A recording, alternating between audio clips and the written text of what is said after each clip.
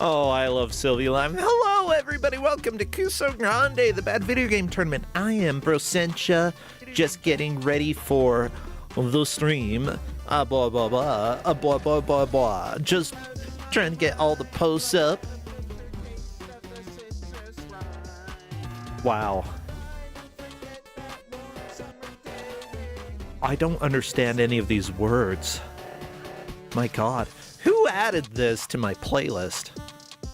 I mean, I can bet I know who, but yeah, in general, I love that occasionally I just end up with something completely new on my playlist that I didn't know was there. This was the Sublime ending version for Sylvie Lime. As it turns out, you can beat that game. Yeah. Oh, what is this? Patapon? Ah, it's in one ear. It's in the other ear. Scary. Yeah, good to see everybody here, including you, Crown Clutch. I still don't know who you are, but I'm glad that we could inspire you. Hey, hey, hey. I'm a Patapon. Oh. Patapon. Yeah, hopefully y'all are doing okay. Just so you all know, today is July 4th. Yeah, that's it. Tomorrow, HDQ starts, and because of that, I will,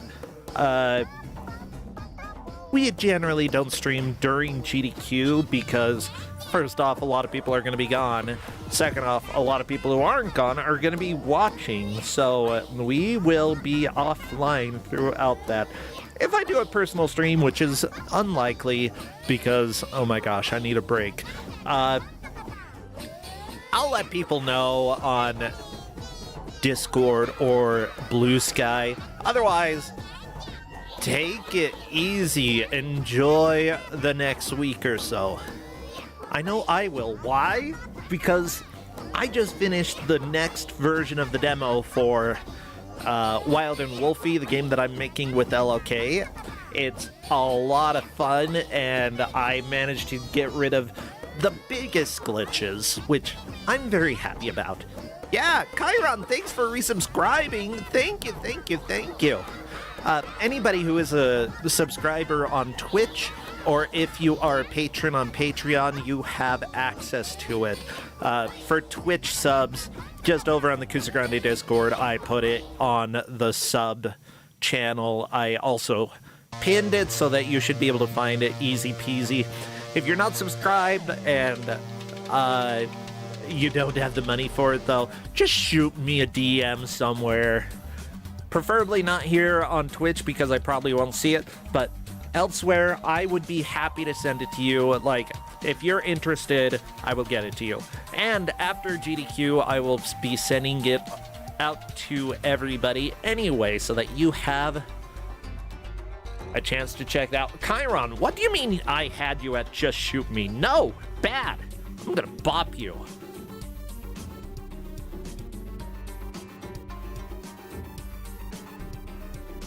Where's my bopping stick? Ah.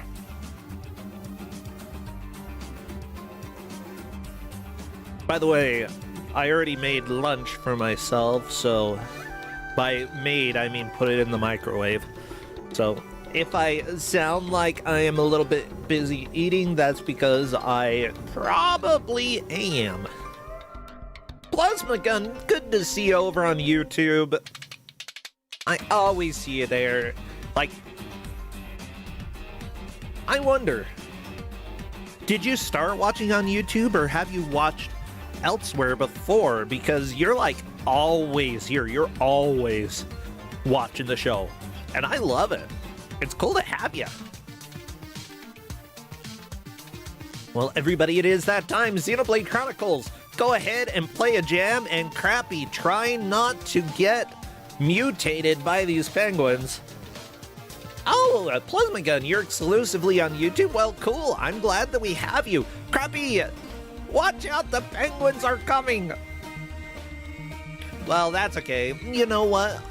Now I'm not sure Crappy is the most mutated thing that we have on stream because of those penguins. Oh my gosh, can I breathe? Please breathe. Please breathe. You know what? I think we have somebody who's going to help me breathe. Say hello to our dear friend, staff member, and GM, Tristan. Come on in, Tristan. Let's talk about your game. Hello there. Hi. Hey, Tristan, it's great to have you. Yeah, for people who don't know, Tristan has done a lot of the work on the back end and the restreams so that we can capture extremely easily. I'm endlessly grateful for what you have done. You've made things so much better this year. And I mean last year, right? You know, it's my silly little science project, and I'm glad it's getting use. Yeah, I like it. Honestly, like, I hope that people who help out are able to use what they do here elsewhere, like if they want to slap it on their resume or something, like, you know, I can talk through how to write it so that it sounds legit instead of helped with a stupid thing. Hazel Shade, thank you so much for resubscribing. So Tristan, what flavor of the day do you have? Well, I have a Steam game, which is something I don't think I've ever done before. What? I came across, while looking through Steam discovery queues, I came across this game that was very clearly made by one person. It was free, and it had this like 25 paragraph AI slop review from this guy incredibly angry that someone would dare make a bad game and release it on Steam, and clearly this is the end of the entire gaming industry. Oh yeah. And I decided to be a contrarian bitch and share it with all of you and say, hey, I actually really like this. And that game is called, it's in all caps, it's called John Fury's First Fury. John Fury's First Fury! Everybody, we're gonna have 1 hour to find out whether or not this game is actually the end of the gaming industry. Whoever figures that out first is the winner. Whoever comes in last will only get 2 points, and I believe, how many people are going to be eliminated this round? Do you happen to know any of them? It's a 12 and 13 pointer, so a couple people. Yeah, the bottom 2 will be eliminated, the top 2 moving on.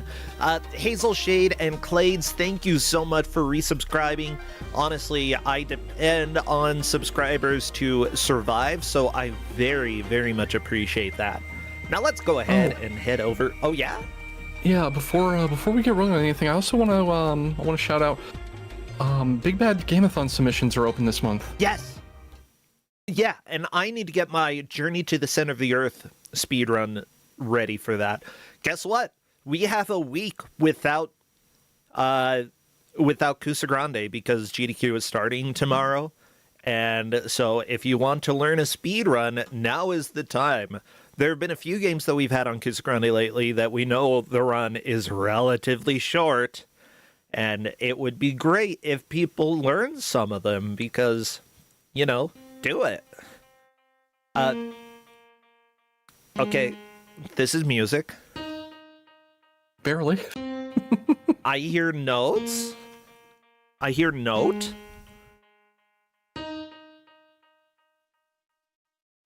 Chiron, you're saying that it's called counter-programming.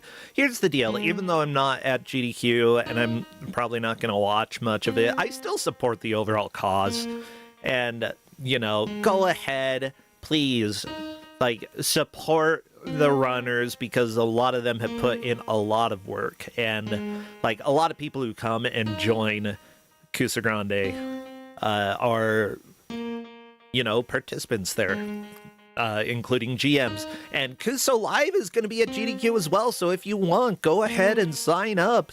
It's Monday through Friday. All you have to do is show up in the tournament room Monday between 10 a.m. and 2 p.m. in order to play in the qualifiers, so feel free to do that, y'all. Oh my god. This music is somehow getting to me despite it being like 4 notes. Tristan, I I'm okay. If it's one person who, like, has one specific set of skills, then it's fine that the music's not great. But everybody should learn the basics of music composition because you can do it. You can make, like, you can make a song. I promise you. Oh, Eggplant Wiz, thanks for the gift sub. Okay, I'm gonna see if the players are ready to begin.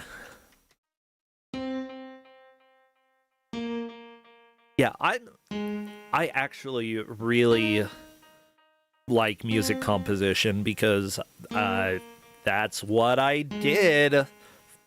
Well, that's what I was gonna go into college or do at college at first, and then I was convinced not to by my parents. Thank you, parents. But that's okay. Like what I learned from the first year, and also for like since playing the piano since about the age of 5, like I've learned a lot about how to put together a piece. I'm not always perfect, but you know, I know how to make something melodic. But even so, I think that following tutorials online for about a month or so, you can make something half decent.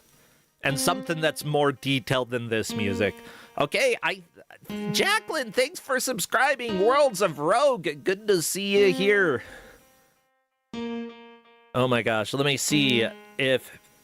I think that the players are ready. Oh my gosh, I'm so distracted today.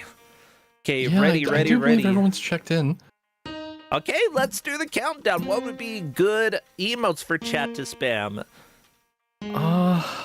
You know what? Anything communism shaped, because we are on a journey to destroy an evil communist lab. Cool. Or if you have furries, that is also fine, because communism and furries. Because there are scalies. No furries, but scalies are here. Well, I mean, like furry, it's close enough. And here we go. Spam your emotes, everybody, because we have started. So our plot is told mostly in text here. I have instructed the racers to just kind of rush through it. The basic synopsis is you are John Fury, who is basically but not entirely John McClane, and you're on a mission to infiltrate an evil communist laboratory, which I've never been aware of communism as a concept having a laboratory, and do something to stop whatever evil thing they're doing. We have a death already on unlock no skill screen. Is it a full game over if you die? You get sent back to a checkpoint. Okay. You gotta get the double jump before your first checkpoint. There's a death for Exuno. Wow. Jay Lamsey has the gun, which one of the things we're gonna embrace once whoever's running audio for us, which seems to be all luck, no skill, gets to the gun. The gun sounds are very loud. Okay. I do have a limiter, so it will only go so loud, but you might not be able to hear the dulcet tones of the music, because it'll be a lot quieter. Yeah. Let's see here. Over on Jay Lamsey's screen, we're in the first real area of the game, which is the like forest area. We have these little anthropomorphic crocodiles walking around. Ah.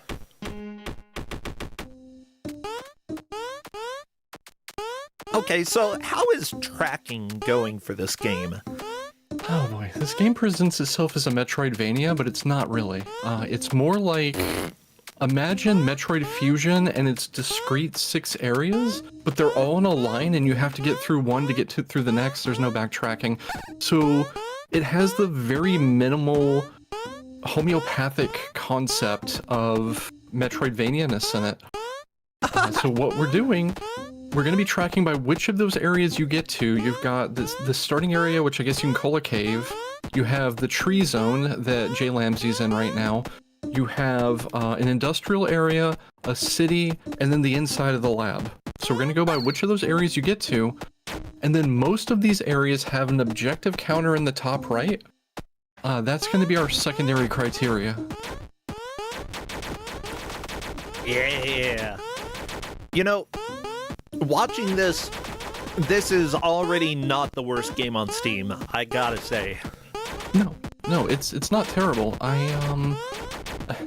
Even when I was running this by other people, they said, you know, maybe this isn't the worst thing in the world, and I'm like, okay, but this is the kind of stuff I live for, where you have somebody who just put something out there, and maybe they knew it wasn't great, you know? And they kind of just put this out there, and it works. It functions. It only crashes under certain criteria, which I've warned the players about. Okay. And, you know, this is the kind of thing where I picture myself bringing this to all of you, like a cat brings like a bug they caught to show off, hey, look what I found. That's the exchange that's going on here right now. I love it. Yeah. And you know what? It's not always easy to make a game not crash. Trust me on this. I know. Yeah, it's there are a couple of situations. There is a boss whose game maker, this is a game maker game. The game maker script for one of the bosses is just wrong somehow, and if you manage to die while in midair, the game crashes. But it's okay because you just died anyway. You have to reload from your save anyway, and whatever. I mean, you just have to relaunch the game. Okay. Wait. You have to unlock crouching? You don't immediately have crouching unlocked? You have to unlock the crouching, yes. Scary. And, something else worthy of note, I said the areas are all kind of laid out in a line. You have to do the objectives before you can get to the next area. Okay. So, this tree zone, we have the players running around kind of lost here. They can't get to the next zone until they do the thing. All Luck No Skill came across a thing set into the wall that is not one of the objectives. Yeah. It spent a couple of moments shooting it and nothing really happened. That is what they call an artifact. There are 6 of them hidden in the world. I found 2 of them. I don't even know if all 6 of them are in the game, frankly. I found 2 of them. They are not part of progression. Okay. So, we are just going by the count in the top right, or picking up things that give you the center print box, like crouching and the gun and everything. Yeah. That's all our progression is. Good. Well, luckily we've got referees who are helping to track this match and make sure we know who has made the most progress. The referees for this match are Hazel Shade's First Shade. We've also got, I see the refs hastily editing their names. Clades has never fisted a furry. Okay. Oh no. Clades. We need to talk later. Garfield the Furious. We've also got Dobby and Linkura, who may or may not have different names in a little bit.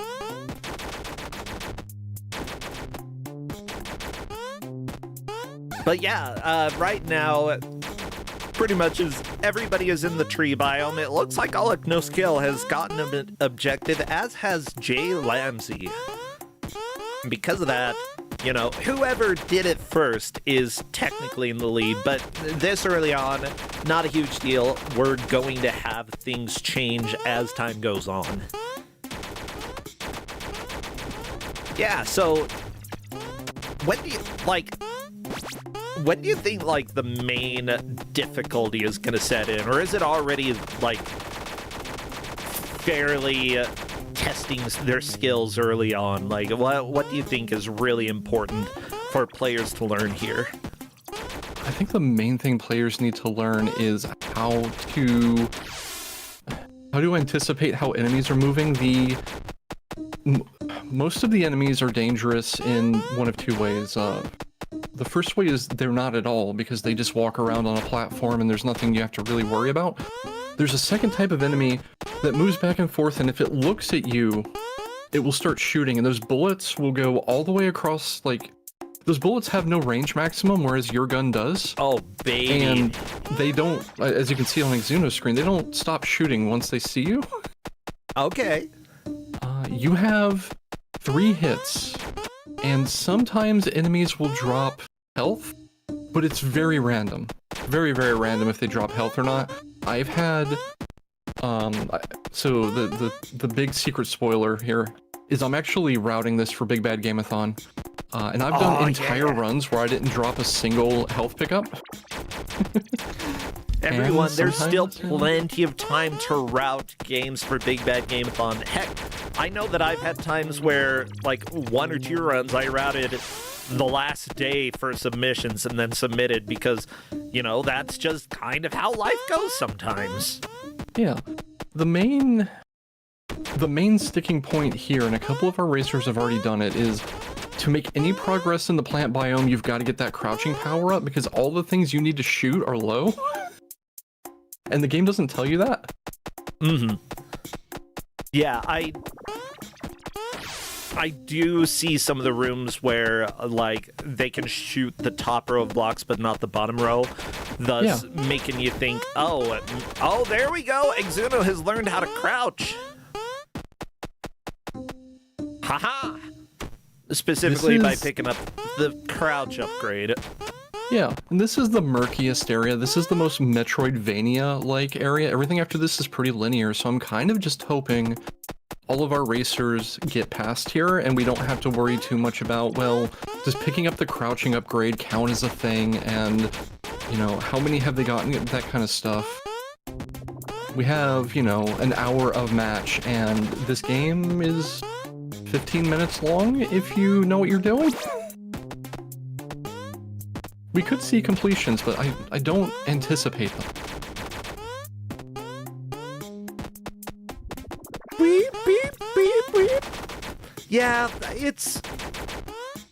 I mean, that tends to be the case in a lot of games in Kusogrande that, like, technically they can be completed in a relatively short amount of time, but it usually doesn't happen. Oh, so Jay Lamsey's on the plant boss. It's plant boss. Uh-oh. Jay Lamsey, watch out. It's coming. It's coming. Ah! Ah! It looks like a watermelon, kind of. I feel like there has to be a safe spot. Maybe not. No, the way it works is the enemy turns around when you hit it, and if you... Oh, no! Sometimes. Ta! I was just about to get to that. Like, sometimes it just doesn't... Like... I don't think the developer of this fully grasped the basic theory of game maker scripted collisions. Yeah. Because I believe this boss in particular has a hitbox to do damage to it, and then has a second hitbox to make it turn around, and which one you hit is up to God. I don't know. Yeah, like, collision is always a bit of a difficult thing, but with Game Maker, it's not too complicated, I gotta be honest. I made Magpie in Game Maker, you know? That one has some truly bizarre magic because it was the first game that I, like, actually, quote-unquote, completed, you know? And there... Oh, collision. Collision is a nightmare. It always is. But it's certainly learnable.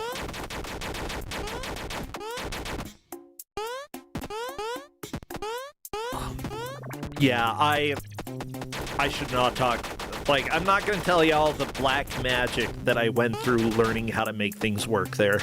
I mean, it's a rite of passage. Yeah, it's kind of fun. And honestly, I can already think of ways that would be very much improve Tristan. Like, make it so much easier in order to make collision work instead of how I have it. Because, like, in the puzzle game that I made, you know, when you go left or right or up or down, it's a magpie, it hops. And guess what? I have the full collision box moving when it hops, and I could have just had him scroll left or right. Out. Yeah, the boss is down. Jay Lamsey into the lead. Fantastic. Yeah, so now we're in like the industrial area where there's purple. Oh, purple. Purple seems bad. It is. So the main thing here, you don't have a clear objective in the top right. What you need to do is find a radiation suit or a biohazard suit or something.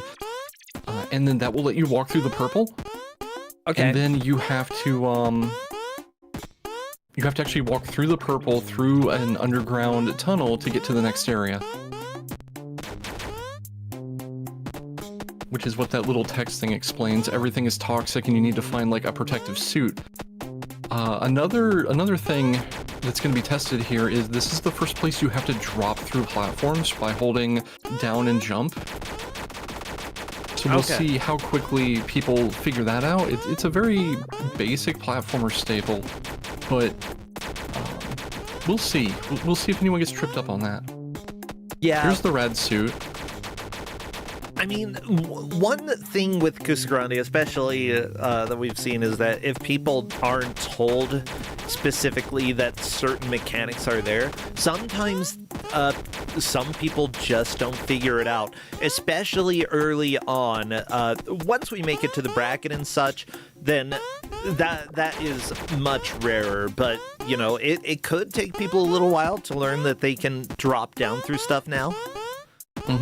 In general, though, if you see a thinner platform, you should try holding down and pressing jump, because a thin platform is the general indication, and it looks like the developer for this game, yep, Jay Lamsey learned.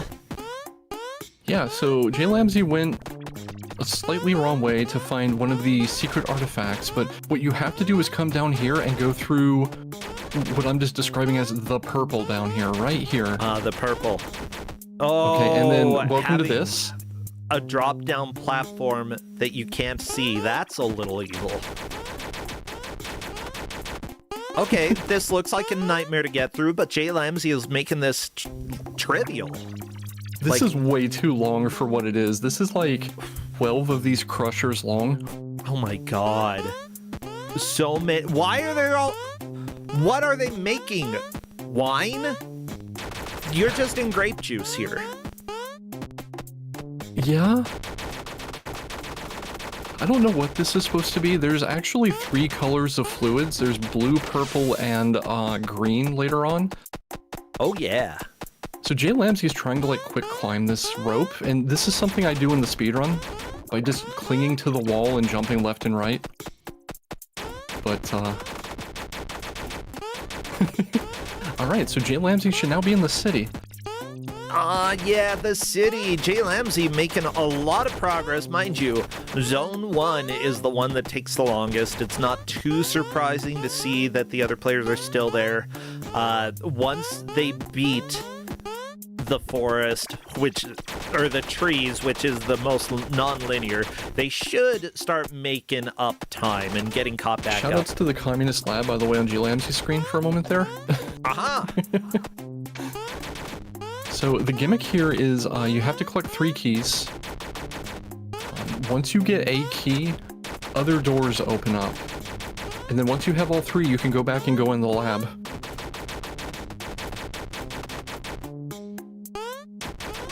Okay, so what type of communism are we talking about? Like, are they distributing the goods, or are they just being, like, like American movie communists? Because there's a big difference there. It's the evil lab kind of communism, don't you know that? Oh, the evil lab communism. Yeah, I forgot about that type. I had to have something, one of the bosses that we haven't seen yet during the intro cutscene, it's a robot, and upon seeing the protagonist, calls out, capitalist commando detected. So we had to have, for something today, the 4th of July, we had to have capitalism, commandos, and guns, right? Yeah. And it's all kind of a muffled pants fart that isn't really much of anything, which is also fitting. Oh, Jay Lamsey is playing this like... Oh my gosh, I wish I... Why can't I remember the name? The game, top-down game where you go through the doors and you kill people. Gauntlet? What was that, Justin? Hotline Miami, there we go, thank you. Yeah, this is basically Hotline Miami, except 2D platformer instead of the top-down game, yeah. Also Gauntlet, that works. Hotline Leningrad, there we go, everybody. But yeah, this is, like, this game is free on Steam. Everybody, you can know John Fury's Fist Fury.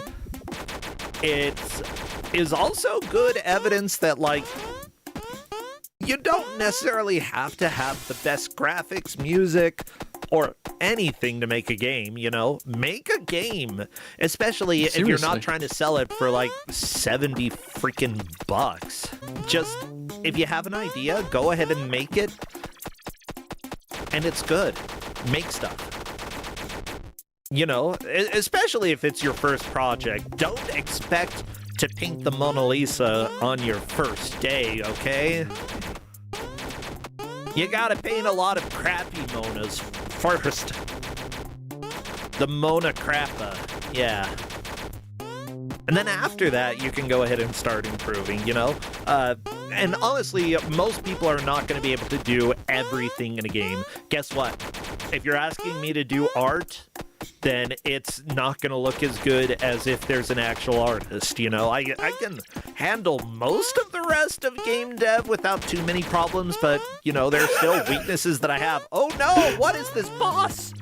So this is the communist death robot. It is here to destroy John Fury, the evil capitalist that's trying to destroy the lab. Here's the thing, it's flashing right now when Jay Lamsey shoots it. It's not actually taking damage. It only takes damage when you shoot the eye. Yep, that's so not we might too be surprising. Here for a minute. Yeah, let's just say that I think that's a bit of a problem. It is. Yeah, you probably want to make it obvious that it's not taking damage. Either having a ding ding ding sound. Don't make it flash, okay? You can easily not make something flash. I love the art, though. This is perfect. Isn't it, though? Yeah. Yeah, if you actually shoot the eye, which Jay Lamsey... there we go. I saw. Yeah, the eye itself flashes individually, so I think Jay Lamsey has logged on to that. Just yeah, there we go. While by you're the way, on top of the platform. Standing on the platform? Yeah, you have to crouch to shoot the eye, so I think he's figured it out.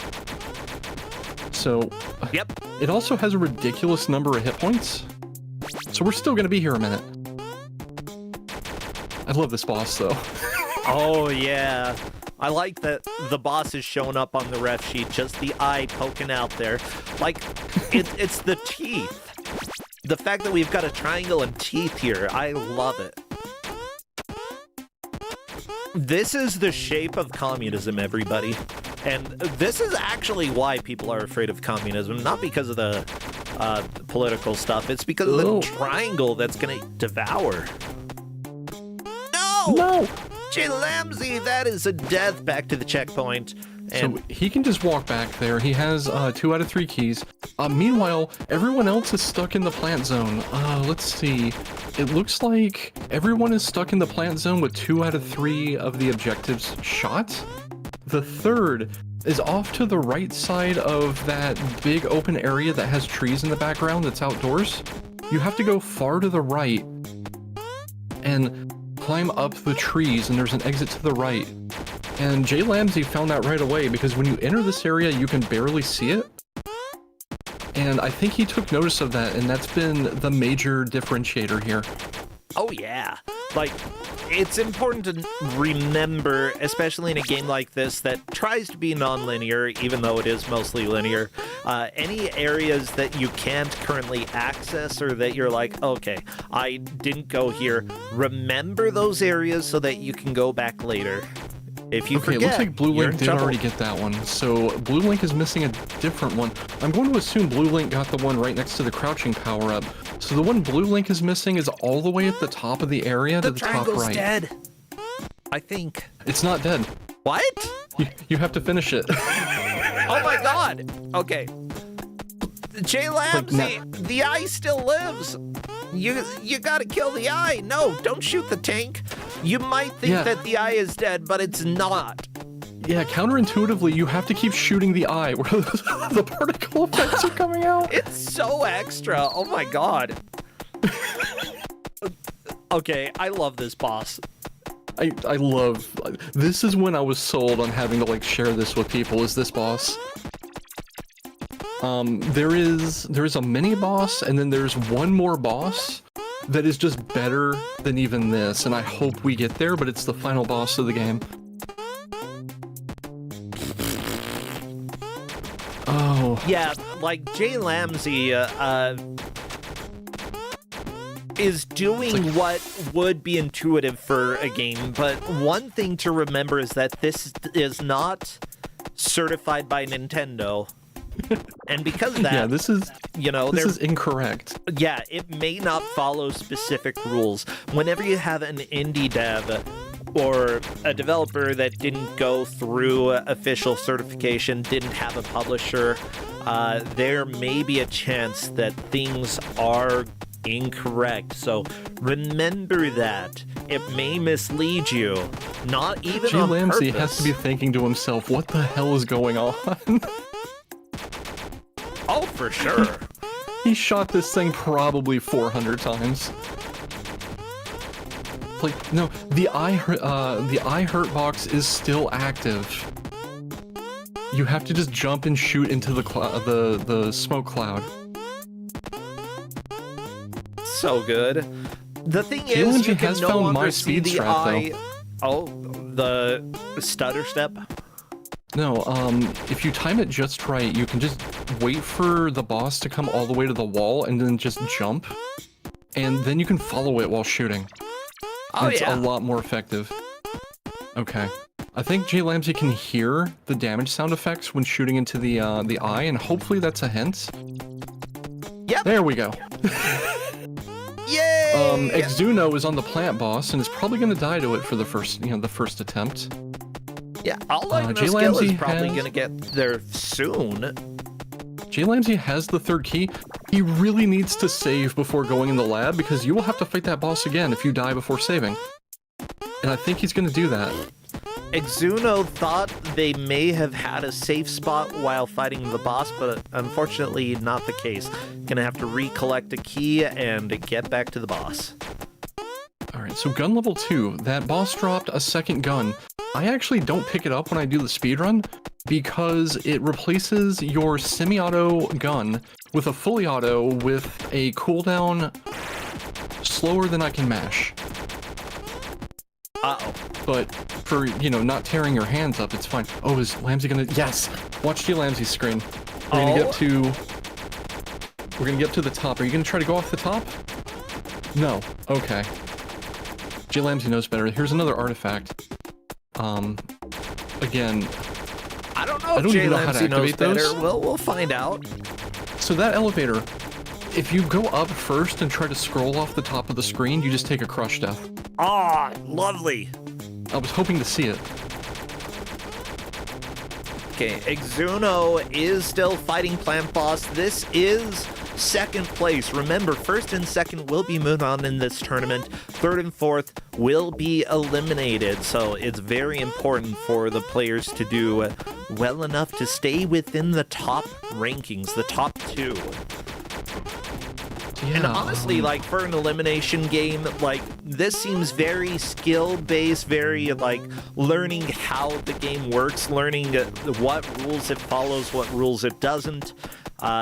Yeah, the thing is, any game made by an indie developer may not follow the typical rules when it comes to video games, and this is certainly one of those cases. Jay Lamsey got a key card, maybe?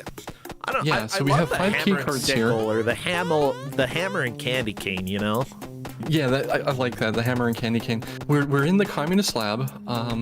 The gimmick here is there are 5 doors, and there are 5 key cards, and you start with 1, and then you have to proceed door to door. Each key card unlocks a new door, and behind the 4th door, there's a mini-boss. That is the mini-boss that can crash the game. So... And also, the entire time you're in this lab, you have this quote-unquote limb darkening thing going on, which is just a black image with an oval cutout. Okay. This is what they call limb darkening, except not really. By the way, the effect in more modern games where the edge of the screen is darker. Oh, yeah. Yeah, that's Sort what of they were like a going for, vignette. and yeah. I mean, you can also make an oval. That's fine. Yeah, in general, if you're going to have this effect, you want it to follow the character. That way they're always in the center. Unless you don't want to do that, in which case, that's fine. This isn't the developer's only game, by the way. They made another game called Moon Man, the game. Yeah, so Moon Man, I finished that too, and it's really neat. It is a quote-unquote twin-stick shooter with like mouse and keyboard control, and you play Michael Jackson with an AK-47. Are you serious? They don't say it's Michael Jackson, but we all know. This game is inspired by a certain someone. Yeah, I think that with that description, I can believe it. Alright, G-Lamsy picks up keycard number 3. Meanwhile, All Luck No Skill is on Plantera, I guess we'll say. Exuno is just now getting into the start of the industrial waste plant, and Blue Link is on the boss as well. All Luck No Skill took the boss out, has 1 health left, so hopefully they can get a save right here. Cool. Oh yeah, get that save. Ooh. G-Lamsy's screen, we're seeing the limb darkening being used to detrimental effect to kind of debuff the player. You can't see most of the enemies here. Yeah. And while that's often like the purpose, it's just not being used in the correct way. Which, outsider art, you know, if it's your first game as an indie developer and you've never made games before, it's fine? Question mark? It's different, but it's fine. And by fine, I mean, it might not be fine. It's complicated. Whatever. Here's a picture of Moon Man, by the way. Woo! Yeah, I really like Moon Man. It is very silly. That's kind of a cute sprite. I like it. It's hard. It's close to I want to be the guy level of, well, that's not incredibly fair. It's very difficult. We'll just leave it at that. Okay. But I had a good time with it. It lets you continue from game over on the screen you left off on, so you don't lose more than like 10 seconds of progress any given time. Keycard number 4 for J-Lamsy. We might see a completion here, and I would be thrilled to see that. Ooh, yeah, that would be a little surprising, honestly. It's a very short game. My speedrun is about 15 minutes once I polish it up. It took me 75 minutes to do the first time without knowing what I was doing. My God. You're absolutely right about the AI reviews for this game, though. Like, the great thing is that one of them, like, gave a review for both games, and they both start out exactly the same. And I'm like, no, lazy. That reviewer is like my personal nemesis now. Like, I hate that person. Like, what possesses a human being to go find a free game on Steam and write a 20-paragraph wall of garbage? It's just telling this guy that they should not work on games anymore and should worse things than that, we'll just say. I mean, who does that? Or to, like, who uses AI in order to do that? Like, lazy and kind of crappy. Yeah. Yeah, if AI tells you not to make games, don't listen to it. Fight the robots. Make a game, everybody. Pretty much. So J-Lamsy's at 4 of 5 in the lab. We have Exuno trying to figure out what this little exit to the left is, which that takes you to one of the 6 secrets we're not scoring. Exuno should be entering the city here. Yep. All Luck No Skill is going in the purple. Blue Link is unfortunately still stuck on the plant boss, but we still have 30 minutes. There could be a coup here. Oh my God. The AI even called this an unethical developer. They put the game for free. Shut up. And as far as I know, when it was launched, when it was 50 cents. And after that review got posted, the developer went and made the game free and posted an apology for ever writing it, which makes me want to have words with this reviewer. Like, why you crush some, I think it's a teenager or a very early adult, I don't know for sure. I get that vibe. Why are you crushing some kid's like dream of making a thing? Like, you're awful. Yeah, you're stupid.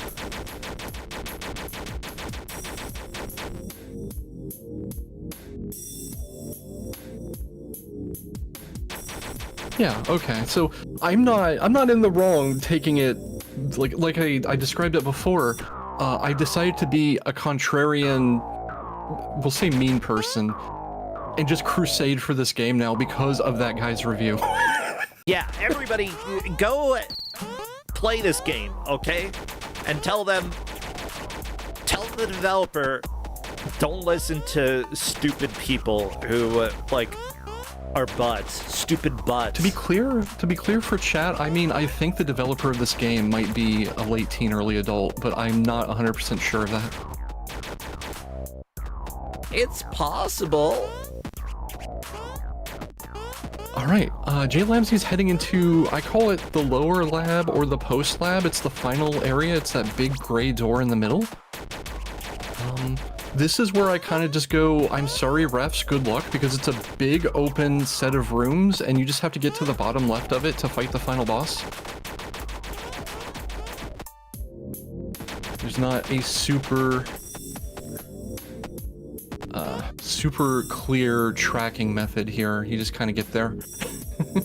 Honestly, you know, looking at this game, I would say that it's probably... This game is very much like Duke Nukem, like original Duke Nukem, except... The rooms Jay Lamsey's peeking in at right now, it's all lore, and he is rightfully skipping it, or at least only very quickly peeking in. This is how they reveal the story, which, since we're here, the story is the evil communists found dragon DNA, like dragon bodies, in Antarctica, and brought them back to try to use dragon DNA to create super soldiers. And something went wrong, and now we have all these like little kobolds running around shooting people. Okay. I mean, that's and you know, fair. I'm all for. Let me make something clear. I am all for communist dragons. Same. I support the communist dragons. Oh, Blue Link is unfortunately still on the first biome. You know, Alaknoskill and Exuno have moved on to the city. Although Blue Link is fighting the boss, this could be a biome clear very soon. And the second one is very, very quick to get through.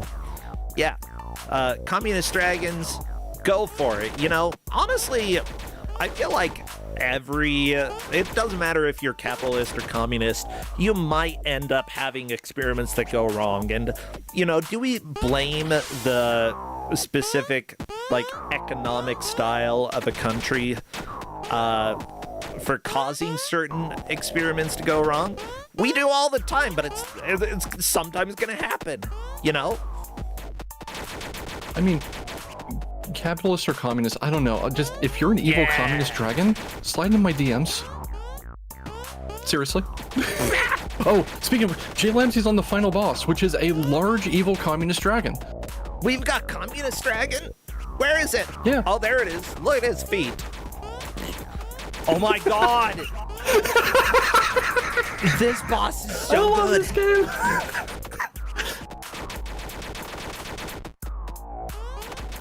Oh, that actually got me a DM, really? Oh, cool. Check that out later.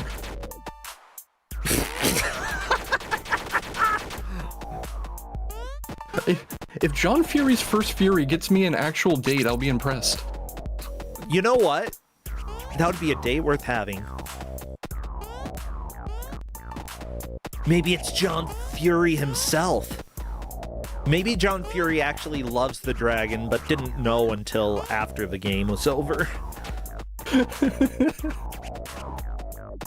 The dragon boss just kind of floats back and forth up here, and when you do enough damage, it'll just kind of yeet out of here and summon ads, and then you have to go kill the ads, and this repeats 4 times, I think. And then we get ready for the Metroid escape sequence. Yeet. Oh yeah, it's very likely that we may see an ending then. Like, this is entirely possible. This is surprising. Like, the other 3 players are doing about as well as we probably would have expected, you know. But Jay Lamsey, every once in a while, you have one player that just strangely clicks with the game, and it's fantastic to see.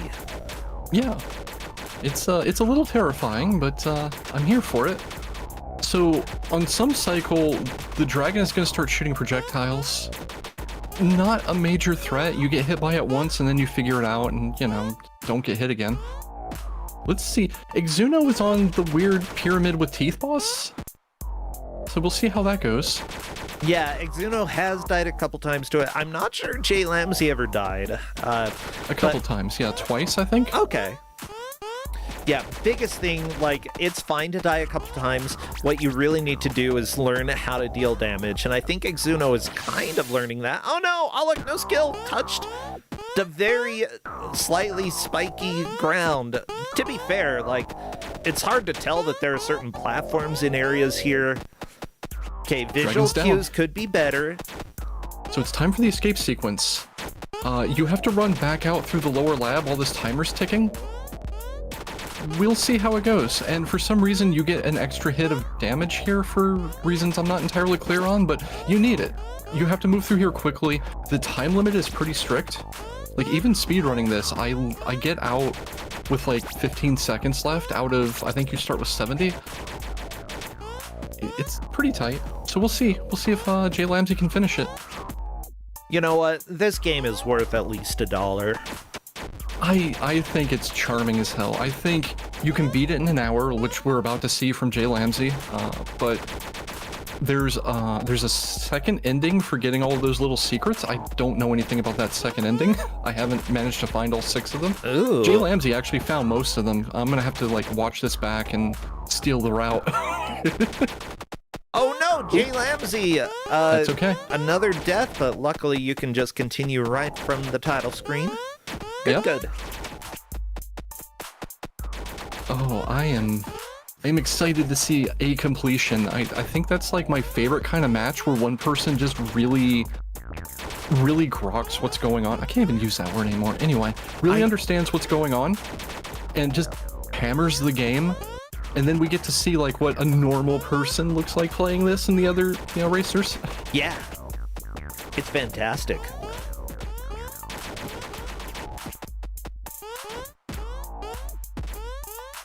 Pew, pew, pew, pew, pew, pew, pew, pew, pew, pew. All look no skill, doing kind of okay against the boss, but very low health. It's very likely that they will at least die once. I do think that they've got the idea, shoot the eye. Exuno, shooting the robot body, that not what you want to do. Shoot in all seriousness, yeah. Don't let words be ruined because some crappy person or thing started using them. If they're valid words, like, you can't give up culture to people who are just being buttheads, in my opinion. There's some nuance there. Agreed. Jay Lamsey went the wrong way for a moment. That might add up to not making it out of here. Oh. You know, it's gonna be very close. Oh my gosh, Jay Lamsey, can you do it? There is one little squad of enemies left here. I would just take the hits and go. This is the last screen. Oh, no! No! That's okay. That was it. You shoot that stuff that Jay Lamsey was shooting, the rubble, and then you're out. You're free. Jay Lamsey had made it. Yeah, you know the funny thing is, I honestly don't know if I'd ever heard the word grok until the AI was made, but now, like, I know a decent word that has a lot of good description value to it, you know? Exuno is definitely still having some difficulty figuring out how to fight the pyramid. We know Jay Lamsey figured it out. Jay Lamsey needed time to understand where the actual damage was occurring. So I definitely don't blame Exuno for having some problems here. Yeah. Blue Link is just having issue with like the plant boss here, and again, when it turns around, sometimes it feels like it just doesn't want to turn around. It should be when you shoot it. Sometimes it don't. You know? That's just sometimes what Plant Boss does. Sometimes it turns around, sometimes it just decides, nah. I have seen it turn around and then turn around again because the the extra bullets managed to collide just right. And there we go, Blue Link through Plant Boss. Second place is probably going to largely, I don't know if determined is the right word, but whoever manages to take the pyramid down first is going to have a very solid lock on second. Yep, I think All Luck No Skill has a better idea for how to actually beat the boss, shooting the eye quite a bit. Exuno still shooting the boss bod. Not how you want to go. Jay Lamsey onto the final screen of this escape. Again, he doesn't know it's the final screen, so I understand being careful. That's it. There we go. All he's got to do is mount the motorcycle at the end of the screen, and that is completion. Oh my gosh. You get to ride off on a motorcycle? Yeah. There it is. That's it. That's a 44-minute completion. Beautiful.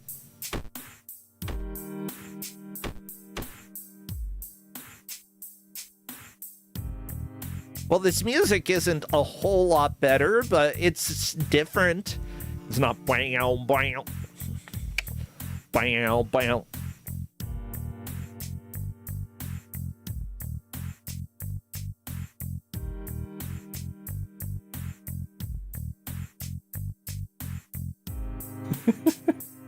I'm very happy with that. I'm surprised and very happy with that. We get to see the entire John Fury experience. Oh yeah, I love it. Well, we're going back to meow meow.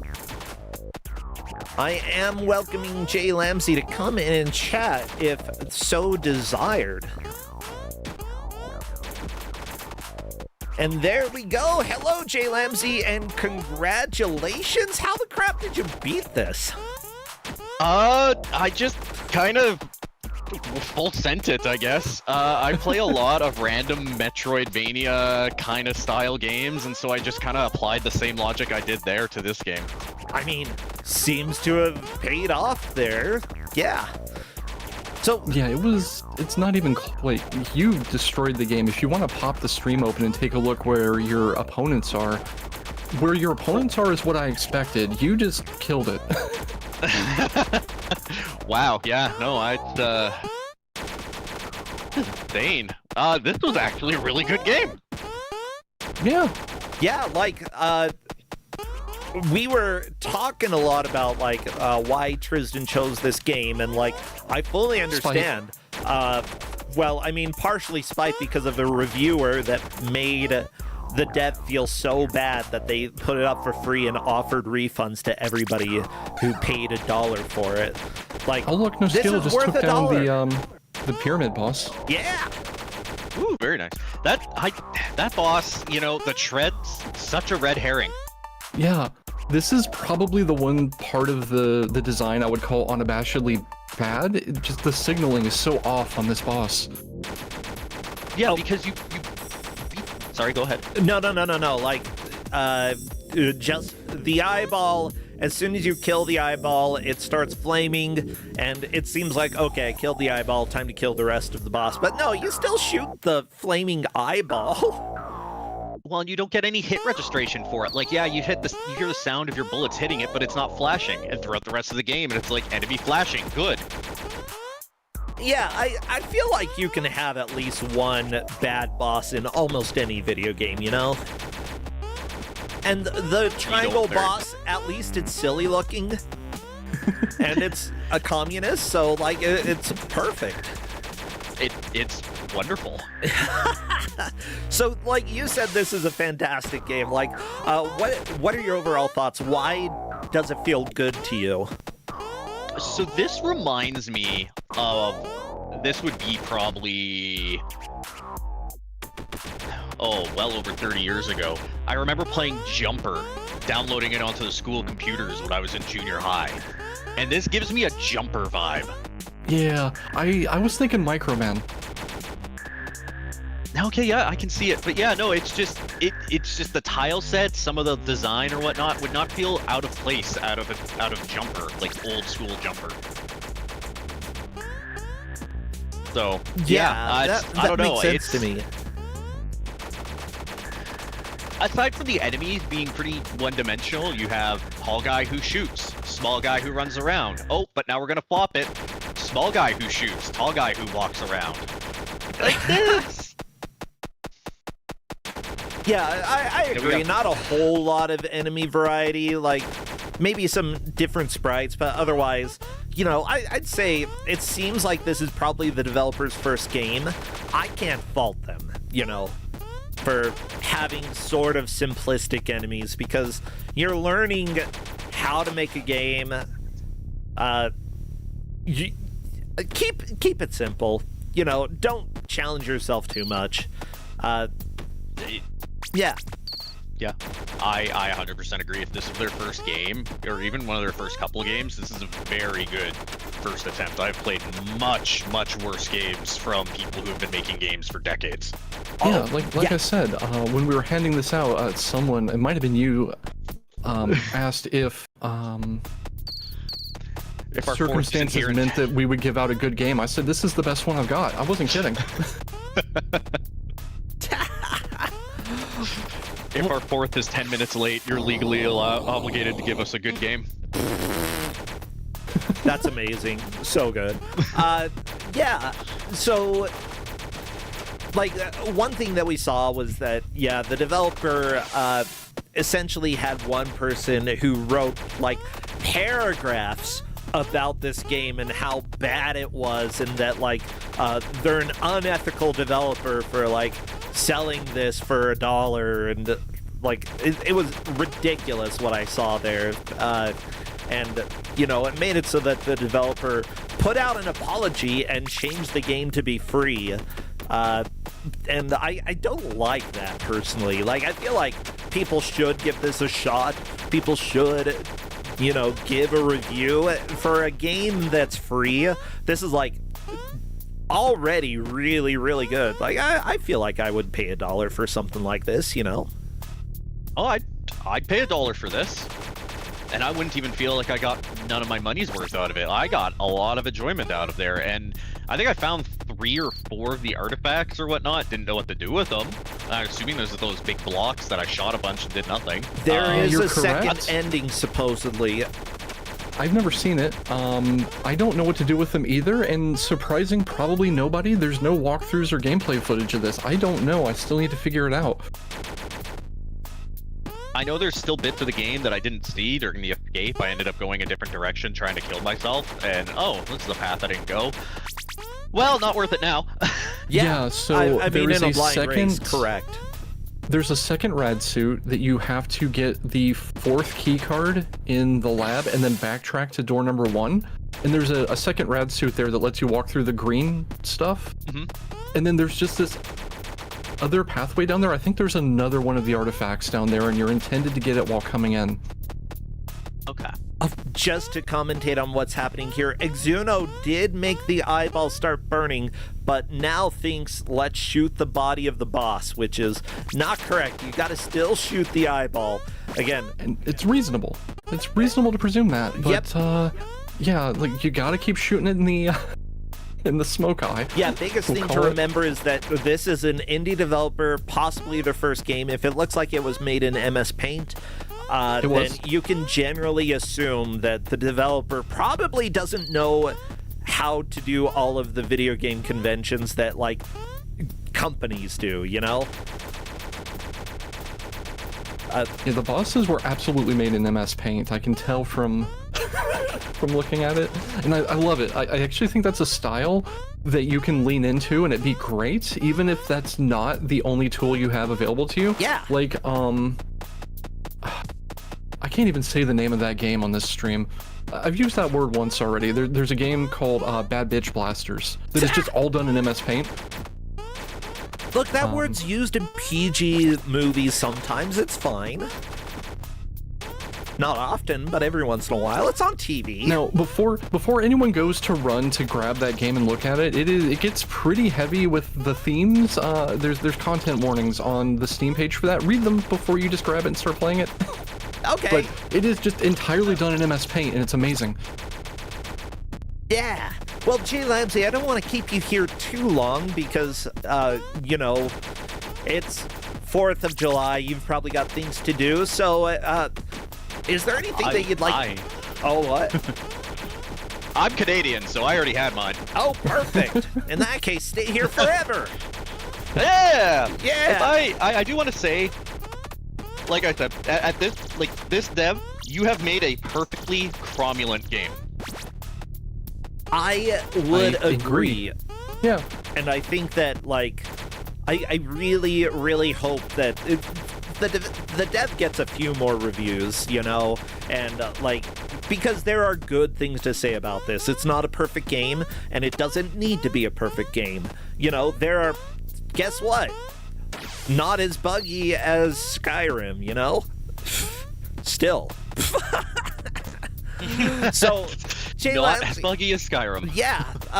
What would you like to plug? Do you have anything that you're doing over at your own channel, or if not, anything you're involved with? Any games that you've been enjoying lately? I've been dealing with a lot of stuff lately, so there's not tons that I necessarily have been. I don't necessarily have tons to plug that I didn't plug last time. I guess. No, from my enjoyment of Milk Run, there isn't really anything Oh my else God, I've been doing. I'll be freaking completely Milk Run. honest.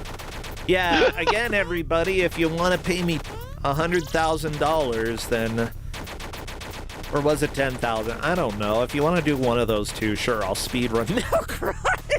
Oh no.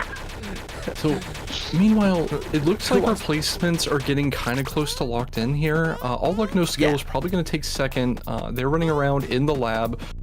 It's going to come down to the boss for Exuno and Blue Link. I don't recall which one got there first, so I'm hoping we see an actual boss kill to differentiate that. Yeah. Well, Exuno has been on this boss for a long time. Very, very long time. So I think that we're going to see a swap, possibly with Blue Link. Jay Lamsey, thank you so much. We'll let you go. Take care. I'm glad you enjoyed Milk Run for some reason, and I'm glad that you enjoyed this game because I find it incredibly charming. Well, thank you so much for having me. Yeah, take care. You too.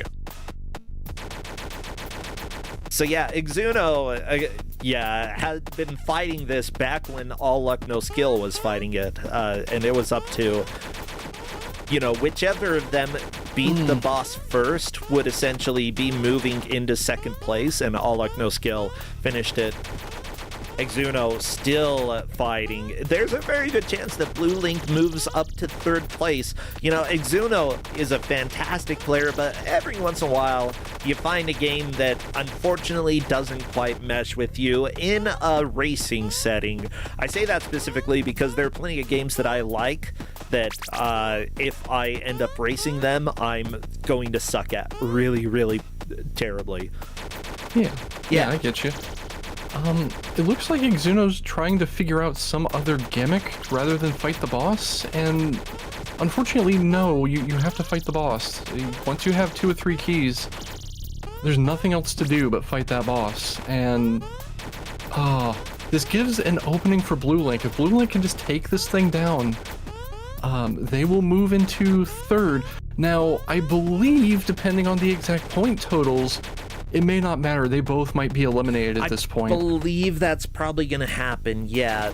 Just taking a look at points here. This is a flat 12-point round. That means that the best the third will do is move up to 17 points, which is not enough to move on. So Exuno and Blue Link, I feel, inevitably are both eliminated unless one of them manages to get some weird wrong warp right now. Capitalist detected. I Not love a that little. capitalist. I love the dialogue. Like, I specifically told the players to skip the dialogue because there's not anything interesting or useful from it. But yeah, the robot just goes capitalist detected and then starts trying to run you over and gnashing its teeth and...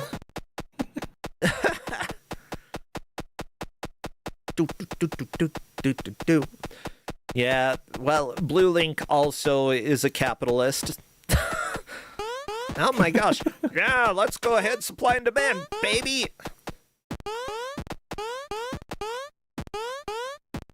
Whatever, this pyramid is very similar to what's on our dollar bill. Wait, are the communists in the US? Oh my god. Conspiracy. That's been a conspiracy since the dawn of time, bro, essentially. I know. Yeah, Exuno is now saying they don't get it, and I sympathize, and the only defense I have on it is... Oh, All Luck No Skill crashed on the boss I said you could crash on. Oh no! All Luck No Skill getting the terrible, terrible crash. So, like I said before, you can crash if you die to this thing while in midair, because I just presume the Game Maker script didn't account for that possibility. And you get a very polite, a script has gone wrong thing, and then the game just exits. It's not like, you know, anything else. Yeah. But it's not going to make a difference at this point. Like, crashes in games, especially like with Game Maker, sometimes it's just like, what the crap happened? And it's just because one little thing that you gotta change in order to make it run right. In the case of this, it doesn't help that the limb darkening actively makes this harder. I call it limb darkening. It's a stencil laid over the game field. It's not limb darkening, but you know what I mean. Yeah. I think our placements are locked in, though. I think so. Well, let's go ahead. There it goes again. Oh, another crash? Perfect. Well, everybody, that is time. Give it up for all of our players for getting through as much of this game as they could. Jay Lamsey takes first, All Luck No Skill second, Exuno third, and Blue Link fourth. That is our order. I believe that our referees will confirm in a little bit, just going to check. And yeah, that does appear to be the order. Both Jay Lamsey and All Luck No Skill had the luck and are moving on. You know, I had a lot of fun with this game. I think that, like, there's a lot to love about games that, you know, obviously had work put in, obviously had, like, game design. It's not perfect, but it's also pretty enjoyable, in my opinion, you know? I mean, you're speedrunning this now, Tristan, like, or at least routing it, right? Yeah, I actually have a submission in for BBG of this. Yeah. Which, if you didn't know, everybody, submissions opened July 1st, and they are going through the end of July. You've got plenty of time. You want to learn a new speedrun? Do it. There are some games that are probably going to be like a couple minutes long. I know that we talked about some games recently that you could speedrun that have been on Kusogrande that nobody's done before. Go get a world record. Easy peasy. Just, Jay Lamsey, should you learn Milk Run? You know what? Again, it's going to take a giant bribe in order to convince me to speedrun Milk Run, so if you want to do it, go for it. I would really appreciate that giant bribe, though. I'm looking for a sugar daddy here. Tristan, do you have anything that you would like to shout out, or anything that you're doing that people should know about? I mean, Big Bad Game-a-thon, obviously. Yeah, I'm gonna drop that in the chat again. That's the main thing. License-a-thon is coming up in a couple of weeks. I'm only vaguely directly involved in that. It's running off of my video hardware, and that's about the limit of my involvement. Oh yeah. But that's a cool thing. And I think that's about it for now. I'm just doing what I'm doing. Yeah. Well, good, good. I'm glad that you've been able to come and be a GM this time. And again, a lot of what we do here on Kusogrande relies on Tristan's work and specifically the restream stuff. That is incredibly helpful. So thank you for all that you do, Tristan. I really, really appreciate it. Yeah. All right. Well, it looks like you're setting up for the next match. I will bounce out of here and let you do that. Sweet. All right. Take care. Yeah.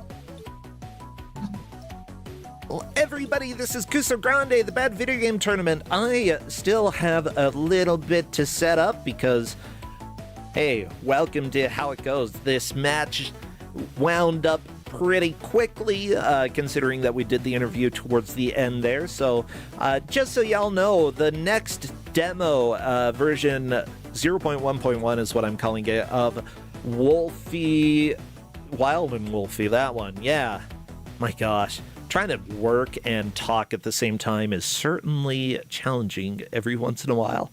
But yeah, I got that out. It fixes a lot of the bugs from the first version. If you are at GDQ, it may be in the practice room every once in a while, so you can go and check it out. If you're not, and you're not subbed or a patron on Patreon, you can just shoot me a DM. I'll share it with you. Because I don't want to financially gatekeep anyone who wants to keep or check it out. But those who are paying, I appreciate it. Thank you so much for supporting me. And, you know, after GDQ is over, then I will be sharing the link publicly so everybody can check it out then as well. Yeah. Oh my gosh. How am I messing up this bad? What the crap? Okay. Sorry, I'm trying to get everything ready, and I'm just moving screens around, trying to get it looking right. Everyone's capture is a little bit different this time, so it's a bit of a nightmare. That's okay, we'll get there. What is this music that's taunting me? Oh, Yellow Brick Road. Yeah, checks out.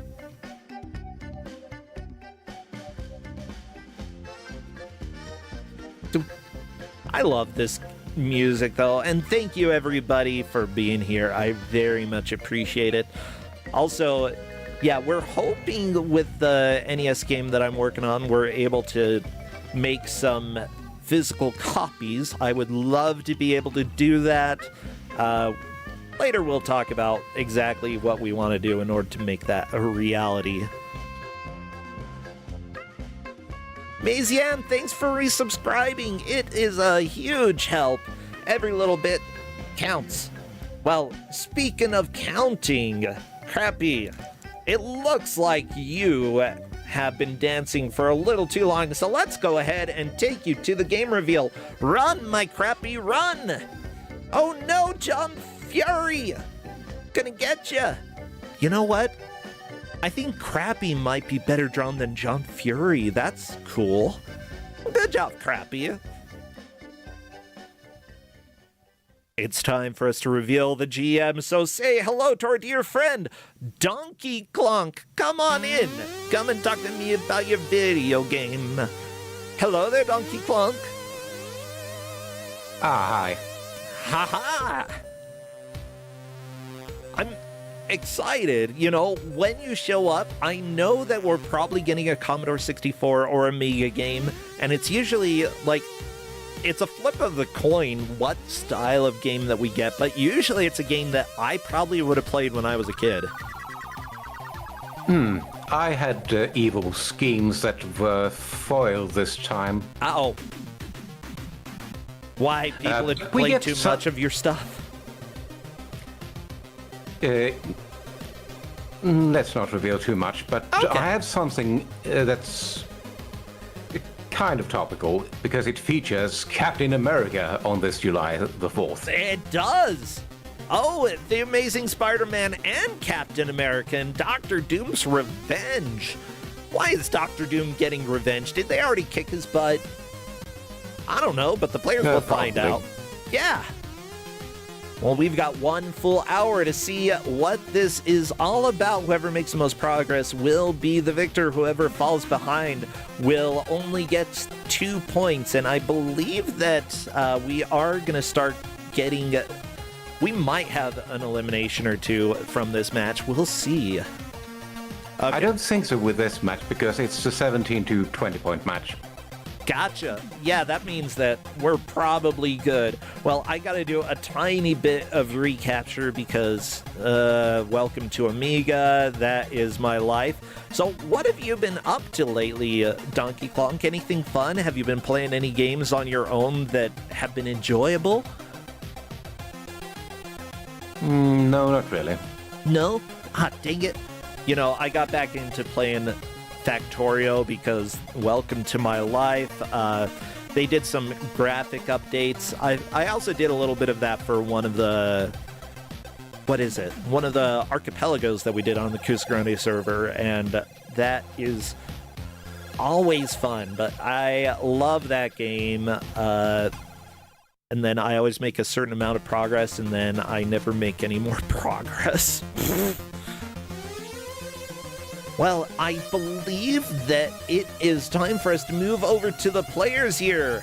Ooh, Fractal Block World. I didn't know that was a thing, Radamafor. That sounds interesting. Here are the 4 players that we have today. Alapex, Cabachat, Lafungo, and Triscor. All 4 of them will be playing this game for an hour to see how they do.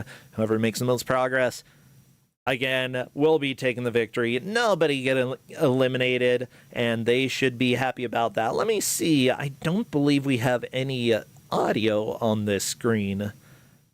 And yet, No, there is no audio until the game starts and you get into the first battle. okay, that's fine. Well, let me go ahead Also, and check. the game has no music once the battle starts, so you might put on a playlist if you want. We'll see. We'll see how exciting the sound effects are. Okay, and just checking with the players to see if they are ready to go.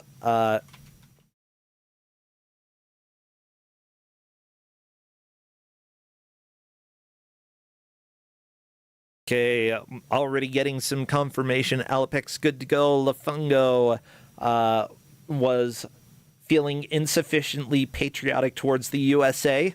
I was thinking of having Crappy run across in front of the American flag, but then I didn't do that because I didn't feel like it. Cabbage Hat has their American hat on. Good, good. And let's see, just waiting for Triscor. As soon as I get a reply, oh my gosh, it's so silent here.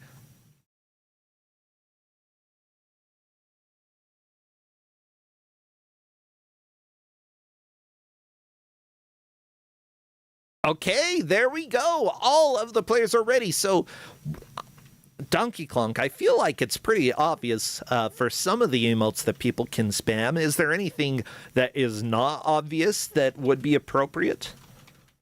Honk, because Dr. Doom toots as he pleases. Ah, toot, everybody, toot! Honk! Any sort of that. We're doing the countdown now, and as soon as I see movement, I will start our timer. We do have a honk emote here. Yes! Ooh, waving flags. We've got the scared face. Ooh, good music here. Yeah, there we go, Crown Clutch. And I think that we're already to a quick beginning. Alapex, unfortunately, having the game go back to the... Every once in a while, a demo will start in games and throw people off. That is just how life goes. Okay, okay. So we've got fighting game and Captain America versus Robot. Ah, yes, I remember Robot. It's a communist robot. I like these sound effects. These are good. And game over for Lafango. It looks like Cabbage Hat and Triscor both had controls break. So we will see. try to get them working, and we may grant extra time. Yeah. Yeah, Hedge Maze already told them. Hedge Maze, you are so on top of the game. Thank you so much. Yeah, and like the staff around here, the volunteers that we have helping out, like honestly, you all make a huge difference, especially since I'm always slightly distracted when it comes to everything happening during a match. Okay, Triscore punching the robot. Yeah, punch him. Or her. I don't know. You know, I don't see very many like female coded robots. Sure, there's like Rosie the robot, but you know. This game was premiered in Kusogrande 6 by Tempest Roll, but Tempest Roll ran the DOS version. The DOS version allows you to save, this version doesn't. Of course. Oh my god. This game is so ugly. Okay, Lafungo rolling under the fireballs. Good. What is this movement here? It looks like Alapex is onto this side-scrolling thing as well. The superhero challenge. Yes. So one thing you notice is that Captain America's health is the same as it was after the robot battle. You do not regain any health at any point in this game. What? Ever? To my knowledge, no. Uh-oh. Also, Spider-Man can shoot web. Spider-Man can only shoot 100 webs. Spider-Man's webs can also run out. Well, this is great. This is fantastic. I assume that Spider-Man will be showing up later on.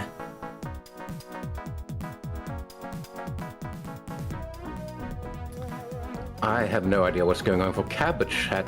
This is not supposed to... How the game launch is supposed to work. Okay. Well, we'll go ahead and let them try to... If you need, you can go ahead and help out in the chat there. I've got things covered here. Yeah, we might need to give some extra time for Cabbage Chat. Yep. And that's okay. The refs will discuss to see if there's a certain amount of time that would be appropriate. Yeah, every once in a while in Kusogrande, for those who are relatively new here, we do see people have problems that nobody else had, and we may end up letting them play a little bit over the hour mark in order to make up the time that they lost due to issues that were out of their control. Of course, it is all dependent on what our referees decide, and I very much appreciate what they're doing here. I'll give them a minute or so. You know what? No, they've all given themselves fun names. Okay, well, the referees for this match are Garfield, the Corporal K.O. Wallop. We've also got Captain Chaperica. Ooh. We've got Linkarin, Donkey Klonk's revenge. I feel like this is a little bit of your revenge, just based off of what you told me. Redford's Kusoge smashing elbow of justice. Finally, the backup referees, Blasphemous' Star-Spangled Leaping Kick, and Clates. Right now, the tracking is relatively straightforward. The number of bosses or challenges cleared. Tiebreaker is the enemy HP if they are on a stage with HP specifically. They will be playing on beginner and then escalating difficulty if anybody beats beginner difficulty. We'll see.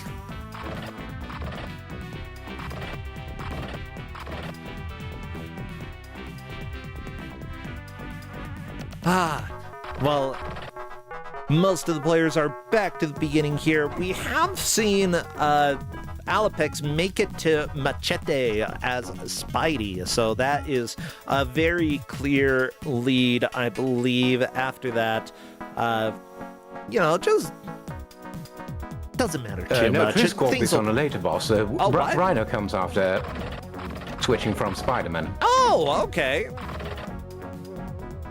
I mean, this is why we have other people helping out. Don't worry, I will work on getting the tracker up for everybody here. It'll just be a second, and then you will see the lovely information that we've got here.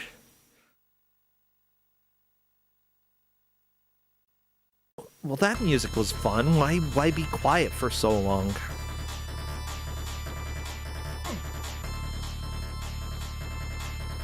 Oh! Yeah, the referees have even included a nice little health bar. Ooh, that name is really difficult to read. Let me go ahead and just... so Cabbage has a pallet bug. Cabbage needs to press F10 to restart the game. Oh, does that cause a... Can you play with the pallet bug happening?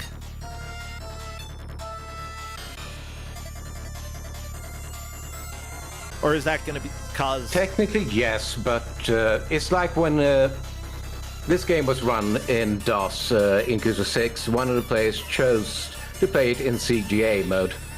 Yeah. Gotcha.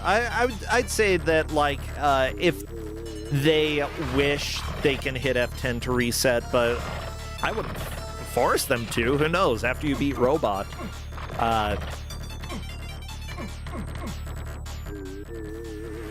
Yeah, it's up to... We'll see what Cabbage Hat decides to do. Cabbage Hat has taken the robot down. We'll see if the colors actually get fixed. Nope. Okay, beautiful.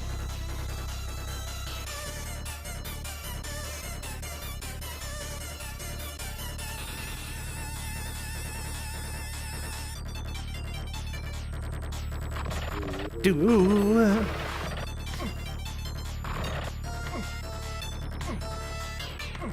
Okay, Cabbage Hat taking a death, gonna hit F10 and get back into this. Hopefully, no, the palette is still messed up.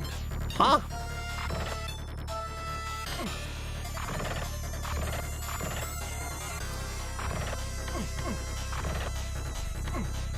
Maybe Cabbage Hat can get to the point where there are no longer problems, but maybe not. We'll see.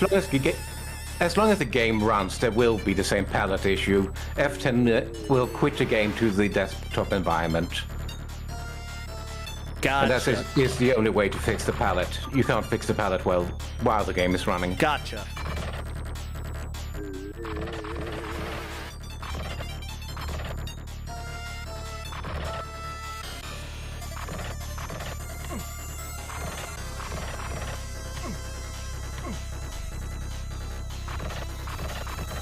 Okay, well, it appears that our referee is chatting with them. Our ref liaison does give information, and it appears that Cabbage Hat's colors are still messed up because... well, welcome to Amiga. At this point, I think he has to restart the emulator.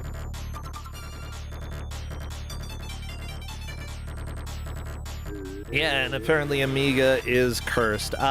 So... I'd say it's really up to Cabbage Hat if they want to restart the emulator. I'd say after restarting the emulator, if the colors are still messed up, Cabbage Hat can play with the messed up colors. I mean, at least I personally would rather be playing... Oh, it looks like the colors might be fixed. Yeah, this is what it's supposed to be. This is red, white, and blue colors. So this looks like it's fixed now. What a game. Alapex says that this game is trash. Lafungo says, I have formed my opinion on this game already.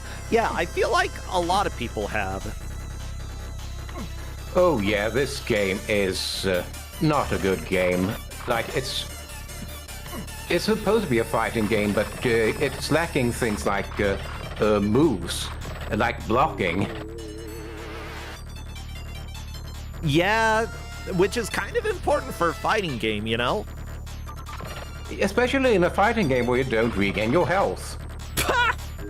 Yeah, that kind of matters. Like, not being able to evade damage, not being able to block, that is very, very dangerous when it comes to any type of fighting game. Cabbage Hat, for example, almost down to no health left. In most fighting games, after you beat an enemy, you will have full health again, but not this one.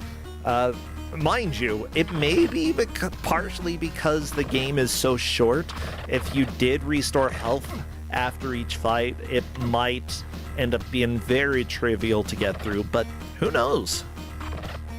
But it's not a short game either. You have a quite extensive rogues gallery. Yeah, I do enjoy Mikeyama pointing out that there's no blocking in a game with a shield. You literally have a shield. That's Captain America's main thing. No blocking. And yeah, chat, you are correct that there is nobody getting eliminated due to this match. They are all going to be moving on, which tends to be a little bit better for a game that is a little less stable, or a system that's a little bit less stable. Every once in a while, we do have matches that are determined because of randomness or because of things that are a little bit out of the player's controls. Guess what? That is just sometimes how the cookie crumbles. I know, like, watching some reality shows, like, what is it? Quote-unquote reality shows. The Amazing Race. Every once in a while, they get to a challenge that's largely luck-based. And the thing is, like, they can... I see the teams that tend to lose are the ones who start getting frustrated and do not take action, end up taking a lot more time in order to do each individual attempt.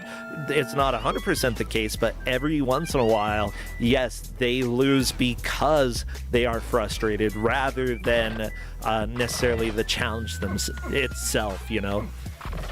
Ooh, Triscorp saw a new boss, and Triscorp beat a new boss. Very nice. We're to... What the crap is this guy? Batroc? Batroc, yeah. Unfortunately, I'm not as versed in the Marvel Universe as Tempestral was when Tempestral gave this game out. And Eduardo Lobo! That means Edward Lobo! Cursor just notes Keikaku means wolf. Yeah. Look at him hop! Look at him go! He's just hopping by Spider-Man all the time. Hop, hop, hop.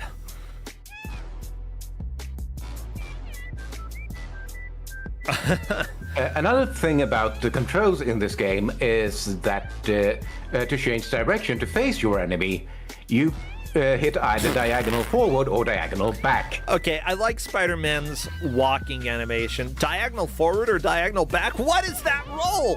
What is that roll? Okay, Spider-Man is objectively the best character in this game. Oh, that is quite the animation. I mean, it's the same as the jump animation. It's just one of them's in the air and one of them's on the ground. And honestly, I'm here for this. The walking is so good! My name's Spider-Man. Alapex currently trying to kill Robot as Spider-Man. Unfortunately, not working. How famous is Robot in the Spider-Man world? That's the question. Oh, we've got Boomerang for Triscor. Yeah, Spider-Man walks as if he really needs to get to the bathroom. It looks like a slightly different sprite while you're fighting. If I'm not mistaken, they may use a different sprite for the auto-scroller, but I'm not sure. I'm gonna pay attention. For once. Also... Okay, here comes Ratton, who is actually beating Captain America with a stick. Okay. Yeah, it seems like Captain America's sprite is the same between the two sections, I think.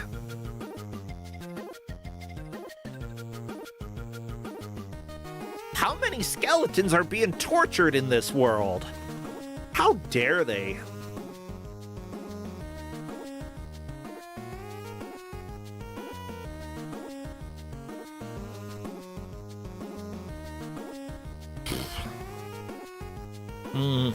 Chat is pointing out that Rattan might be original to this game. And speaking of this game, I want to see who developed this.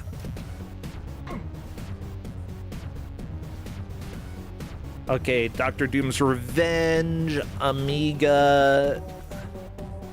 Like, the title is so long that it's very difficult to read it on the screen. It's alright. Robot. Yeah, there we go. Taking down Robot real quick. Lafungo. Just shot. Yeah, shoot your web a couple times and bam, you're moving on. Now this. Okay. Hey, that's Electra. That's an actual Marvel villain. Oh. And game over for Triscorp.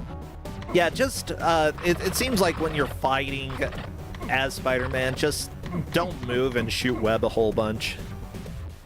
Ah, but Spider-Man's web is limited. It'll last for a while.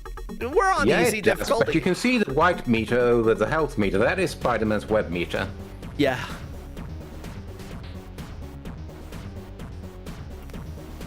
It's a very thin one. It's not very long, as you said, 100 web, and then you're done. So this game was developed by Paragon Software Corporation, which I believe also went by Microprose Greensburg at some point. Yeah, they had a long relationship with Microprose Software, and then Microprose actually acquired them. This company made other games like X-Men for DOS and Commodore 64. They also made, The Amazing Spider-Man period on DOS and Amiga and such. Basically a lot of games that I don't know. Yeah. Apparently a Punisher game. Wizard Wars, Scary, Twilight's Ransom, Challenge of the Five Realms, which I feel like it's a specific enough name that some people will recognize that.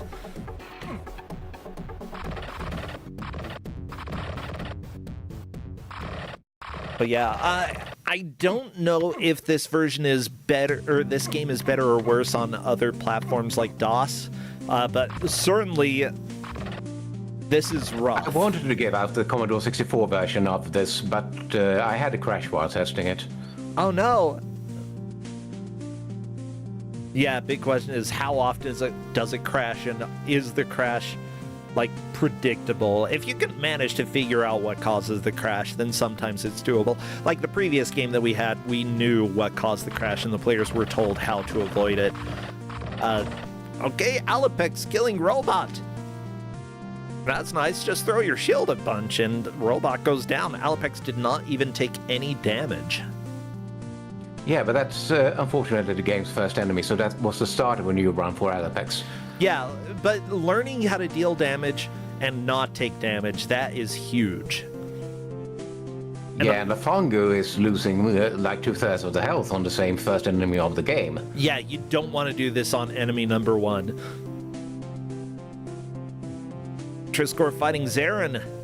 Take that, Zarin! Haha! It appears that the main person who helped developing this game, working on the game design, actually became the CEO of a company that put out Hello Kitty Seasons for the Wii. What company is this? Just Games Interactive Entertainment? Yeah, you know, whenever somebody is credited as being a CEO, it's probably not for a good game. The Great Garfield Show, The Threat of the Space Lasagna. Well, that's cool. Deal or No Deal Special Edition. How about Speed for Wii, Wedding Dash for Nintendo DS, Dream Salon, Chicken Blaster? All of these sound like shovelware. I gotta be honest. Well, at least the devs are consistent in their quality. Yeah? Oh, Professor Ness, I think that I missed it. Thank you so much for resubscribing. Good to see you here. Oh, Hedgemaze is saying that apparently Wedding Dash is okay in the Hello Kitty game. Okay. Good to know. And Triscorp is back on the amazing Spider-Man animation. Oh yeah, do your strut. Yeah, that's a different sprite entirely. Like, look at his hand. It's nowhere near what you would expect from Spider-Man, or at least from the fighting sprite for Spider-Man. I love that they used a specific picture for the running animation. It's so good. Well, rather shuffling animation. hey, at least one of the people who worked on this went on to work on Mass Effect, Halo 4, Halo 5, Shadowrun in 2007. There was a 2007 Shadowrun? Okay, for Windows and Xbox. I didn't know that. That's kind of cool. I might have to check that out. Is that Shadowrun Reborn, the tactical RPG XCOM-like, with the more RPB elements? Unfortunately, That's a it good looks game. like an FPS Shadowrun, which means it's automatically less interesting to me. Oh, and it's a PvP shooter? Never mind. That sounds dumb. I don't want to play that. I want to play the tactical RPG stuff. Like the Super Nintendo and Genesis Shadowruns. Those are very different games, and both of them fascinating and sort of bad in their own ways. Oh my god. Oh no, death by Alapex. Now, so far, we've gotten to Zarin for Alapex and Lafungo, and I believe Cabbage Hat. All three of them have made it to boss number 5. Triscor, on the other hand, has made it to boss 10 and is absolutely crushing this match. Not a huge surprise. Triscor is a very strong player. Going up against them, like, I would be a little scared. I gotta be honest. Yeah, this is a strong showing in an extremely unfair game with the lack of health refill. Oh, yeah. And the game had continues in the DOS version. It doesn't in this version. Although the continues in the DOS version, they resume with the health you had. So those continues are more like save states. Well, I don't like that. Yeah, every once in a while, like, if you get a game that does that, where it saves your health, sometimes you just have to reset in order to have any chance. Yeah, and that's what happened as well in the Tempestral match. Yeah, and that's something that players would have to learn. Like, if the game keeps continuing you with, like, a sliver of health, consider resetting. That's something that is always available. You can always reset in Kusogrande. That is totally allowed. Alapex just destroying Robot as Spider-Man. Very nice. Machete has no health. Question, do Spider-Man and Captain America have different health bars? Yes, they do. Oh, perfect. Okay, and it does appear, Alapex, like you will swap between the two every once in a while. So, you know. But you can't select the character for a fight. It will always be the same character for a certain enemy. Yeah, Rhino is always against Captain America. Can't change that at all. You'll always have silly sprite Spider-Man when you're doing the auto-scroller.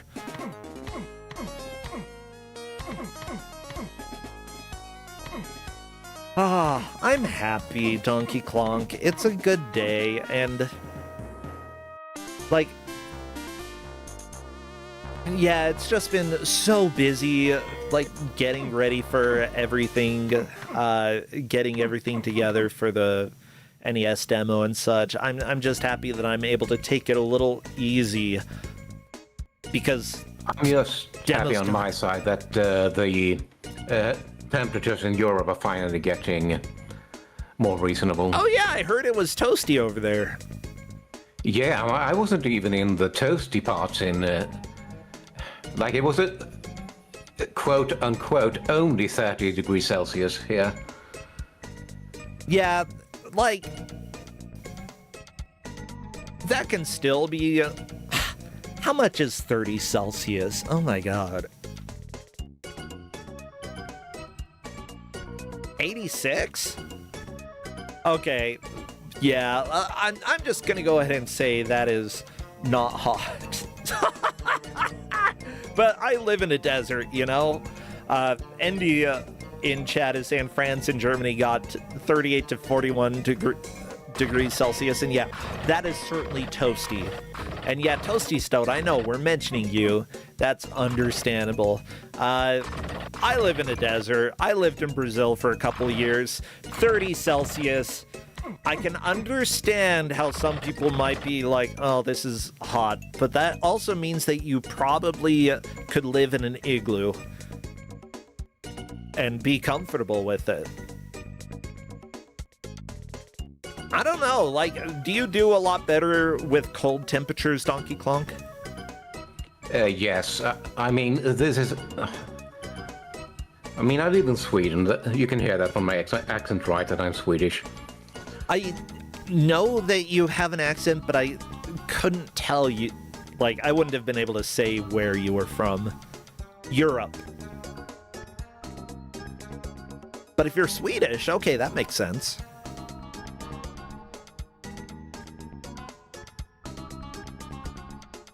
Yeah, honestly, you've got pretty close to a UK accent as far as I can tell, Donkey Clonk. Like, you know.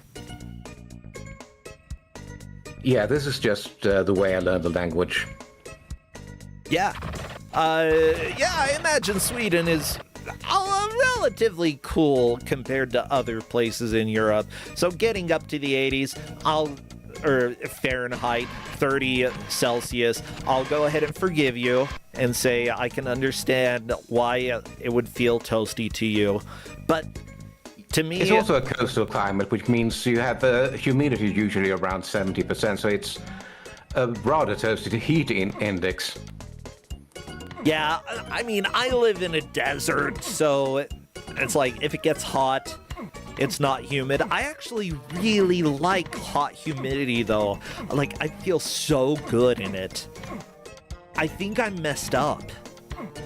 But, like, yeah, send me... Neb and Matt, you're saying it's 100 Fahrenheit with 80% humidity? I'll swap. You can take my place, I'll take yours. I love feeling like I'm in a swamp. But I lived in Brazil for a couple of years as well and got very used to not having air conditioner, and I actually loved it. Mind you, I didn't love sleeping at night. As long as I can get in a cool place at night to sleep, that's great. But during the day, yeah, just crank the humidity up. A little hotter is fine. I'll get through it. Yeah, we as a nation are pretty fond of saunas as well. Ooh, yeah, saunas are fun. I mean, to be fair, most people want a voluntary sauna rather than being forced into one. But, like, I walked for miles and miles, like, every day in the humid heat in Brazil, and, yeah, it took a while to get used to.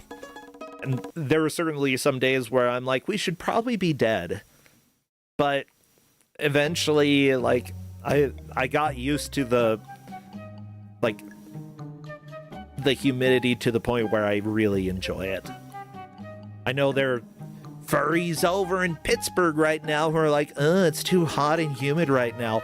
No, let me be there. I'll go and enjoy it. I'll just sit outside and bathe in the beautiful humidity. Like, if I go somewhere that's humid for a couple days, my hands will be smooth for weeks. I love it. But in the freaking desert, yeah, no. They had to cancel the fursuit parade at Africon due to the weather. Was it too hot? Too hot and too humid. Perfect. Let me go. I want to be hot and humid. I'm not a lizard person. Lizard people don't... Well, I mean, depending on the type of lizards. Some lizards love the humidity, I guess. I'm not a lizard person. Although that'd be kind of cool. You know what? I'd be fine being a lizard, actually. Just not an iguana. I hate iguanas. They're ugly. And apparently they're ugly, they're stupid, and they also like to bite. But I've heard stories of like iguanas just falling out of trees and then staring at people and then going and biting them, and I don't want that to happen.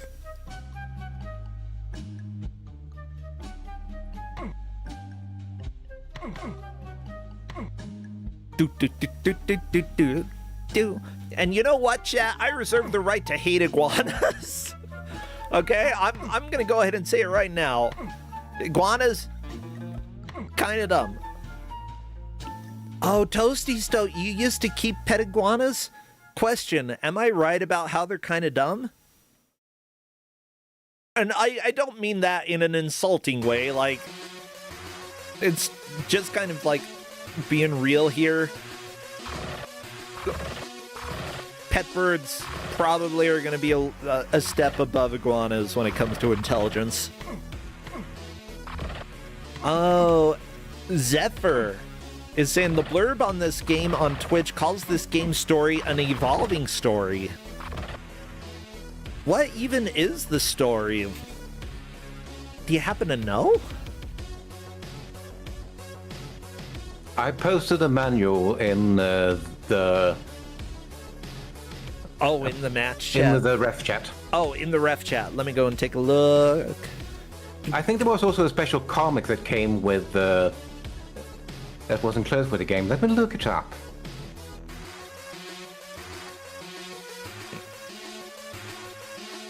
This music is kind of a jam. It's not music from the game, though, so don't go expecting game music to be good at all. Well, here we are. I'm opening... Okay, Anime Girl wanted to make sure I'm not a robot. I'm not. That's fine. Thank you, Anime. Or am I? Maybe I'm Robot from Spider-Man.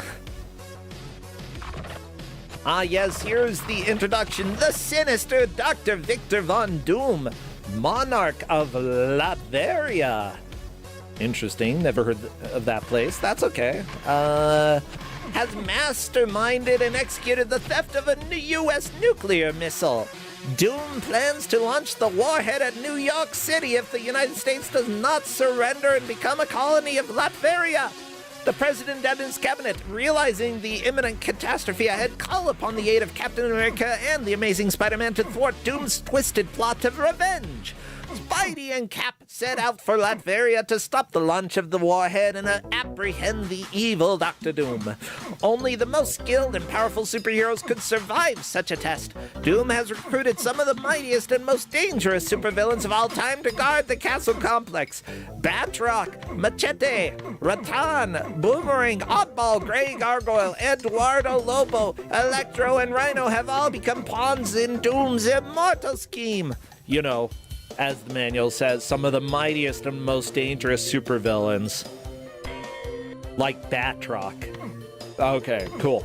Upon arriving at the castle complex, Spidey sets out to stop the launch of the missile while Cap plans to battle and apprehend Dr. Doom.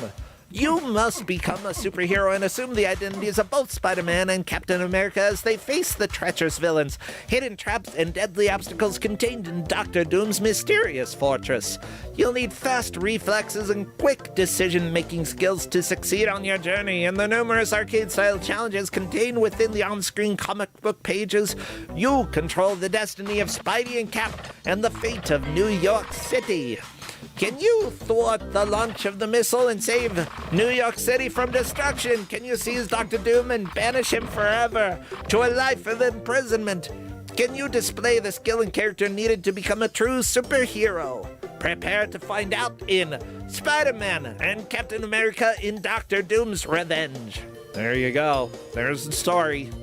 He's gonna launch him. I also posted the comic that came with the game in Twitch chat. Ooh. There's a link in Twitch chat. Okay. You know what? I'm gonna assume the comic book is better than the game.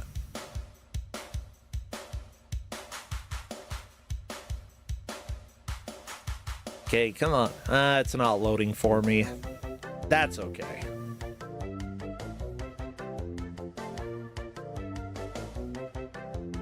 Maybe there? Nah. Nope. Being mean. Meanwhile, during the lore, Cabbage Chat hit a new personal best. Oh, the Very fungo. nice. Lafungo did move up to boss 11, the Hobgoblin. Scary. And the Great Gargoyle, this is a new lead. Yeah, we're at the Grey Gargoyle. This guy has glasses. Also, does he emit water? Because we know gargoyle. We learned that previously, that gargoyles are made to siphon water away from buildings. They're like fancy fancy gutters. That's what they are. Yeah, this phone should have been called Great Grotesque. Yeah, this is Great Grotesque. Gross. I mean, I imagine water comes out of his mouth. I'll allow it. Oh no! Lafungo got turned into stone and then punched a couple times. Hate when that happens. But that is a very clear lead. Lafungo in first place. Triscor in second. We've got Cabbage Hat in third, making it to boss 7, and Alapex in fourth. Though plenty may change. We will see. Ooh, ooh. As the bosses say, ooh, ooh. That's the soundtrack of the game, by the way.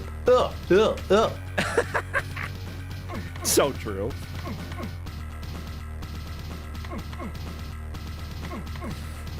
Okay, I'm just taking a look at other stuff in this game. So, Captain America can walk left, walk right, vertical leap, duck, forward leap, backward somersault, turn around / change direction.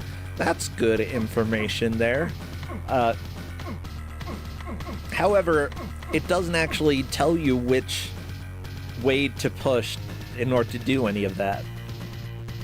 So that's fine. It just lists what all okay, close distance from opponent, high attack, jaw crusher blow, midsection attack, rib breaker strike, low attack, crippling low kick from Spider-Man. Essentially different attacks, Yeah, but it doesn't tell you how to do them. No, that's further down in the channel, but you see that this game has context-sensitive attacks with enemies that run you down, chase you down at an instant. Yeah, it's like good ideas, but oh my god, the execution here doesn't work. Yeah, it has close distance attacks, mid distance, and far distance attacks. All of the far distance attacks for Spider-Man, for example, are web shot, which makes sense that, oh my god, Cabbage Hat doing the Spider-Man section, which the role is so good. Yeah, and Cabbage Hat get to see the amusing section of the game, at least. As one of the players commented after seeing the Spider-Man section, "This is my one spark of joy in this game." I agree. It's my favorite part of the game.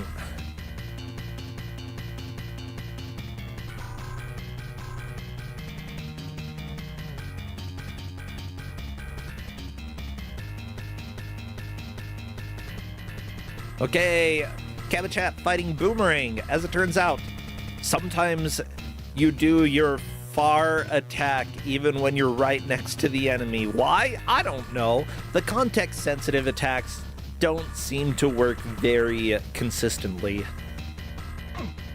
And now Lafongo is on Grey Gargoyle as well. What? But yeah. Oh. No, Triscorp is on Grey Gargoyle, but yeah. it did less damage. Yeah, so Lafungo still in the lead, but Triscor in second place. Cabbage Hat has made a decent amount of progress. Boss 8, Alapex still stuck on 5. You gotta manage to get past Zoran as Captain America, or as the manual calls him, Cap. Yeah, I think there's a damage loop that you can see some of the enemies get defeated quite quickly. Yeah. How come the manual doesn't have biography for Robot? It has a biography for everybody else, but no Robot.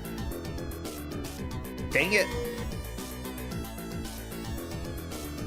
Like, we've got Eduardo Lobo, professional criminal, legal status, Mexican citizen, no record. He's never committed a crime. Well, that's great.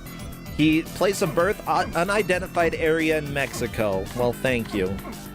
Okay, height 6'2". Weight 200 pounds. Eyes brown as Werewolf Red. Hair black as Werewolf Gray. Strength level, can press 10 tons. Weapons, razor sharp claws. Oh, guess what? Gray Gargoyle can press 11 tons. That's one more ton than Eduardo Lobo.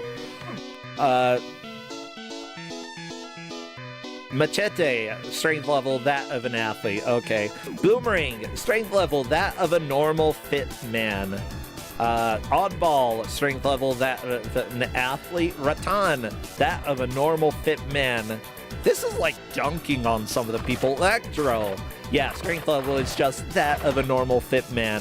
Hobgoblin can press 10 tons. That's still 1 ton less than Gray Gargoyle. Okay. Rhino can press 80 tons. Uh-oh, that's a lot of tons. And then Batroc, strength level is that of an athlete. I feel like you probably wouldn't take as much damage from, like, Oddball's punches then, since it just has strength level of an athlete and is a professional juggler, now a criminal. Born in Reno. Of course! The juggler is born in Reno, Nevada. Why not? So during the DOS match, Okami played this and got stuck hard on the juggler, Oddball. Oh, yeah? But in that match, which had saving, most players were walled on Mysterio, who disguises as the Hulk. Okay. I'm so confused about, like, Lafundo keeps throwing the shield, which is great, but why? Like, it doesn't make sense when looking at the manual, because there's supposed to be different types of attacks, right? Like, context sensitive? I think Lafungo decided that he lost too much health and is basically resetting this. Yeah, it appears that if you're facing towards the enemy and not doing anything, you can actually block the lasers, but if you face away, you take damage. So the shield technically kind of works? I think it's like you can hit the projectile with a shield. Okay. That's what it looked like to me.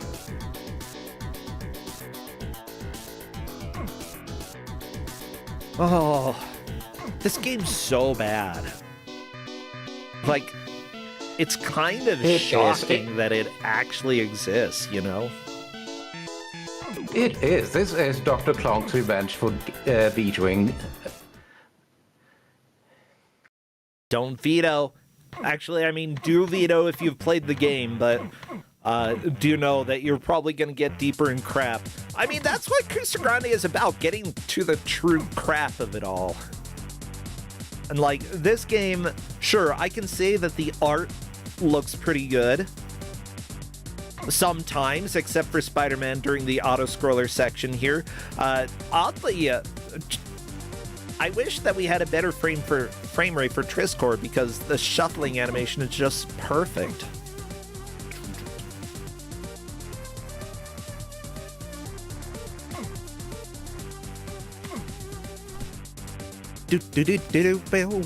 There we go. We've got the shuffling here. Yeah, we'll wiggle those legs, Spider-Man. This is okay. Just to say, everybody, if you are making your first video game and your art looks like this, it is fine. Heck, if your art doesn't look as good as this, it's fine. It's your first freaking video game, okay? However, if you are a professional development company, maybe give Walking Spider-Man, like, a little more of a dynamic look, you know? Like, maybe 4 frames of animation is certainly enough. You can even do 2 if you make his legs look right. Like, during the fighting sequence. I'm going to sound so old saying this, but it's okay because I am extremely old. Spider-Man's jump animation reminds me of when some vinyl records had a big hole in the middle instead of a small hole in the middle, and you would have an attachment for the big small hole, and that tend to have 3 spinning arms like. Oh yeah. Notice. Yeah. Oh, somebody knew what I'm talking about. Good God.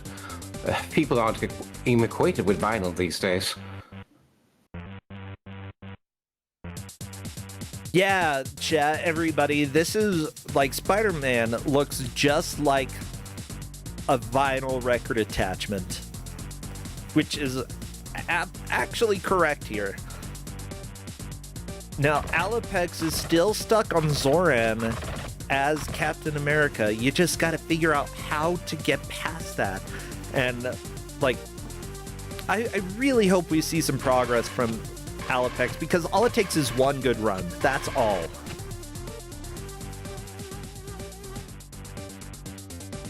Yeah, the thing is, like, this far into the match, I would not worry about the amount of web I have left. Just sling web. Sling it all. Okay.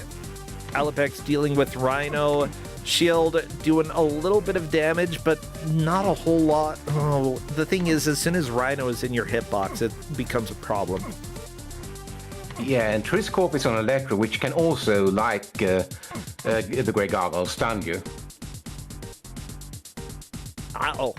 Electro! No! Go away! Why do you have radioactive...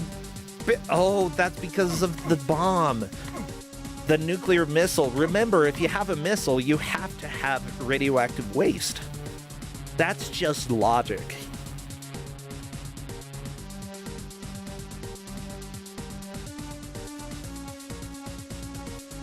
Oh no! Hobgoblin for Triscor. That's okay, you got lots of web. Hobgoblin's almost dead. There we go, he down.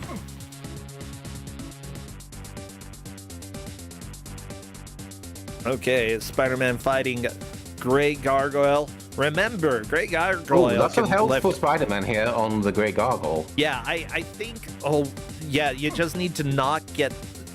I was gonna say stoned. Turn to stone. No, no, bad gargoyle. Bad gargoyle. Go to gargoyle. Oh, Gargoyle what jail. damage that did. That was a lot of damage, yeah. There's a chance. Oh, Triscor, are you gonna do it? Gargoyle's down. Power of the low kick. Oh no, we're on to the Hulk. Okami said this was a wall for them. We'll see what Triscor's able to do, but this is very much a lead. By the way, this isn't Hulk, this is Mysterio. Oh, this is Mysterio pretending to be the Hulk. It is. Mysterio, you nerd. Wait, Mysterio, you're not even in the manual. What the crap? That's because he's mysterious. Oh, okay, mysterious. Ooh.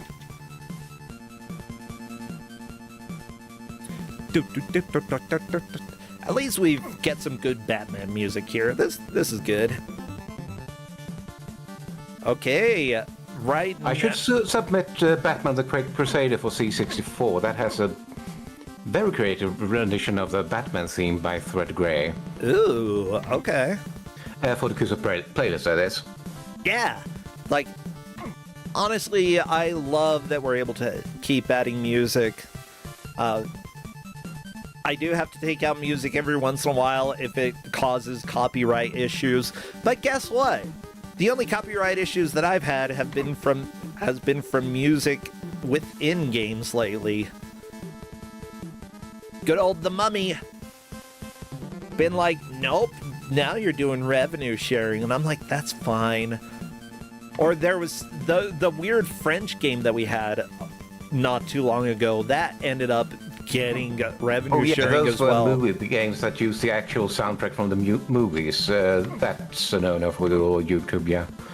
Yeah, I mean, it doesn't count against me at all. It's not like a copyright strike, but it's like, now you don't get to make much money from this, which you weren't making much to begin with. And I'm like, whatever.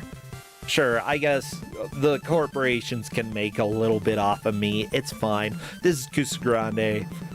We're here for the bad games. Cabbage Hatch with a great run now on Hobgoblin. Yeah, And I think Alapex this is on might be to the challenge first time too. Alapex sees the Amazing Spider-Man vinyl record attachment. Yeah. The duck is so good. I love it. It's my favorite animation in this game. Well, the jump is the same as duck. So, they're both good. I just can see it better if you're near the ground. Unfortunately, Alapex keeps getting damaged when ducking under the missiles, so jumping tends to be a little bit better. Alapex through challenge 2.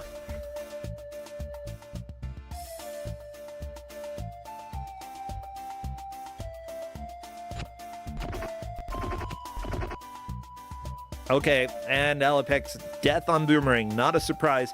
Everybody pretty much has one attempt left. The thing is, Cabbage Hat and Lafungo have made it to Grey Gargoyle, and Triscore, on the other hand, has beaten Grey Gargoyle.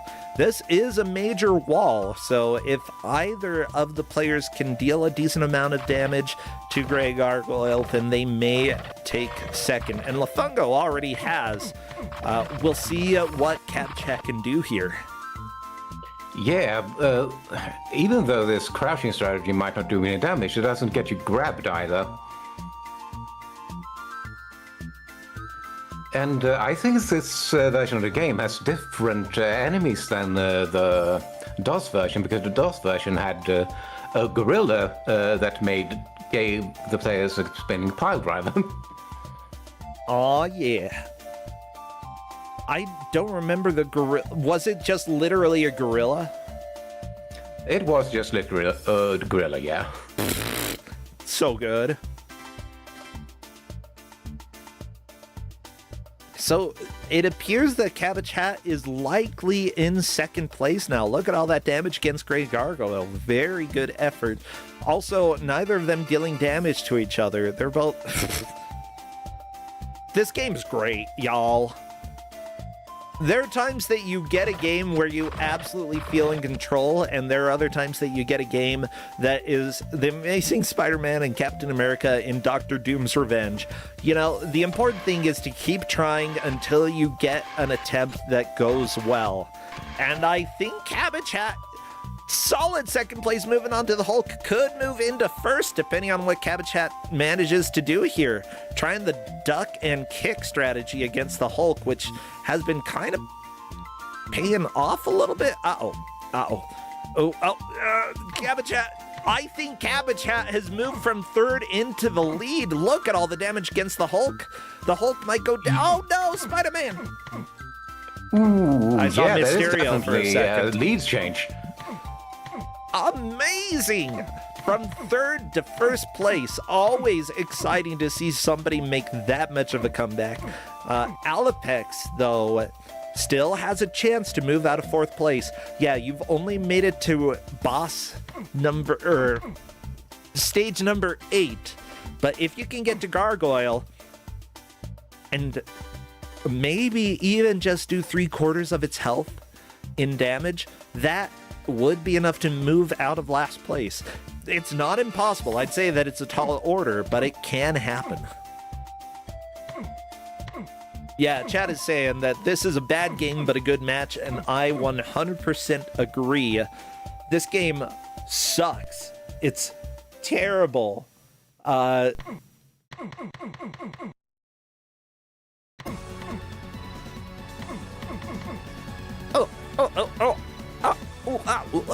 It was almost to the rhythm of music. I appreciate it.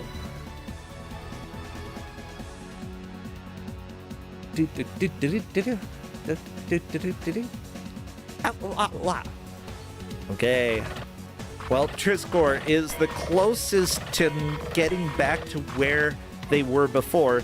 Triscore again, Cabbage had Hat been in the might lead not for a long even time. need the extra time, because Cabbage Hat has 5 bonus minutes. That's correct. Cabbage Hat would get 5 bonus minutes, if not in the lead when time is called. If Cabbage Hat is in first place, then we will not give bonus time. If Cabbage Hat loses first place, then Cabbage Hat does have the extra 5 minutes. Oh, apparently Alapex does get 2.5 minutes, though. We'll make them both keep playing then. I don't care. Linkura clarifies 2 minutes. Okay. Thank you so much for clearing that up. I will set our timer. So those two will get to keep playing once time is called. And that may make a fairly big difference for Alapex specifically. For Cabbage Hat, it might not matter that much because Cabbage Hat is certainly in the lead. But I will, just so that nobody is surprised, I will set 5 minutes on Discord for our timer there so that they know that they've got all that extra time. And then if the 2 minutes passes and Cabbage Hat is still on the lead, I'm just calling time and we're ending. Because that's how it works. That's how my life goes sometimes.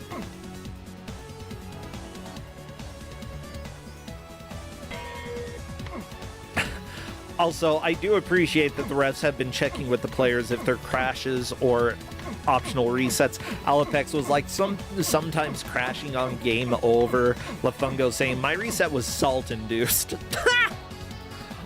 Donkey Clonk, I love it.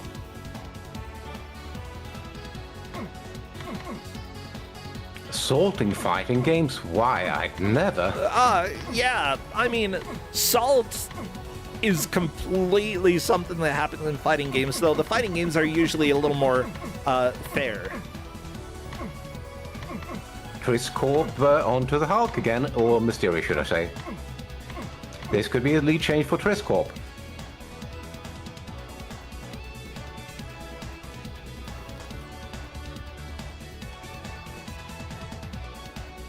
Ooh, yeah, Triscor, this is a lot of damage. Triscor may beat it. Oh my gosh, in that case. There we go. Triss Corp in the lead, and so Cabbage Hat gets the full 5 minutes. Yeah. As it turns out, we're actually going to use the extra time. Wow, what the crap?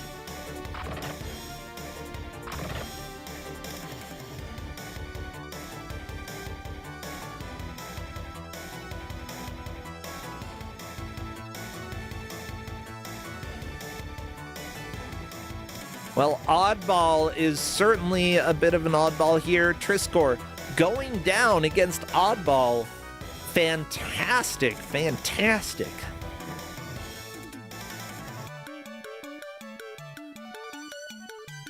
Yeah, and with the bonus time that Alapex and Cabbage Hat have, Alapex is going to be... It's a tall order for Alapex to move out of last place. I don't know if there's enough time to do that, but it is still worth trying.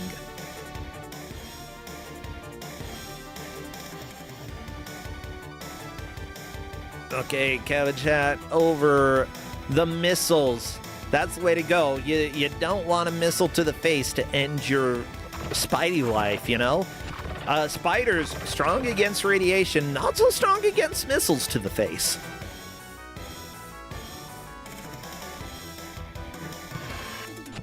Okay, and here we go. That is time.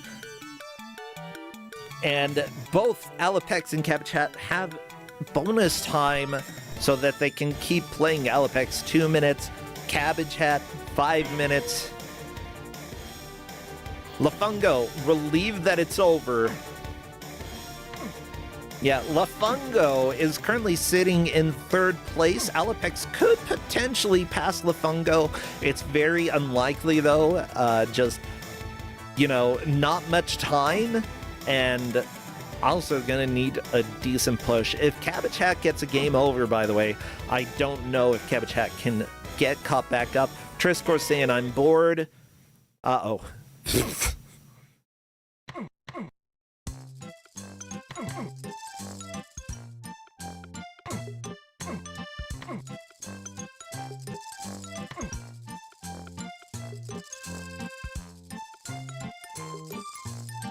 Okay, Cabbage Hat threw Boomerang, whatever.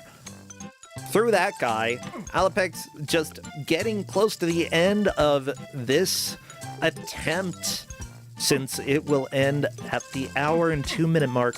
Cabbage Hat quickly getting through a fight, moving on to the next superhero challenge, which is dodge the very difficult to see bats. They're hard for me to see anyway. For me as well. Yeah, I think that even though they're blue, I expect even if you're not colorblind, they're difficult to see. I'm not completely colorblind. It's like dark on dark. Yeah.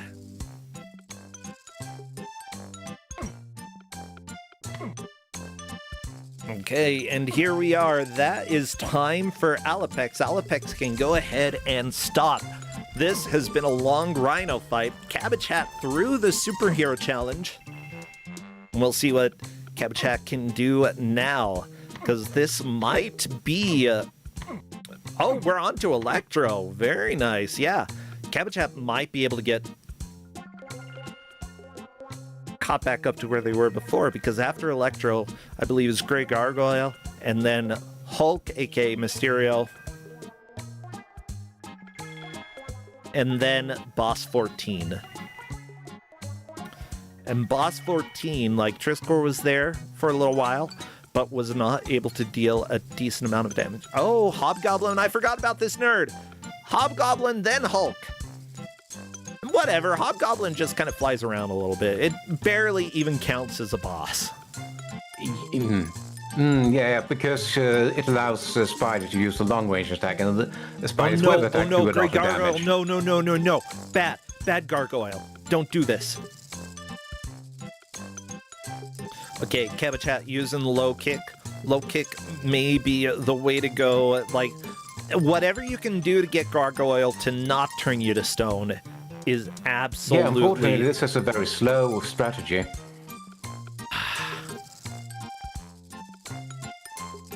It is? Yeah, Triscore asking in the Discord, how many fights are there? There are a lot of fights in this game.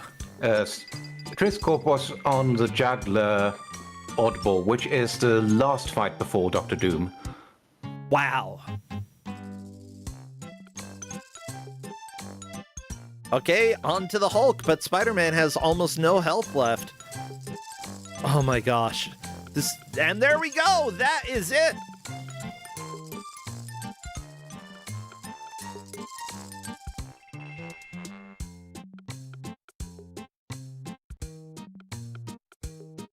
I'm calling it time because there is no chance. Triscore, in that case, is our victor, making it all the way to the Juggling Menace. Whatever their name is, I don't even care.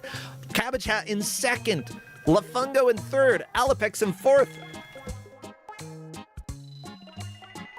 Yeah, Triscore did an amazing job, considering that this game has no continues. It's just amazing to see that much progress. Fantastic job. Honestly, I don't blame anybody for not doing well in this game, because this game kind of sucks, Donkey Kong. Like, really kind of sucks bad. At least I got to give a red, white, and blue game. Oh yeah, for and then we occasion. get to see New York nuked. Oh my god. Well, everybody, happy 4th of July. Kablowie.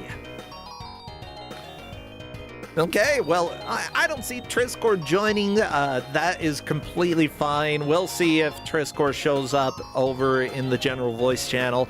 But yeah, it was honestly very close there. Had some lead changes right up towards, I think, the 58-minute mark. I always love to see something like that. You know, it's always exciting to me to have a match that comes down to being that close. Oh, Triskor will come join us. Hello there, Triskor. Welcome and congratulations. You demolished this, honestly. Great job. Hello? Hello, I hear you loud and clear. Oh, good. Good. Are you done being bored? Yeah. God, that was so boring. Yeah, Actually, I was just direction. Holding attack, holding direction, and they die. That's it. really. That's Yeah. so good. Yeah, like, this game is one that I don't think I would really enjoy playing too much. And honestly, it seems so Feels- unreliable. Like, just almost random for whether or not you're going to take damage in some cases.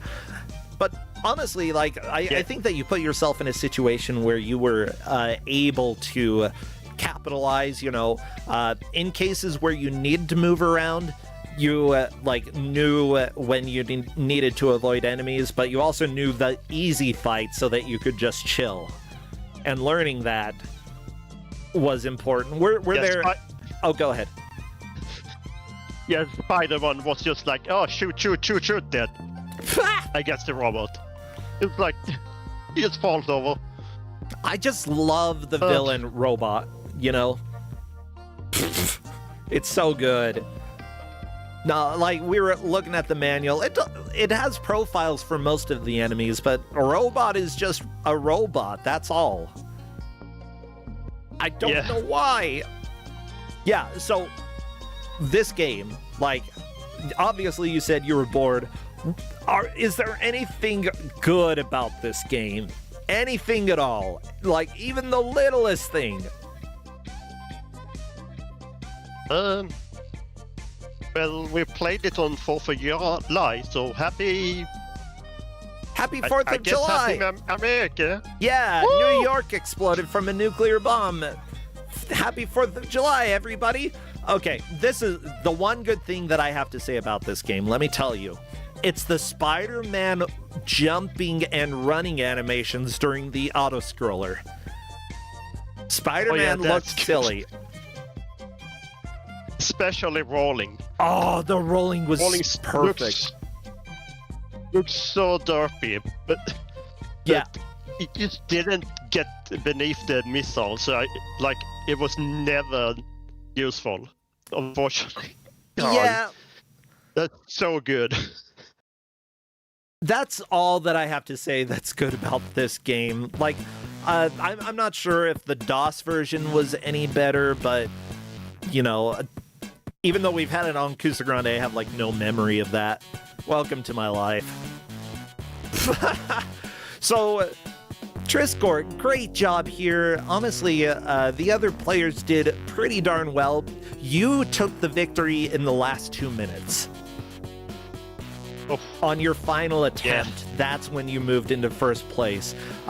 So really, great job. Is there anything that you were thinking going into your last push there that helped you manage to move into the lead, or was it just play it the same as usual?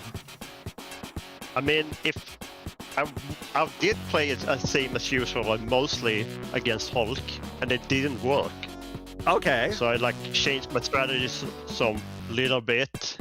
I think I found something. I can't remember now. It's just like the controls are so bad that that just sometimes you just unwillingly gets pulled into a bad spot, and you have to reposition yourself into a corner like that. Oh yeah, that's understandable. That you know, it's mostly, there's not too much else to do. The big thing is don't choke, especially on the fights that you've done before. You know, make sure that you are playing the same as you had. For instance, Electro was was it Electro? Yes. He's no, Boomerang. Boomerang, it was like, he was a real problem. He did so much damage with his projectile.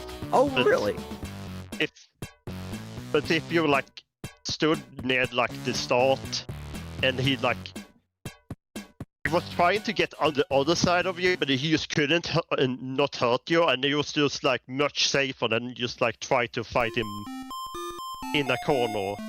Like, you're barely in the corner. You're a little bit farther out, and then you were like mostly safe for his attacks. Yeah. You kind of had to find some weird like stuff in this game just to make things work.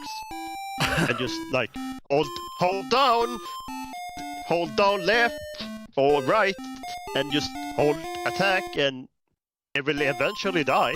Yeah, I think for a game as janky as this, you have to find cheese strats, and like, you were very close to beating the game, so like, great job there. You certainly, despite how crappy the game was, you learned strategies that worked pretty dang well. So thank you so much, Triscor. Is there anything that you'd like to plug, or anything that you're doing over at your channel that people should know about? Or really, if not, any games you've been playing that you've loved? I played some Ella bits, so I really like that game. It's like an early Wii game that is kind of Katamari-like. Ooh, okay. Collect a bunch of little guys that hides in your like drawers and stuff, and power up your physics gun and shake things around. Okay, I haven't Great actually and heard of torment. Elabits. Interesting. Yeah, just looking at pictures, Yeah. this is kind of interesting. Okay. Yeah, I might have to check that out sometime. Well, glad that you're enjoying that. Hopefully, you can end up getting all of them, I guess. I don't know. Well, thank you so much, and congratulations again on the victory here. Donkey Clonk, anything that you'd like to plug, or if not, any games you've been playing that people should check out? No, not really. Okay. Well, cool. Yeah, I know. Usually, I always ask that question, and I'm like, yeah, Donkey Klonk's just gonna say, no. Go play your own stuff. Yeah, that is fine. Well, thank you both so much. I'll let you go. Take care, friends. Yeah. See ya! Everyone, this is Kusogrande, the Bad Video Game Tournament. We're going to take a quick break because I got to use the restroom, but we'll be back with 2 more matches. Stay tuned, y'all!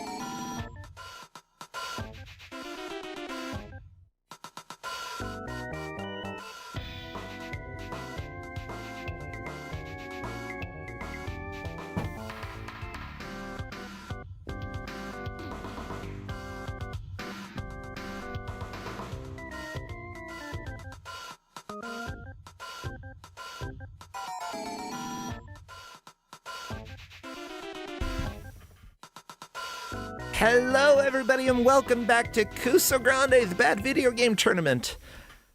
Hedge Maze posted in Twitch chat. If you want to help out, you can fill out a form and specifically to be a referee. So if y'all are interested, feel free to check that link out because certainly referees do help a lot.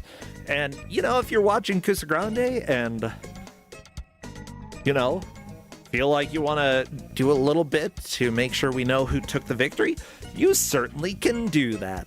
We appreciate everybody who volunteers. I know that oftentimes there are people who I am not able to shout out every once in a while just because I forget. But I really, really want y'all to know that I love you all. So, it's about that time. Let's go ahead and check. Crappy, you ready to run? Crappy's legs are moving. Well, okay, they're not moving, but Crappy is moving. There he goes. Watch out, Spider-Man. You know, I bet Crappy would beat Spider-Man. Yeah, Spider-Man has no chance. Crappy can lift 11.5 tons. I don't think that's true. Well, with that said, we've got a GM for you. Say hello to our dear friend, Kazuya ZX. Dude, this music's weird. I don't understand what's going on here. Kazuya! Hello there! How are you doing? I'm doing pretty good. How are you doing, bro? I'm doing great. Yeah, 4th of July, not really much planned. We don't really do anything for the 4th of July, but, you know, so far we've had 2 games really celebrating the patriotic nature of blowing up New York City. I mean, look, it's just their fireworks show. That's all it is. We also fought communism, but what do you bring to us today? I bring to us a road trip adventure across all a good chunk of the 50 United States. Ooh. But I do have to ask a question for Essentia. How tough are you? Are you a Mondo tough guy, or a Mondo weenie? I'm a Mondo tough guy. We'll have to find out how the players are, as well as they are playing through Arcade America for the DOS/Windows. Well, great. I see a little butt crack right there, and we'll probably see more of that because the players have 1 hour to try to make as much progress as they can. I'm already seeing people a bit afraid of this game, and I'm not sure why. Like, it's a road trip across America. We should be fine. Yeah. The players are going to have 1 hour to try to make as much progress as they can. Oh my god, I forgot to turn down that music. That's okay, because it was sound effects for the last game. Do we have, before we get too far, do we have enough time to show off the intro? Yeah, sure, I'm cool with that. Right. I'm going to have Fluffy restart the game then, because unfortunately, as far as I can tell, there is no way to re-show the intro without restarting it. Yeah, go ahead. Yeah, let Fluffy Sugar know. Because the animation in this game is on point.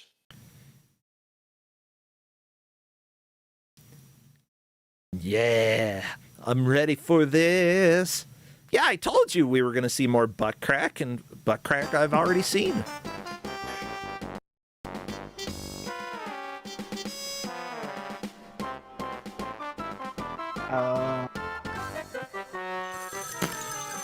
Yeah, Fluffy Sugar sometimes has frame rate issues, if I'm not mistaken. Hello? Hello, Joey baby sweetheart. It's Boyle. Lance Boyle. How you doing? Well... That's terrific. Listen, I'm calling about your spot in the Woodstock lineup. You're going on between Peptic Ulcer and... It's a done deal. Joey and the Monsters. Cool. Why us? Cause, freaks like freaks. Freaking A! Besides, the band couldn't make it. Yes said no. The who said what? I don't know. Third base. Whatever. Look, this is the big time, kid. I need you here ASA pronto. Don't blow it or you and your monsters will be carrying tickets at the local multiplex. Ooh.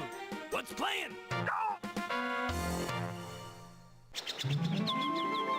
Aw, yeah. Looks like we've got a little bit more, too. Good. He won't wake up. We gotta be at Woodstock by 6.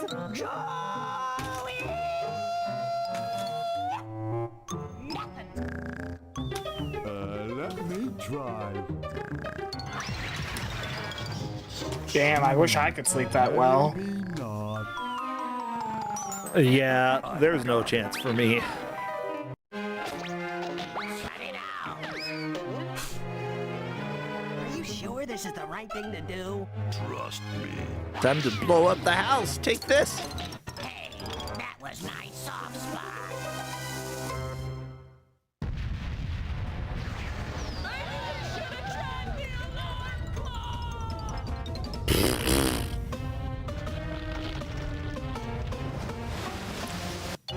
They destroyed California. Oh no.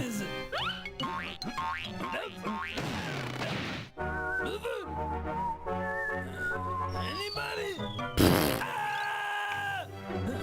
They're loose. I gotta find them.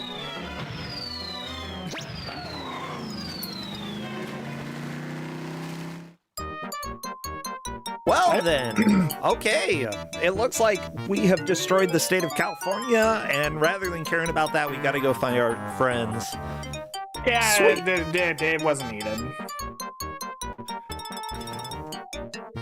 What wasn't needed? Blowing up California or California?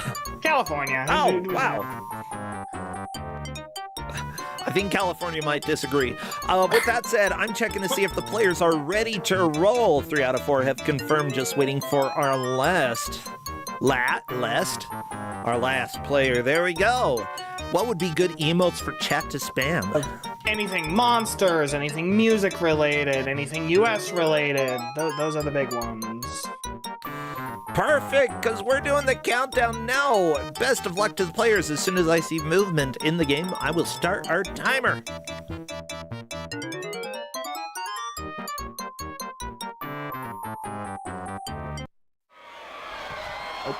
Looks like Fluffy.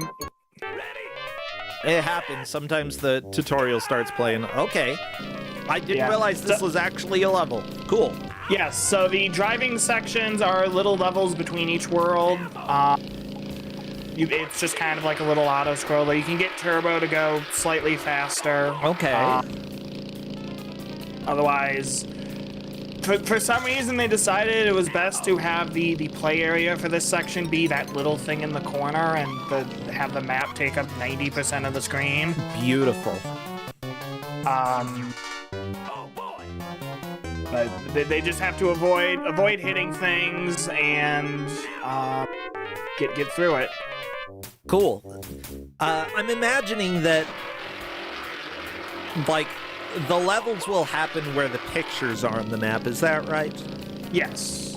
So Okay. World 1 is Alcatraz, which looks like Nakarashi is pretty close to. Yeah. Yep. Peachy-chan just Peachy-chan getting is there. into Alcatraz. It's Doughy Joey. So wait, are there things that you can do that slow you down on your drive to Alcatraz? I believe hitting things slows you down slightly, as well as reduces your time, because I believe you have a time limit in this game. Okay. To get through the whole game.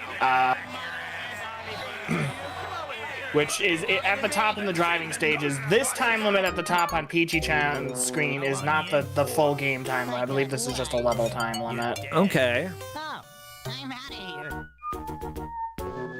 So right now we are on Alcatraz trying to... Are we collecting food? Twinkies? Twinkies, I don't exactly remember what the Twinkies are, but the goal, I believe Twinkies might be health, but the goal in each level is to pull that exit cord at the top right. Gotcha. Yeah, it seems like some of the players figured that out a little bit faster than the others, but not too much time lost for anybody there. The telephones are just little funny jokes between certain stages. They are not required to pull those, to interact with those, but I did not say I just didn't mention them. This is so chaotic. Like, just all of the animations. The thing is, the animations are very specifically the same each time they happen, and because of that, it's pretty predictable what enemies are going to show up, you know, when you are at risk of taking damage. Just watch the animations, learn how they repeat. It reminds me a lot of some old Atari platformers where, like, enemies would show up and move in a specific way. I'm thinking Biff Drop for Atari 800 XL that was on Kusogrande a while ago. Very specific patterns. So learn those, learn how to not take damage. Yeah. Yeah. So, with that said, seems like the players are very close to each other. You know, we're going through Alcatraz. I don't imagine it's going to be super complicated. Oh, good, we're electrocuting a ghost. Like you do. Well, yeah, I mean, Ghost is trying to murder us, and we have to use our giant belly to defend ourselves. Which, I haven't seen everybody using the belly attack, only a couple players, so I don't know if... Oh, no, Fluffy Sugar's using it, okay. Yeah, there's two attacks. There's the slingshot, which is a ranged attack, and then the belly bump, which is the close range attack. Oh, it looks like Peachy-chan has game over. Oh no! Uh-oh. But Meta Knight is through World 1, as is Nakarashi. Wow. So one thing this game does that the players are not worrying about is in each world there is a special item you can get. If you don't get the item, the monster doesn't come with you, and as such, you just leave them behind. It is a very annoying item hunt, so I've told them they do not need to get the item, but they can not worry about it. And then I've also told them they are allowed to save after each world. So they can collect their friends, but it doesn't count towards progress. Yeah, it's like you have to like go out of your way into like these special areas to get the friend, like get the item, because it's like you have to like jump in. It's like Milon Secret Castle, where like you have to jump in a certain area to get the spot to get to the item, and so it's just like this is gonna be a good enough match the way it is without making it a scavenger hunt. Yeah, sounds good to me. Because you can, thankfully, you can go back into a world before you leave it if you didn't get the item, and like you'll just go start at the start of the world. Yeah, I think that's a fair way to make a game. I'm just thinking, there has to be a bad ending if you don't collect all your friends, right? Yes, the ending is you get to Woodstock, and based off the number of monsters you have, I'm pretty sure determines like how good of a concert you have. And it's like if you have no one, it's just Johnny. Hey, StingX2, thank you so much for the raid. Good to have y'all here. Hopefully you're ready to Arcade America, because that's what we're doing for the next hour. You know, we're trying to see who can make the most progress here, who can take the victory. Right now, Meta Knight is very much in the lead, heading to Las Vegas. Yeah, I was gonna say, I think it's Vegas. There's usually a Vegas level if it's an America game.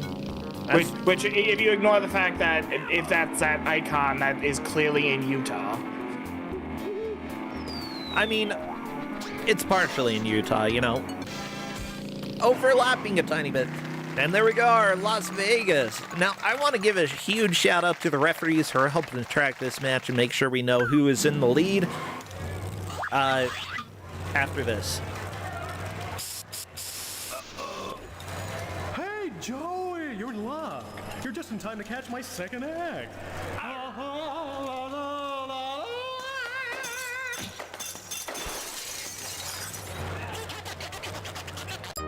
Maybe it's a good ending if you don't get all your friends back. Maybe. Yeah. Well, go ahead. Sorry, I was gonna say, they are required to watch the cutscenes the first time they see them, with a penalty if they skip them. Good. But on subsequent playthroughs, like you can skip the cutscenes, like if you game over. So I think that is fair. Well, the referees who are helping to track this match are Hazel Shade wants to drive through every state except Iowa. Okay. Iowa, it's just boring, that's all. Bad Chop really misses arcades. Aw. Mike Uyama is celebrating America refereeing Kusogrande. That's a good way to celebrate. Thank you, Mike. Harp Griffin could shave 3 months off this road trip. Finally, we have Dobby also has trouble waking up on time sometimes. Yeah, I mean, some people sleep harder. And finally, Clades is a suspiciously well-animated butt crack. I think I've seen you. Well, right now, Meta Knight is in the lead. Nakarashi is right behind, though. It's very close. Yeah, we've got plenty of time for this match. yeah. I do believe we did never mention what tracking is for this match. It's pretty straightforward. World reached, level reached, progress within the level. Yeah. There is one, I believe one, maybe 2 worlds where it's slightly different, because there's these 2, at least one I know of, top-down, like, maze sections, and that is just who reached it first. Because it's like, it takes you all over to try and get to the exit. Whoa.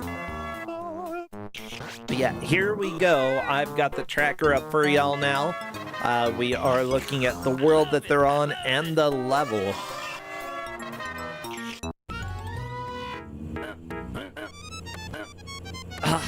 You know, I'm trying to think which casino we're in right now. I mean, this looks like a pyramid, so clearly it's the, well, never mind. I was gonna say, clearly it's the Luxor. Yeah. Now, when you get a game over, do you get to continue where you were? I believe you get sent back to menu, and then you can restore save game, that second option. Yep. And that will take you, I believe, back to the driving section before the world you were on. So yeah, because unfortunately Meta Knight game over, he does have to go back to Nakarashi is at Circus. I didn't realize that, but I hate Circus so much. Yeah, it's called Bagtop here. I almost worked for them for as a midway game operator when I lived in Vegas. Oh, really? Yeah. I mean, if they pay well enough, then that's fine. I just hate Circus. Like, their buffet sucks, and I don't... Like, okay, the shows, sure, people are skilled, but also they feel super cheap. I don't know. Vegas has, quote-unquote, like, become better over the years. And I say that because, like, there are people who are saying, you know, Vegas used to be the city of sin for everybody, but now it's only for, like, rich people. And yeah, the Heart Attack Grill, actually, they had to shut down, which was a famous restaurant there. They should have said, yeah, it's basically been priced out for the normal consumer.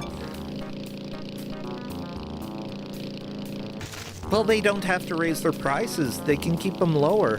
Guess what? I go to Vegas. Sometimes, not very often. But yeah, like I said, I lived in Vegas for like a little under a year.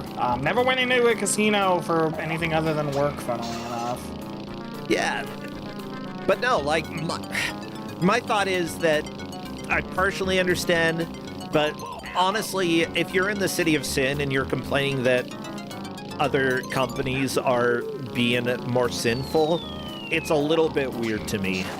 And I'd say, like, if you, like, you can just keep offering the same prices, you know, as long as meat's not becoming too expensive for you.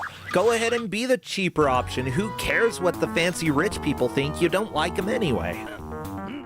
Yeah. Yeah. Meta Knight skipping the cutscenes on the second time through, which is more than okay, because don't want to punish them too much for game overing. Yep. Especially since they have to redo the driving segment.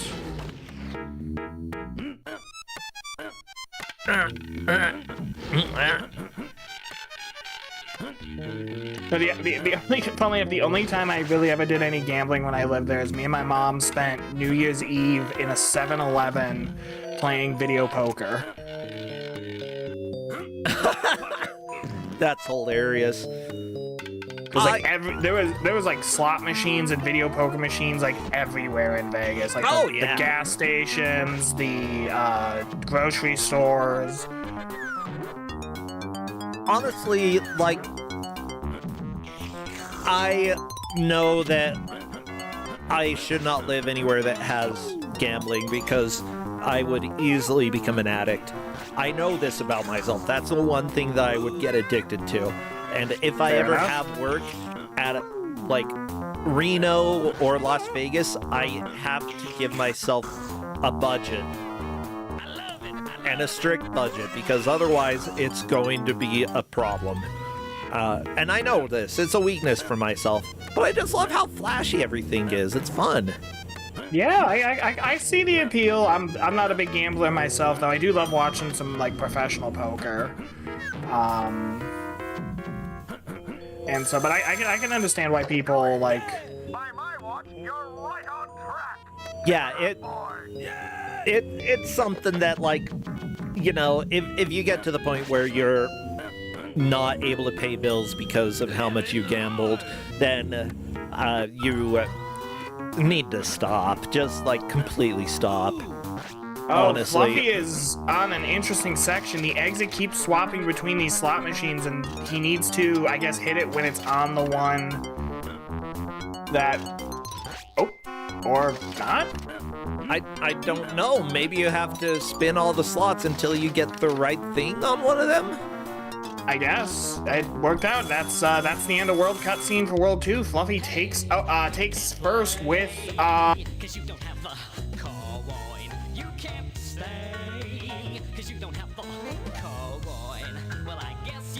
So I'm just letting the cutscene play out. Mm-hmm.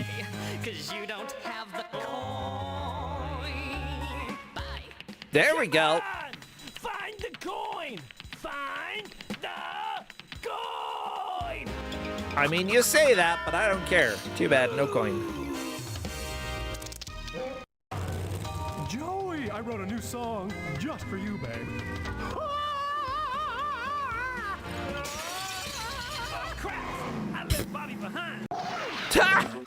Ah, crap. I left Bobby behind. Yeah, too bad, Bobby. Wow, they like mock you so long for not getting Bobby. Yeah. I kind of love it. I'm gonna be honest, I have no idea. I think I know where like one of the items is in like where, because each world has one item. I think I vaguely know where the mallet is in Alcatraz. I have no idea where the coin is. Yeah, and it's like, do I want to spend the time finding it not in the middle of a Kusogrande match? No. Yeah. And if we required it, like, no one would get past World 1, probably. Not a chance. So I'm like, let's keep the variety going. Nakarashi also on the World 3, or at least the third driving stage. I still have no idea how you're supposed to get how you finish the last stage of Vegas. Yeah, and I think you just spin it until it says Joey on That one of makes the slot sense. machines, which did appear for Mennonite on the top left slot machine. Yeah.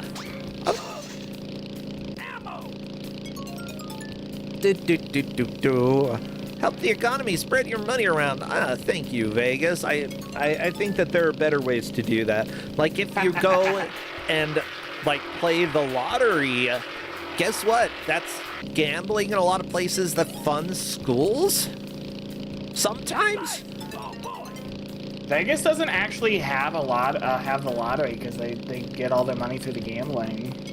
Yeah, I mean, like,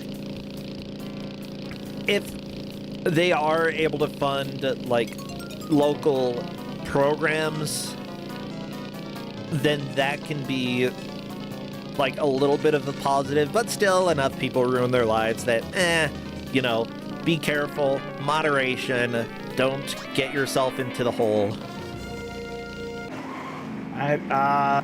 Fluffy and Meta Knight right behind him onto the Grand Canyon, my home turf. Yeah. Whee! Oh, looks like Peachy might have accidentally started over instead of loading a save. Uh-oh.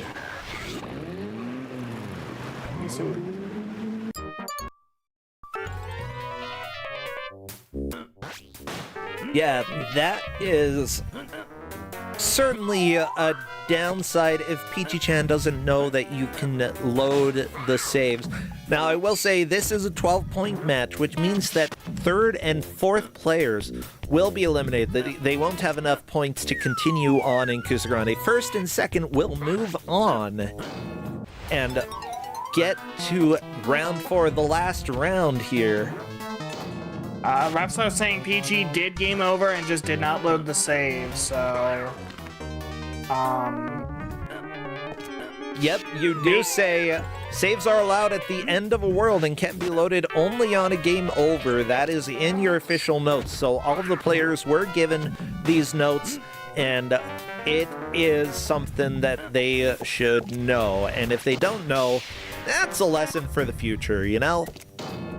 My only other thought is maybe she's starting over because she didn't have a ton of lives.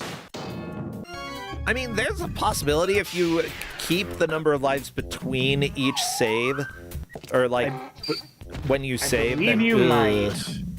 So what is maybe this she stupid jump? On whose screen? Oh, on Peachy-chan's screen. Just trying to get up to the exit. Some of these jumps are rude.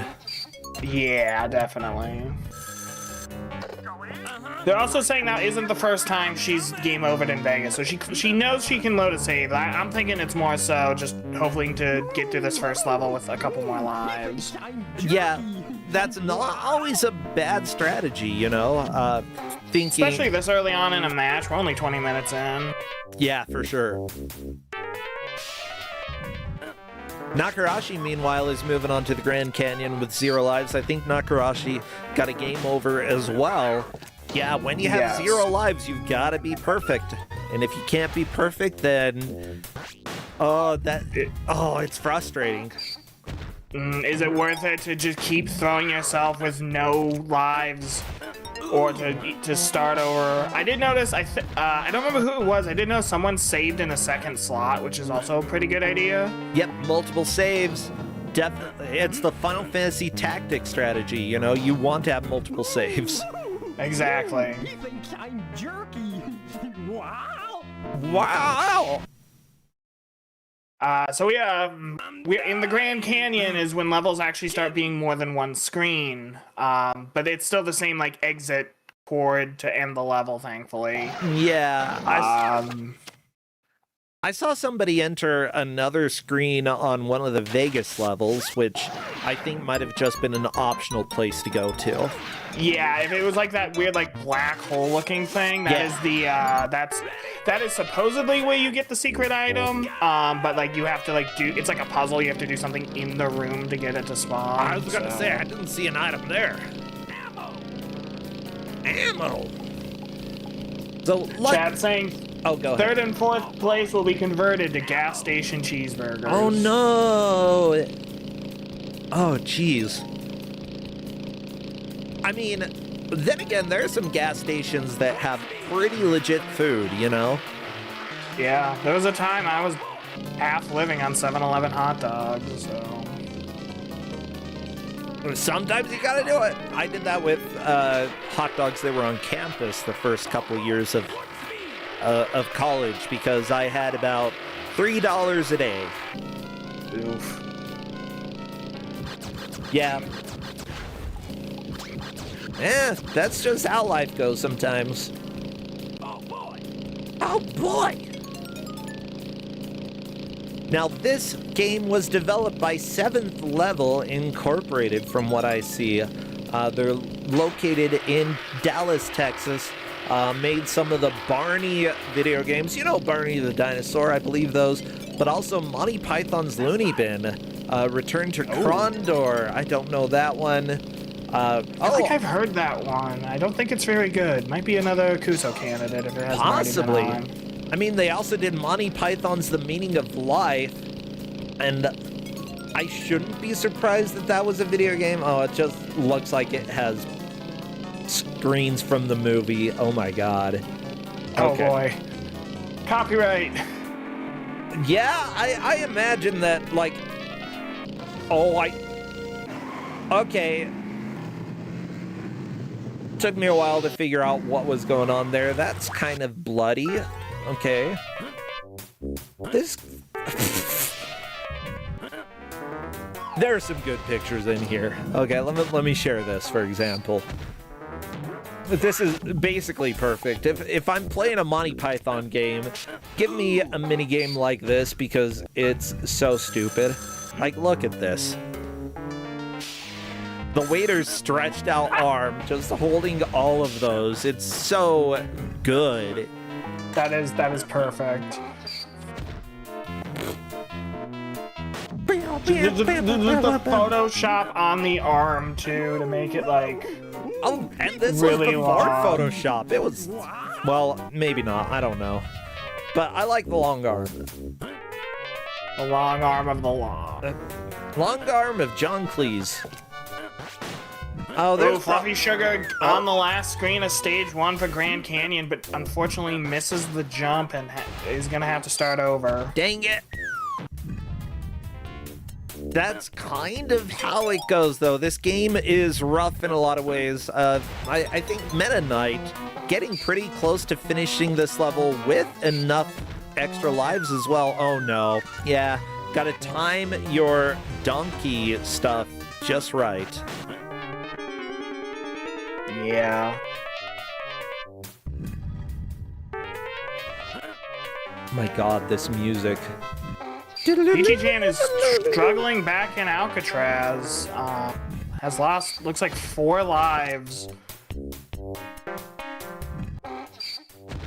Oh no, Now, even though they start over, I do believe they still have their save. So if they wanted to, they could just go back to Vegas if they realize, hey, I'm just not able to get enough to make progress without losing all my lives. Oh no, this company made something that no, maybe we didn't have. Timon and Pumbaa's Bug Drop, which is basically Puyo Puyo, it looks like. Hold on. Yeah, they made a Timon and Pumbaa Puyo Puyo-esque game. Yeah, that's wait, they did make Timon and Pumbaa's Jungle Games. I actually know that game. Yeah, so do I. I played it as a kid, I think. I actually really enjoyed that game, and especially the Puyo Puyo mode. And they made it, Tiertex made a Super Nintendo version, which doesn't have the Puyo Puyo mode. Why would they keep the Puyo Puyo mode? Because that's the best mode! Oh yeah, who could have guessed? By the way, looking at this game, so many people worked on this, so many. And I can understand, like, the animations are fun. The actual cartoon segments, like, the voice acting, it's all great. Everything's, like, very well done. It's just the gameplay sections are kind of butts. Like, being able to tell exactly where the platforms are so that you can stand on them is not easy. Plus, yeah. Well, limited lives with instant deaths because of, like, all of the platforms, these moving platforms. Grand Canyon is terrible. I don't want to go there. Ooh. Nakarashi almost game over there, but thankfully he had the entrance platform underneath him to stop the death. Yeah! Is Meta Knight through? Meta Knight is through! Meta Knight takes the lead. If he was not already in the lead, I've definitely lost who's in the lead at this point. I mean, I believe Meta Knight had been in the lead for a little while, but just getting this save solidifies it. Oh. Yeah.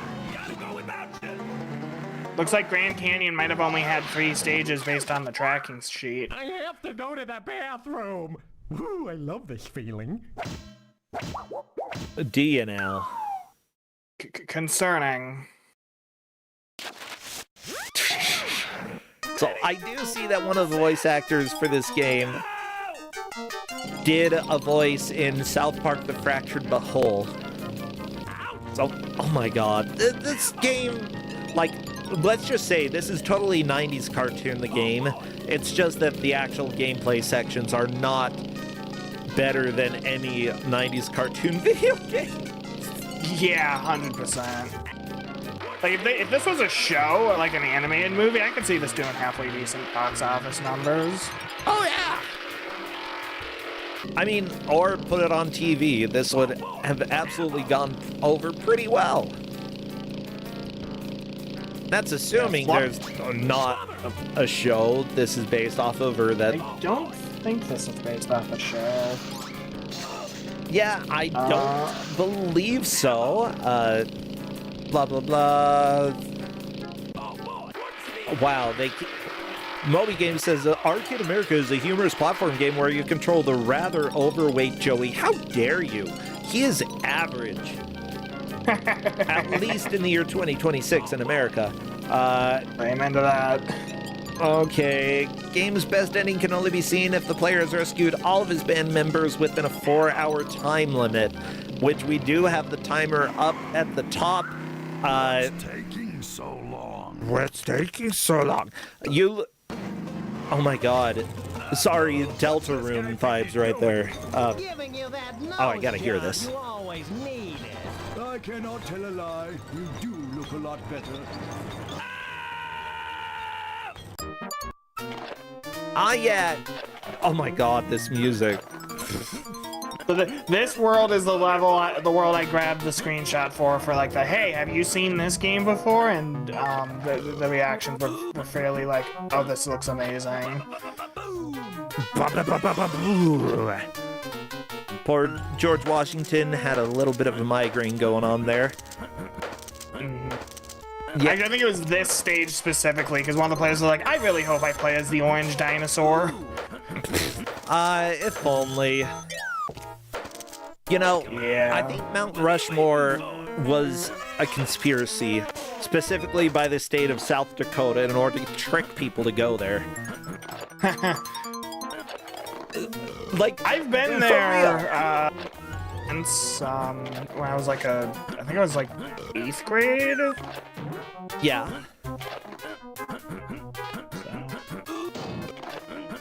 I'm relatively sure, like, why else would people just casually go to South Dakota? There's no reason.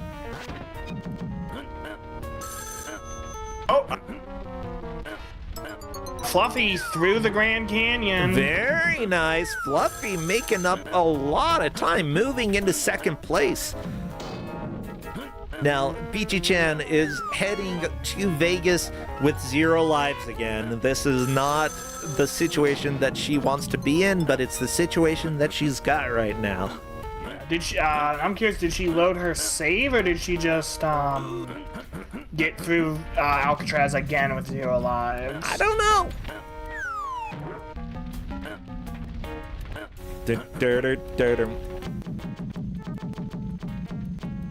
I had a deck of cards I got from that trip that was like, let's see if I can find the picture, because it's funny.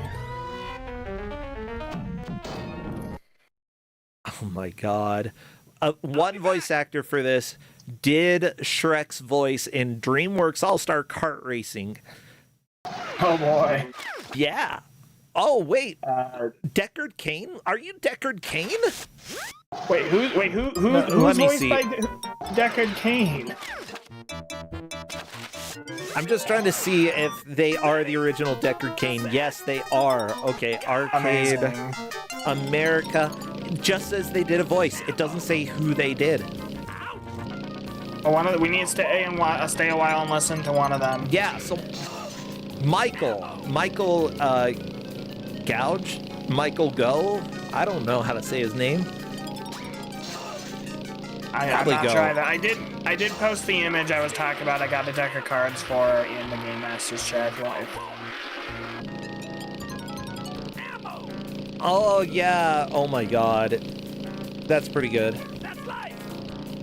Yeah. Unfortunately, we ended up getting a puppy at some point. He ended up chewing up the deck of cards, so I no longer have it. No! I'm trying to remember. I think when I was a kid, oh, it was either there or at Yellowstone that I just wanted these giant coins, like a giant penny, giant quarter, giant nickel. Here's a picture of the card, by the way. Near as I can tell, we're somewhere behind Mount Rushmore. Look at their butts. You know, honestly, that would probably be the more popular tourist attraction. Artists, get on it, okay? What's taking so long? Jump, jump, jump, jump, jump, jump, jump, jump, jump.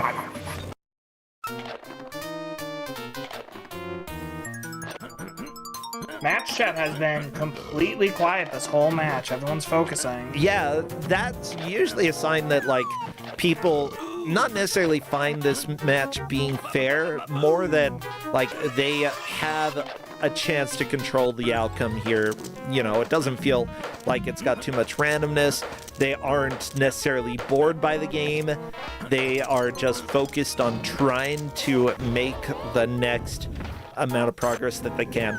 Out of anyone here, like, I'd expect Peachy-chan to possibly be the person complaining about the game the most, because she's had a fairly bad amount of luck, like only having 0 lives at this point. She does have full health in this level, as far as I can tell, I think. Face at the top looks happy enough. Oh no, See, I'm not sure if it's the face is the health or the Twinkie's the health. I think it might be both. So, Meta Knight is in a black room, which they, I guess, decided to not put a background for this stage for some reason.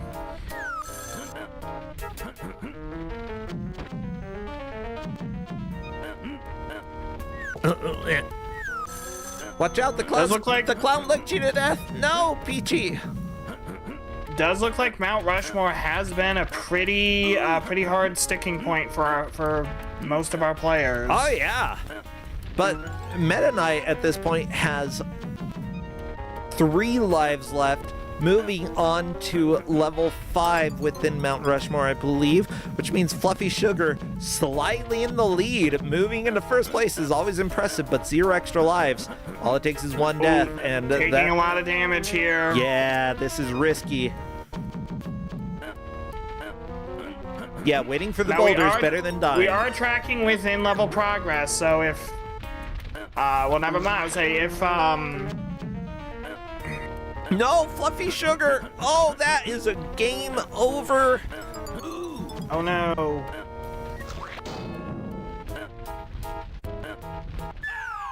Meta Knight found the nose! Meta Knight through Mount Rushmore. Come on! Find the big axe! Thank you for yelling at us. I don't care. Joey, come back. I need you to pick this Vote for Rushmore. This is so 90s. Everybody, if you didn't live in the 90s, this is what it was like all the time. 100%. At least on TV. This game actually, fun little fact about the kind of setup for this game is this game runs on Windows, I believe Windows 3.1. And admittedly, I didn't actually test it in the Kuso DOS box because someone actually made like a, hey, here's a Windows installer that just sets up a pre-made DOS box that just runs the game. And it's like, oh, this is perfect. Gotcha. So this is technically running through Windows? Yeah, it's running through Windows 3.1 in DOS box. Hey, works for me. So I'm like, why go through the trouble of trying to make sure this works in the Kuso one when this just literally is just like 2 button presses and you're good to go. By the way, Nakarashi on Mount Rushmore could... Oh, nope, that's a game over. I was going to say, had the chance of moving out of 3rd place, but unfortunately that's a tie with Fluffy Sugar, and Fluffy Sugar did it first. Yeah. Like I said, I believe Fluffy did get slightly further anyway, but we are tracking within level progress, so... It is not just who reached it first. Yeah. But I do believe Fluffy did get slightly further. Oh, Thomas Jefferson looks so stressed, Fluffy. I mean, I would be very stressed too if an overweight man and an orange dinosaur were climbing all over my face, to be fair. Yeah, I'm not sure what would... No, the dinosaur might scare me more, but I would be more concerned for the boy. I believe Meta Knight is on the top-down section, so easy job for the ref. Just needs to, you know, see when he leaves it. Of course there's a top-down section. Oh no! Squished! I like that it says the word methane whenever gas comes out of the vehicle, which doesn't... It doesn't release methane. I want you all to know that's not how tractors work. It's the cows. This is stupid.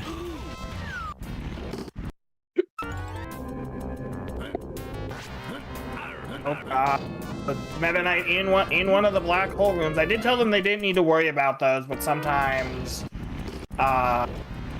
they kind of get in the way. Yep. Okay, we've got popcorn. I like it.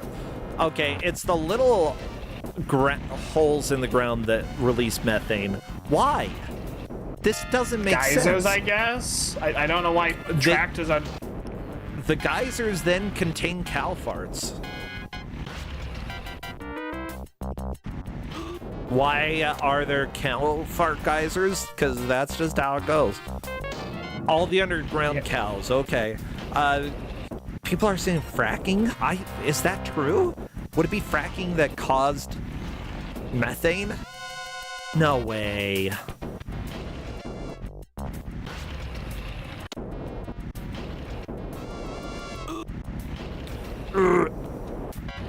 Meta Knight is taking a lot of hits here, but is also finding a good amount of burgers, which I believe are health, so... Also seems to be taking advantage of some form of post-hit invincibility to get through these methane geysers quickly. Honestly, it's a good idea. Like, you know, use the iframes while you have them. Arr. I'm kind of hoping Peachy-chan gets through Vegas at least. Yeah, come on, Peachy, you've got an extra life. You've got a shot here.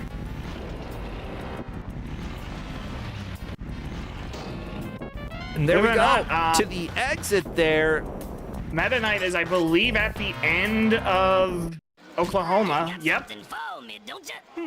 I know you wouldn't come all this way knocking on my door without something for me. Uh-oh. I want it. You don't mean. I need it. Could it be? I gotta have it. My.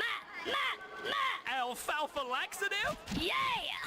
Alfalfa laxative. Yeah. Alfalfa laxative. I don't like this. I don't blame you.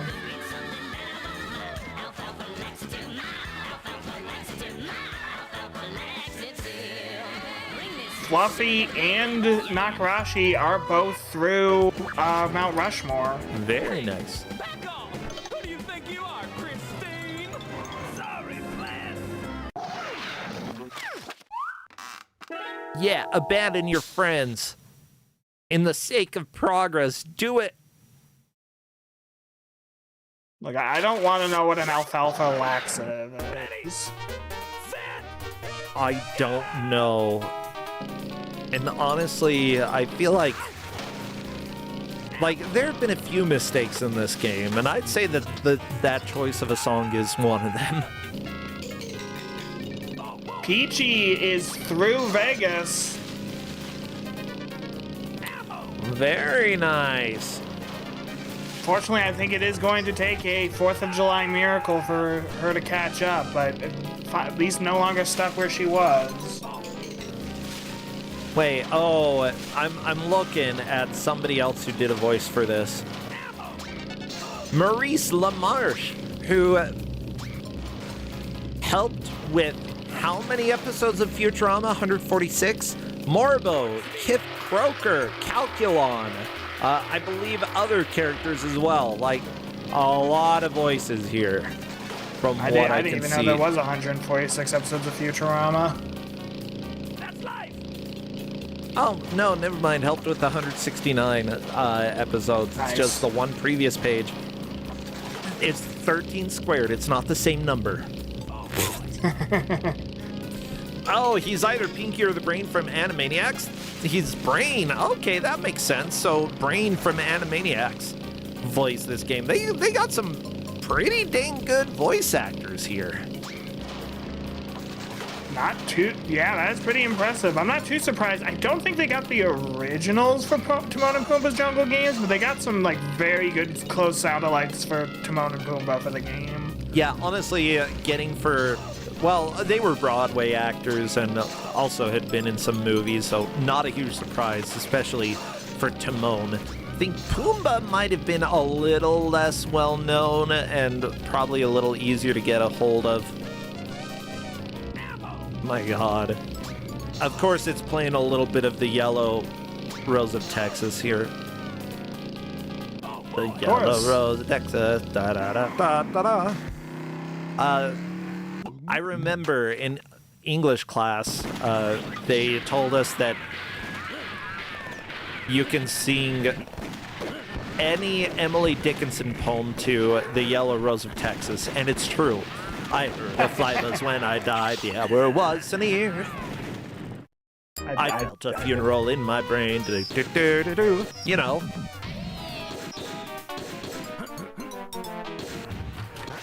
Oh, Beelzebub is saying, or the Pokemon theme. Yeah, that's true. I want to be the very best, like no one ever was. Yeah, I hate that. Uh-oh, Nakarashi game overing in Oklahoma. No! That means it's in Oklahoma. That is so sad.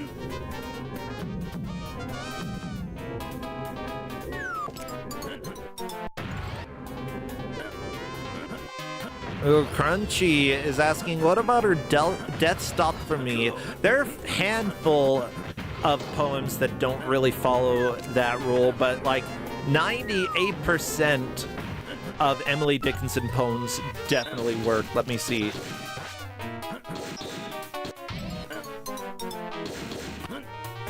Oh yeah. Because I could not stop for death, he kindly stopped for me. The carriage held but just ourselves and immortality. We slowly drove, he knew no haste, and I had put away my labor and my leisure too for his civility. Yep, there you go. I'm distractedly trying to figure out what Meta Knight's supposed to do here. Well, you gotta help the Alamo. It's not even a good joke if there are moles. Where are the moles? Maybe it's supposed to be alamole, like guacamole? You know what? I like that better. I mean, they are throwing... Was there chancla? I believe that might have been a chancla being thrown, yes. Ta! Or, I don't know. That's a taco, I think. Okay, I think it is the alamole. In which case, it's a better joke because they put that foresight into it. It's just Meta Knight isn't completely sure what to do in this level. I don't blame him. I'm not sure what to do either. I'm admittedly not entirely sure either, and that's what's concerning me. Do you need to... Wait. I'm gonna double check the long play here. It just played Okay. The whole mishmash of music that has like dissonant instruments is very typical of 90s cartoons. You'll often hear like very small segments of music that you'll recognize, but the instruments are weird, dissonant in order to make it clear that it's a joke. Yeah? Excellent. I know what he needs to do. So you can jump into the cannons. Okay, I thought you might be able to. And then you basically Donkey Kong Country your way, but you need to jump when they're facing face up. Oh, I mean, obviously, you can only enter a cannon one way in life. That's one of the lessons you learn when you're a teen. So he is not soft locked. So if he does ask, I will let him know he is not. But I will not let him know what he needs to do. Yeah. We generally do not give tips to the players. It's a blind playthrough. They are trying to race and make progress here, but this just turns out to be a really stupid thing. Oh, there we go. Meta Knight got in one. Oh no! Shooting straight up. Not doing you any favors. Unfortunately, death by taco. Ooh.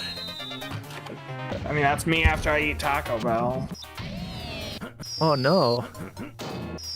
There's, like, some of these projectiles, there's just not enough time to react to them appearing. Although I think they appear in a specific order in general. Yeah, I wouldn't be too surprised given how this game does always kind of seem to be like almost pattern-based more than anything. Yeah, I think biggest thing is that Meta Knight hopping into the left cannon is probably fine as long as you don't shoot straight up. Yeah. But he needs to jump off on the slightly higher platform into the first cannon. Oh, that's how you get into it? You gotta be up above it? Yeah. There we go. Okay.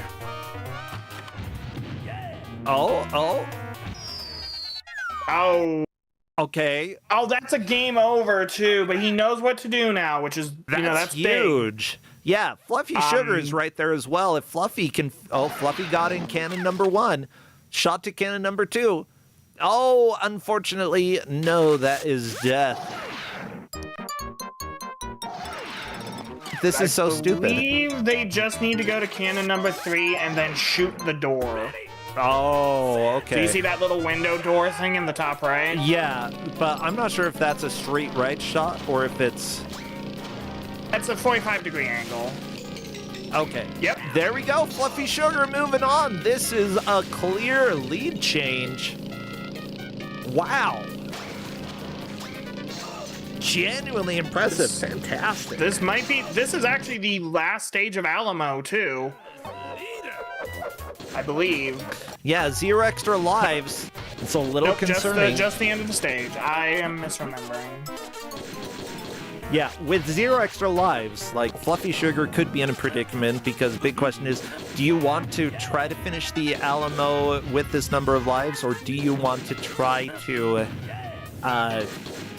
get some more by playing through some of the stages again? Fluffy Sugar just trying to figure out, like, what direction to shoot out of the cannon, because it's not super clear. Which is a good question. Game over for Fluffy. Stop picking your nose and play! Wow. How about you stop dying, nerd?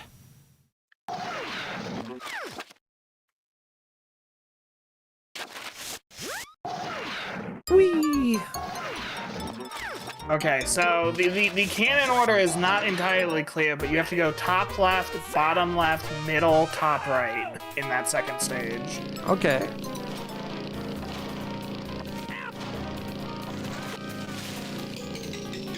Ooh. Bow. Bam, bam, bam, bam, bam. I get it. It's funny. Because we're driving near places near Mexico.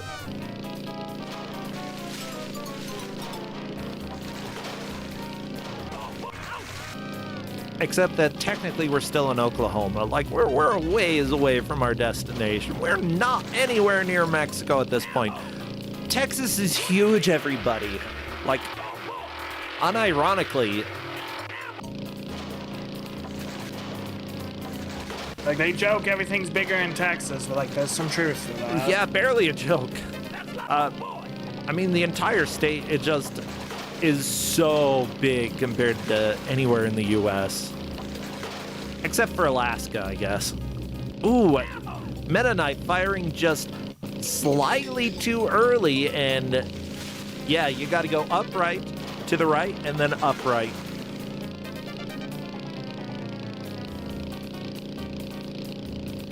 No, not straight up. No, gotta hit. No. Even though it's not It does apparent look that you like need to hit the window. It does look like the hit detection is not hit detection, but like the timing on the firing is a little wonky because it did look like that Meta Knight did. The cannon was facing, yeah, like right there. The cannon was facing upright, but it shot dead right. Luckily, Meta Knight does have a good number of extra lives. Oh no! Oh, that was just a tiny bit too early for Meta Knight. You can do this. Oh, Nakarashi, game over on the Alamo as well. Meta Knight taking a death here. Not a huge deal. Still 2 extra lives.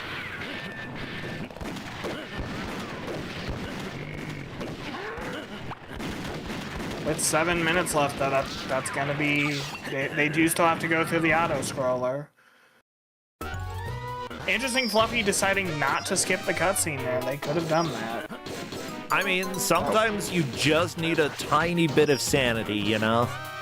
Fair enough. Well, Fluffy Sugar, with an extra life, has a decent chance to get through here. Trying to go for the right cannon, but I don't think you can. Gotta go on the left and then go through this stupid process.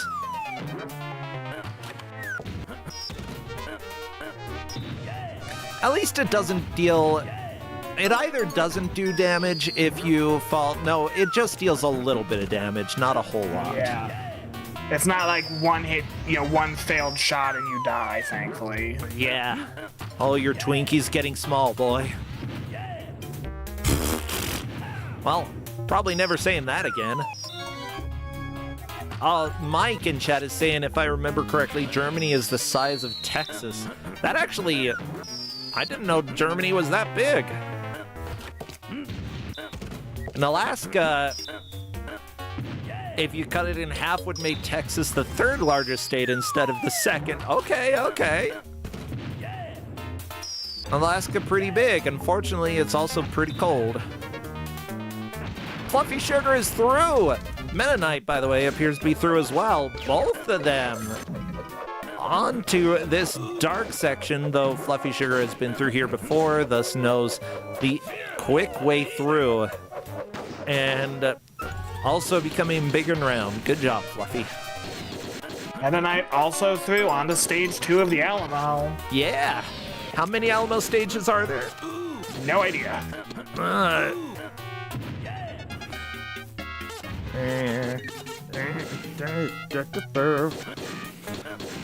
Where's the skeleton of Davy Crockett? Like I said, what Fluffy needs to do is they got into the right first cannon, but just need to go bottom left, and then the middle, and then top right, and then I believe through the window.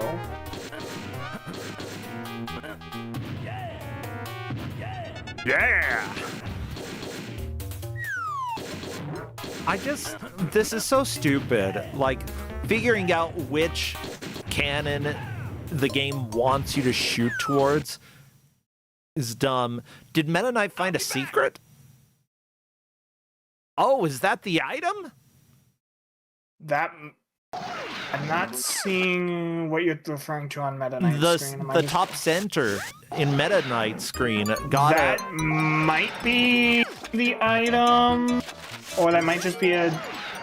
Oh, that is the item. So, that item was on the screen. You just hit a switch to the left, go up to the rope, collect it. Yeah, very easy to find.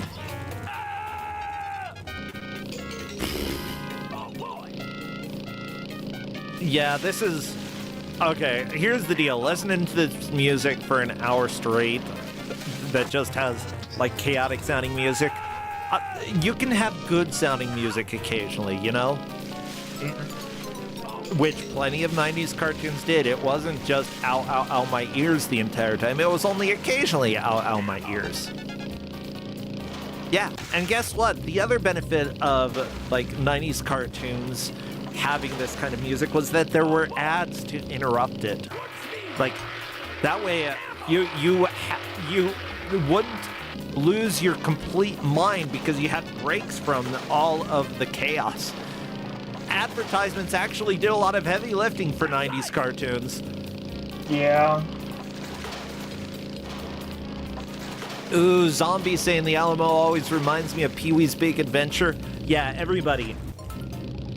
It absolutely does, and Pee-wee's Big Adventure actually holds up. It is still a good good movie.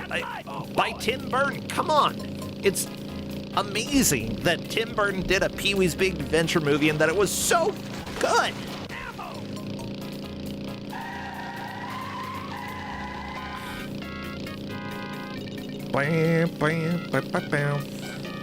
Yeah, Repso saying, unfortunately, it seems like last place is solidly locked in. I think so. It would be very surprising if anything changed. I don't think it will.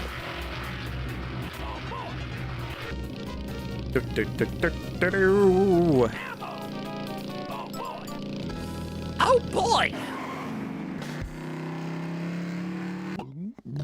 Oh geez, I can already feel my throat. Like, it feels like I might be getting a cold. That or I've just been talking for hours. True.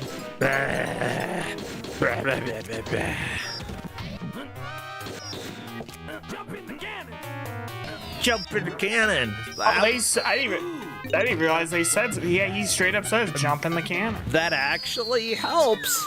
I appreciate it.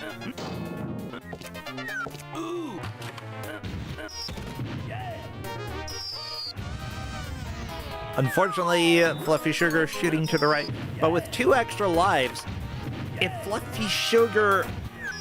Oh my gosh, there's not a chance. That's a death. I don't think... I think the places are pretty solidly locked, which means that Fluffy Sugar will probably take the victory then. Or it's either Fluffy Sugar or Meta Knight. It's very close between the two. Yeah, I don't...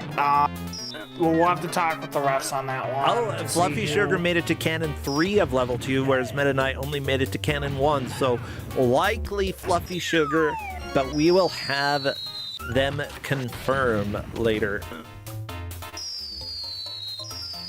Unfortunately, Nakarashi will be coming in 3rd, Peachy-chan in 4th. We know those two eliminated from Kusogrande. Big question is, Meta Knight or Fluffy Sugar? Who is the victor today? We'll see what the refs say here. And that, everybody, is time. Give it up for all of our players making it through an hour of Arcade America. Wow, it really, really wants to play Yellow Brick Road songs today. I mean, that's fine. What's more America than wanting to escape Kansas? And then your parents guilt-tripping you. You know, I don't think there's much. Let me go ahead and check just to make sure. I believe Canon 3 will be more progress. The referees will confirm in a little bit.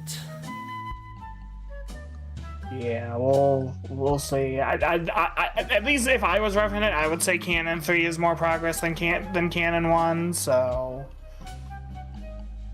Yeah, let me go ahead and welcome Fluffy Sugar to come and chat. Now, mind you, the referees may make an alternate decision. You know, they have the final say, so if it gets corrected later, then be aware. But I believe Fluffy Sugar is the winner. So yeah, either Fluffy Sugar or Meta Knight, both of them did fantastic here. Fluffy Sugar, though, making a decent amount of progress in Alamo 2. That's the second of them. Hello, Fluffy Sugar. Welcome and congratulations. We believe that you are the victor. And by believe, it's pretty close between you and Meta Knight. I was noticing that somebody else was also on the cannons, so yeah. Yeah, those cannons were rough. You, Meta Knight, and Nakarashi were all on the cannons. Yeah, you did manage to get to the second stage of Alamo and through a couple of the cannons, we believe. Whereas I don't think Meta Knight managed to get past the first cannon in that stage. It's it's stupid. Like, figuring out where you're supposed to shoot in order to get to the next cannon. It's just trial and Yeah, error. because you could jump into more than one, or maybe not, but figuring out which cannon you're supposed to shoot at when all of them seem to technically be in a direction that's reachable. Yeah. Yeah. Well, something And then the interesting. timing on them is very rough. Yeah, no, we did notice at the time. There was a couple times the cannon was like pointing upright, but it shot you straight right. Oh, yeah. Yeah, it seemed like you had to get the input not at the beginning of the previous angle, but right at the end of the previous angle to get it to shoot correctly. That's what it seemed like. Like, you're just like a frame or two before you think that you would. Mm-hmm. Yeah. With that said, like, what did you think of the game as a whole? It feels so 90s. Yeah, it does. I told people that if they didn't live during the 90s, this is what it was like. And absolutely, it's... That's not wrong. Yeah, it's kind of... It's got that, like, Simpsons energy. Humor, maybe? Early Simpsons, I guess. It would Belching is certainly be... yeah. Belching, and then look at my big belly. I mean... The constantly visible butt crack of the main character. Yeah. Also the, like, dissonant instruments. Like, I was thinking during the music, where it just sounds like everything is, like, multiple horns, and they're all slightly mistuned. Yeah, it's classic 90s thing. I'm trying to think, like, I love that feeling. I don't know if this game really captures, like, it gets some of the humor, but also just, I wanted a little bit more, and I don't know what. Yeah, it's almost there. It's very Almost. close, yeah. And it definitely deserves to be preserved. I agree. As an icon what of I the want teams. is actual, like, interesting gameplay. How about that? Yeah. And if the game crazy had that, job. then I would consider this a fantastic game. But unfortunately, the gameplay is single screen platforming that, you know, it's very difficult to tell where hitboxes are, where anything is. It's just very unreliable when it comes to any gameplay. Yeah. Yeah, seriously though, fantastic job. Great job to all of the players, even those who didn't make too much progress. That is okay. That's how Kusogrande goes sometimes. So, yeah. Oh, I say before we continue, we do have the official standings. Yeah, go for it. Fluffy did indeed take first place, followed by Meta Knight, and then followed by Nakarashi, and then Peachy-chan. Well, great job. So we did get the orders correct. You and Meta Knight will be moving on. Great job there. I hope that you had a fun time. So what are you doing these days? Are you doing anything on stream that people should know about, or anything else you want to plug? Any games that you've been enjoying? I have returned to streaming very recently. Ooh. And I'm presently streaming Mouse PI for Hire and Gestalt, or Gestalt. I'm not really sure how to pronounce that. Ooh, how is Mouse Metroidvania. PI? Mouse PI is pretty fun, and it's whimsical. Yes. Yeah. And there's also just there's numerous references strewn throughout of other games and other time frames, let's say. Oh no. Yeah. It does good. I don't think they try to hide the Steamboat Willie inspiration. Ta! There is literally a steamboat named Willie in the game, and it's delightful. Oh my god. Okay, that's beautiful. Well, fantastic. We'll go ahead and let you go and move on to our final game of the day. Actually, Kazuya, anything you want to plug? If you're still, like Hedge Maze mentioned before this match, if you're interested in helping out, we are always looking for more refs. So sign up with the Google form that will presumably be linked multiple times during the stream. That's about it. Sweet. Thank you so much. And take care, my dear friends. We'll get ready for the next match. See ya. Bye. Have a good one. Everybody, this is Kusogrande, the Bad Video Game Tournament. I need to stand up real quick, so we'll run an ad and we'll be right back. Thank you, Ubi, for the gift sub. Like, muchas gracias. And Peachy-chan again for resubscribing. Great job during the last match. Okay, be back in a couple minutes.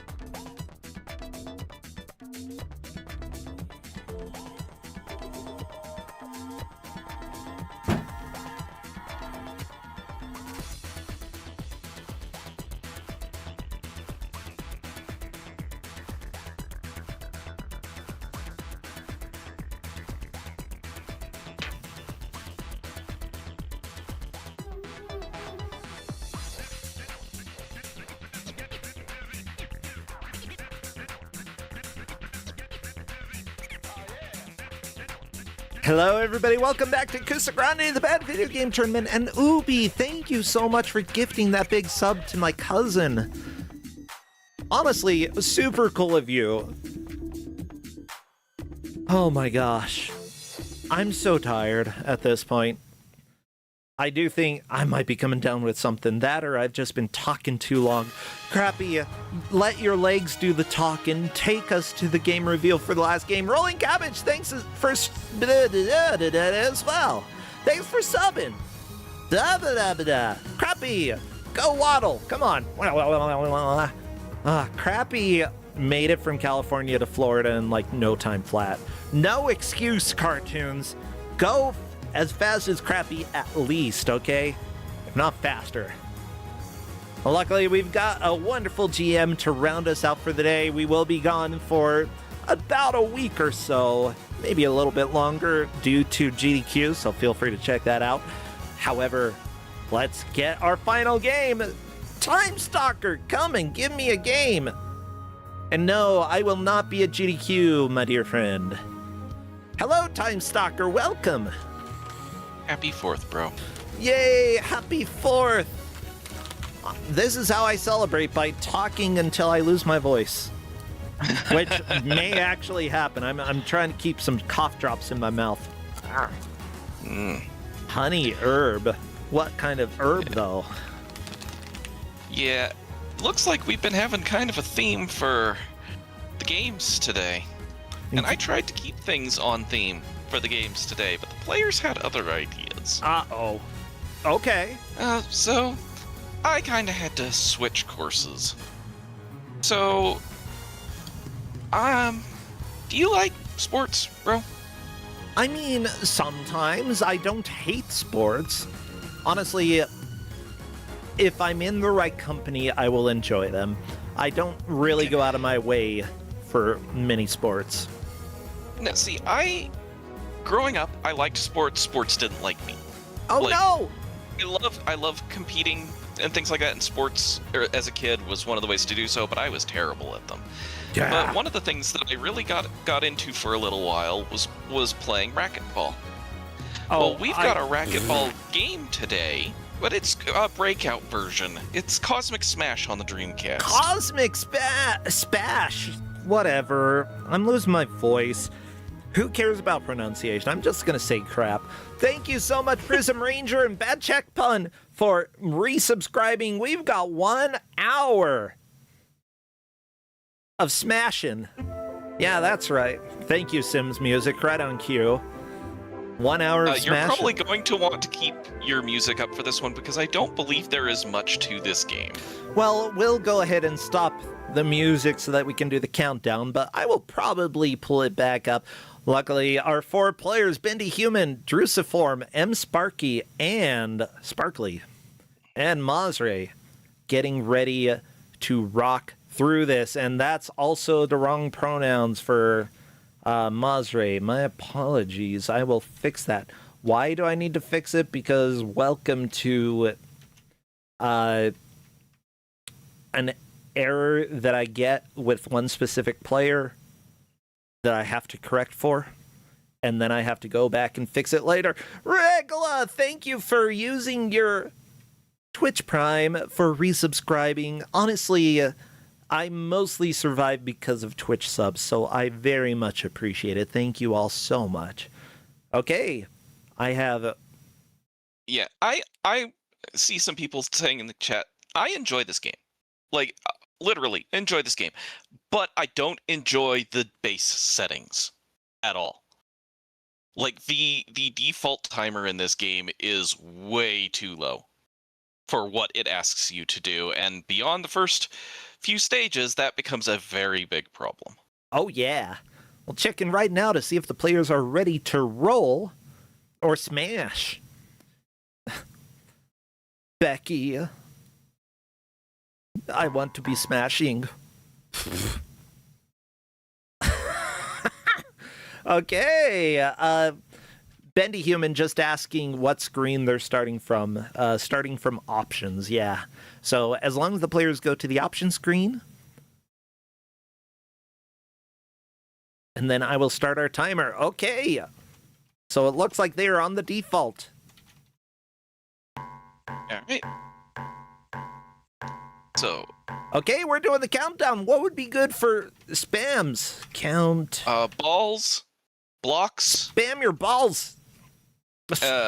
Any kind of figures, like human figures. Humans, balls, and blocks. That's about all there is to this game. Now there is a flashing warning on the timer delay, so you are going to want that on screen. Okay, so everybody, there will be some flashing.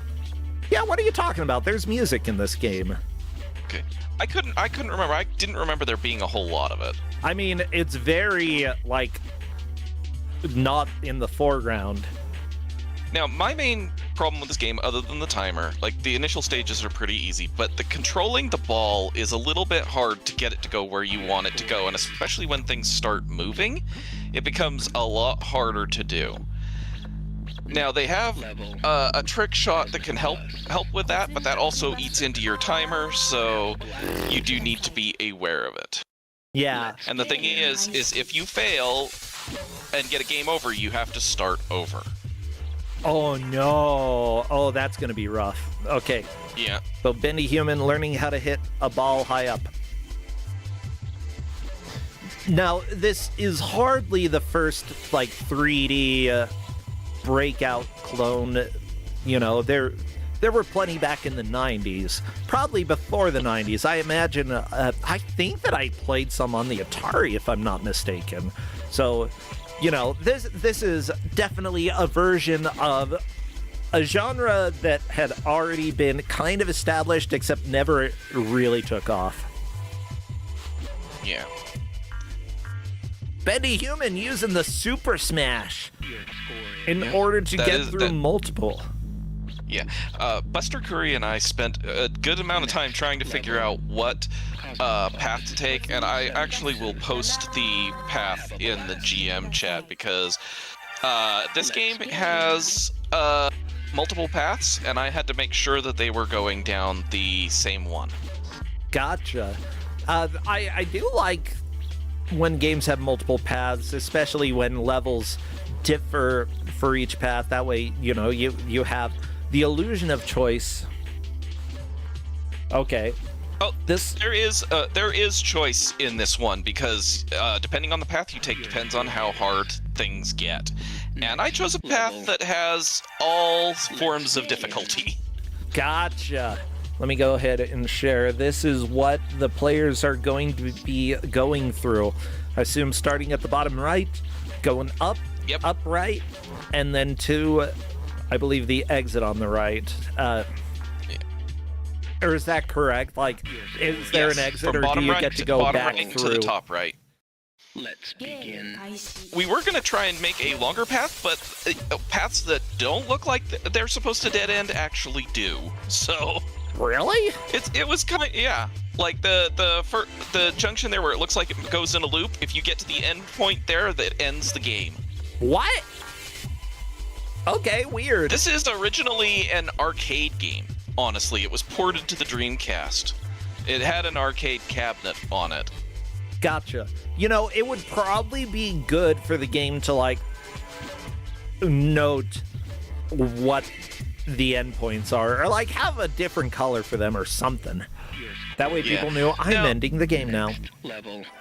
Honestly, this is one of those games that if there had been more to it, I think this would have been really well received. But it's very bare bones. It doesn't feel like the controls were ported well to the Dreamcast from the arcade cabinet. So the arcade cabinet, from what I understand, is very well received. But I don't think the Dreamcast version is as well received on this. And the default timer for this is very low for especially when you get into later things, because they ask you to do a whole lot in a very short amount of time. Yeah. But as you can see, Drusiform ran out of time, game overed, and has to start over. Yeah, that's a little rude. Bendy Human making some progress here. Yeah, it seems like it carries over the time that you had from the previous stage, but gives you I don't know, an extra 15 seconds or so. 20 seconds is the bonus time for entering a new stage. Oh my god, this is rude. Yeah, I do see, like, how do you do your, like, super whack? The trick smash is the Y button. Gotcha. How often can you use it? You can use it as much as you want, but it eats time every time you do so. And I did not tell this to the players, so they may run into that issue if they don't notice that the time is going down every time they use it. Yeah, it's not super obvious. Like, if you look at the timer while doing it, you can see it eating up like 5 seconds. Yep.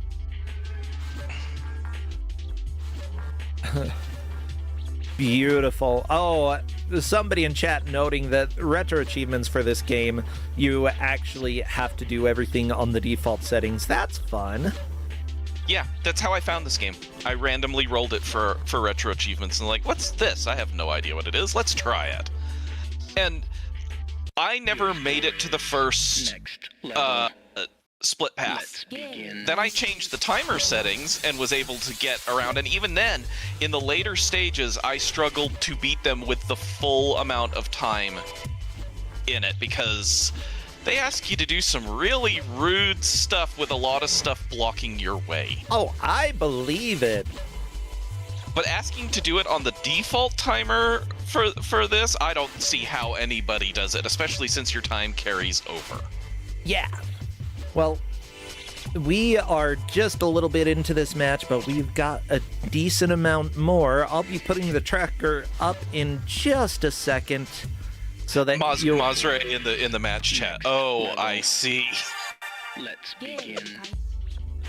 Yeah, it seems like regret maybe said, well, maybe not regret, but like realizing, oh, this game's brutal. Yeah. What with the game over system here. Honestly, it's pretty close between the players, though, right now. Yeah, Level 8. This game has a URL function where it reports your best to a website, and yeah, I know. I had them turn that off because all it is a time waster. Bendy! Oh my god! Beautiful. Well, I want to thank the referees who are helping to track this match. The refs that we have today are Blasphemous, trying to not make a racket. Oh my god, okay. Cosmic Bus Alapex. Linker is so happy to see another Dreamcast game here. Redford is next level. We've also got Fahrenheit, and Tristan is in line to get Cosmic smashed. Fahrenheit might be changing their name right now. Fahrenheit has been ping-ponged? There we go. Well, thank you so much. The refs making sure that we know how far the players have made it so that, you know, progress is fair and we don't lose track. The hardest ones for me to hit are the ones in the air, because if you hit up, you actually go up over them half the time. So it is really rude of it to just put your up shot just a little higher than it needs to be for some of these. Oh yeah. Okay, Mazre through another level. Yeah, I think that some of the players have realized that the smash, unfortunately, is generally a pass. Because if not, you're going to run out of time.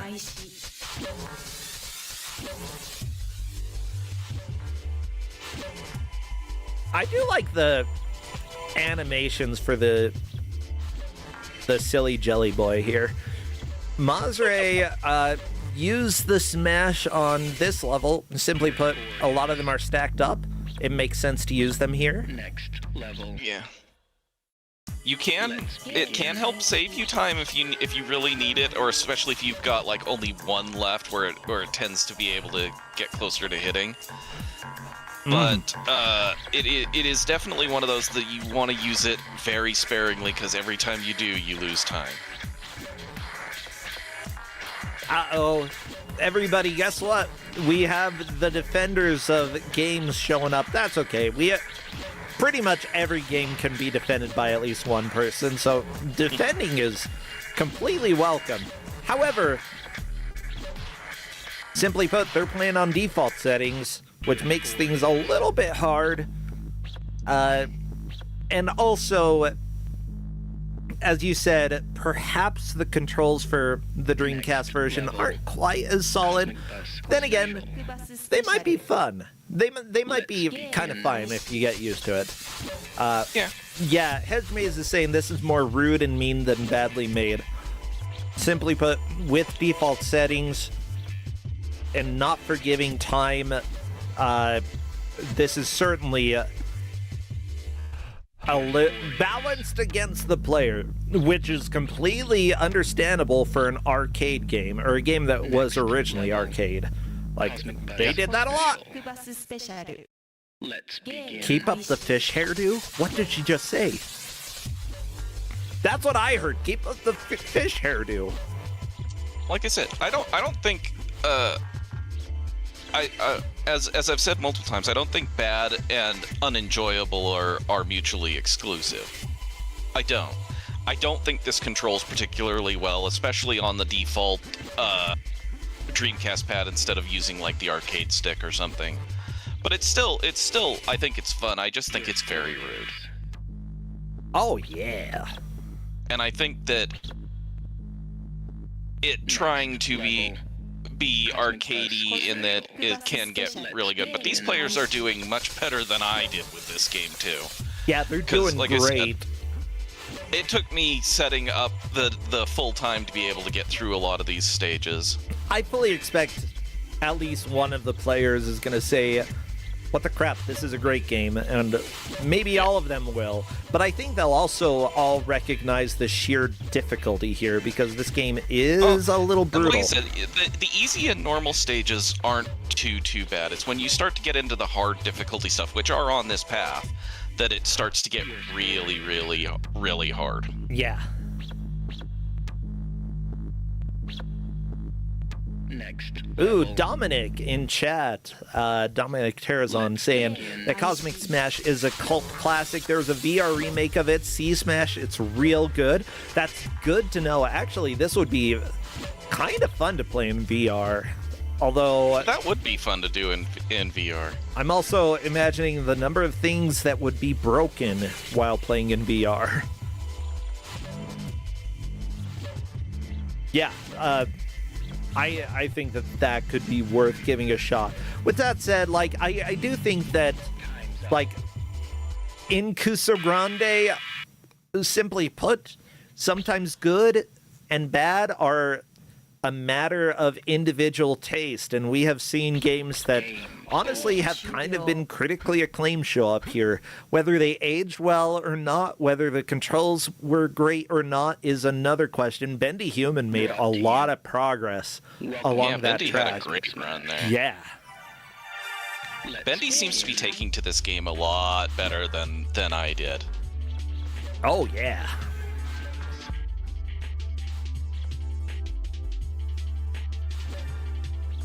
Everybody else sort of, you know, making the same amount of progress, getting to stage 8 and then not much more.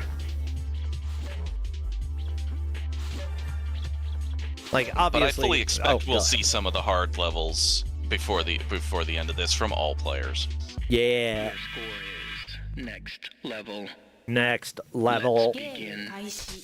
I'll begin. Thank you for commanding me to begin. Moby Games, I'm a freaking human. Stop asking me this. Okay, well, this was developed by Sega Rosso, division of Sega, obviously. They did... Ooh, Star Wars Racer Arcade. Okay. They also made Initial D. I know that I've heard of Initial D. I think I've probably played it as well. Initial D's an anime, right? Is it an anime? If so. Yeah, it would become a line of Sega titles licensing the Initial D manga and anime series. The game itself was a car game, a car racing game. Apparently, the anime is car anime. I don't know my car animes. I know Herbie. That's not anime, but it's a car franchise. Thank you, Disney. Look, the Love Bug still is amazing. Your score is next level. Next. Let's begin. I'll begin. Who does the voice? Chris Flynn apparently is the person who does the male voice. At least for the arcade version, it's got to be the same. Like, this is at the time where they could get basically what was in the arcade onto a home platform, you know? It might not be 100% representation, but it's very, very close to what you would experience in the arcade. Yeah, Bendy has gotten really good at this. Bendy is jumping off walls to hit level balls, and I never did anything like that. Yeah, the wall jumps are pretty cool. Every time I tried that, I missed completely. Yeah, like, Bendy, congratulations, you're a wizard at this game. Sometimes in Kusogrande, you get a game that weirdly you vibe with a lot, and Bendy Human is certainly showing some of those vibes here. 103 seconds? Like, this is so much time. Whereas everybody else, you know, definitely getting to the point where they're running low on time when they get this far in.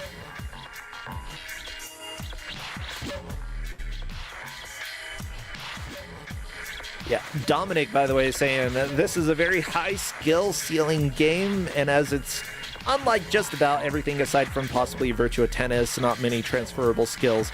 Yeah, there was, of course, this genre in the 80s and 90s on some home computers, on Atari, but they didn't control nearly as well.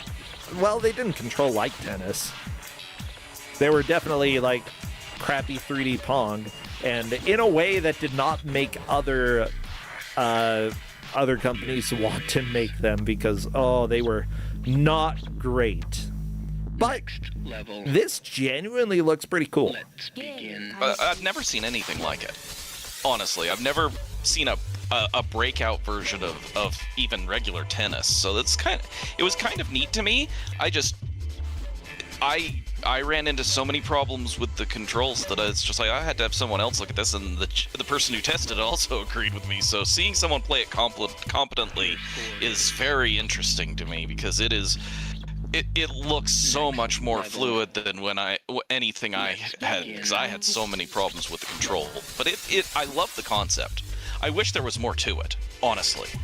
This is one of those that I really wish there was more.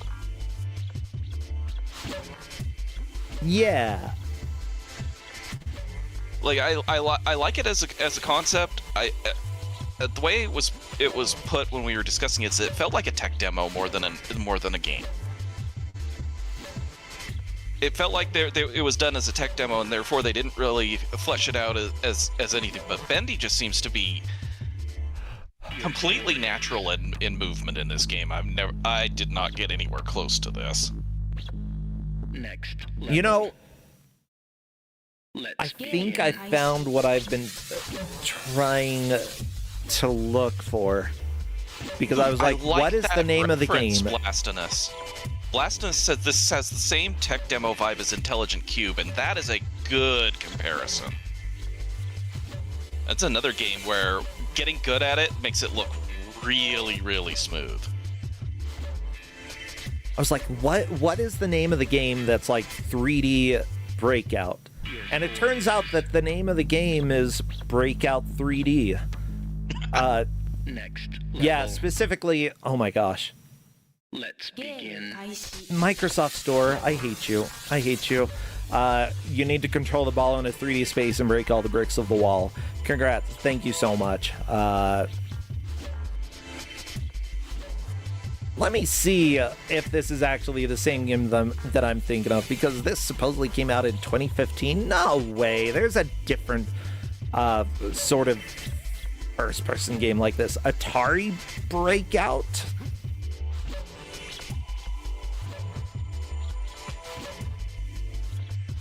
I swear I'm gonna find this. I'm gonna find it. I'm very happy to see all the players making decent progress in this, though. Like, everybody's is taking to this better than I did, so. I think that officially the game that I'm thinking of is called 3D Pong, which I believe that you can play multiplayer or against a wall, but I'm not 100% sure. I would need to go and play a little bit more to make sure. Or is it Curveball? It could be Curveball. Let's begin.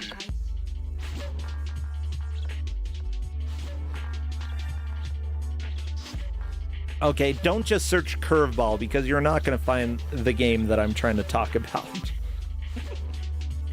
Oh, yeah, there was a Flash game called Curveball, which was 3D Pong against, like, an actual computer opponent. I remember playing that. Curveball was so much fun.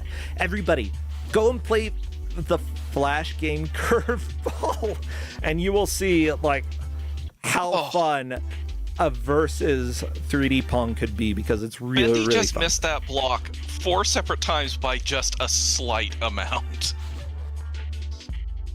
There we go. Bendy is through. Level. Let's begin. Okay, the thing is, you might be tempted to... Oh, Bendy, what are you doing? Bendy? Uh-oh.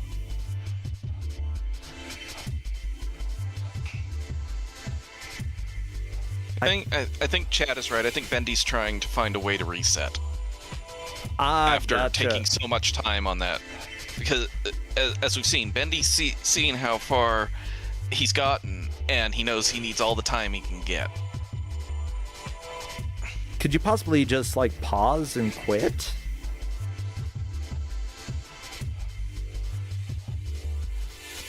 Maybe not. No, pause just pauses the game. Pause is just pause. Everybody, this is Dreamcast era. They should be able to do that, but waiting out the timer, gonna work. It's fine.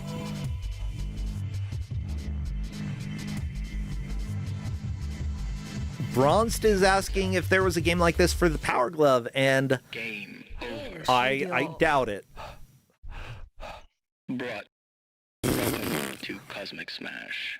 Or Cosmic Smash. Let's begin. Okay, I actually like the voice. As cheesy as it sounds, I think it works for this game.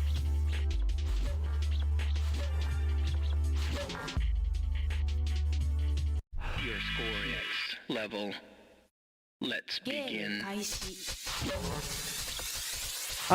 Now, the main programmer for this Chat game... is saying there was one for the Power Glove called Super Glove Ball. A Super Glove Ball? Oh my god.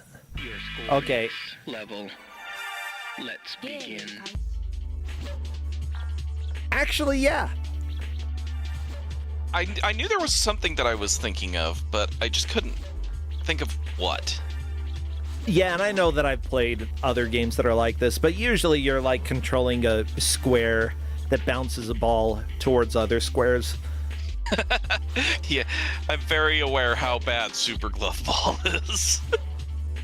Okay, Drusiform trying to use the power hits in order to get a lot of these bricks destroyed. The thing is, just hitting it behind some of the other bricks probably better than using the ultimate, because it takes up time if you use that. And you're really just trying to get the ball wedged behind all of the other bricks so that they, like, so that it stays there and it gets rid of them, you know? I don't know if Drusiform can see how fast the time goes down when doing this, but it's super fast. Yeah, Bendy is building up a lot of time going into this first. Drusiform got through with less than a second left. My gosh. Yeah, Bendy really getting this time up and doing the wall jumps as well is just super impressive.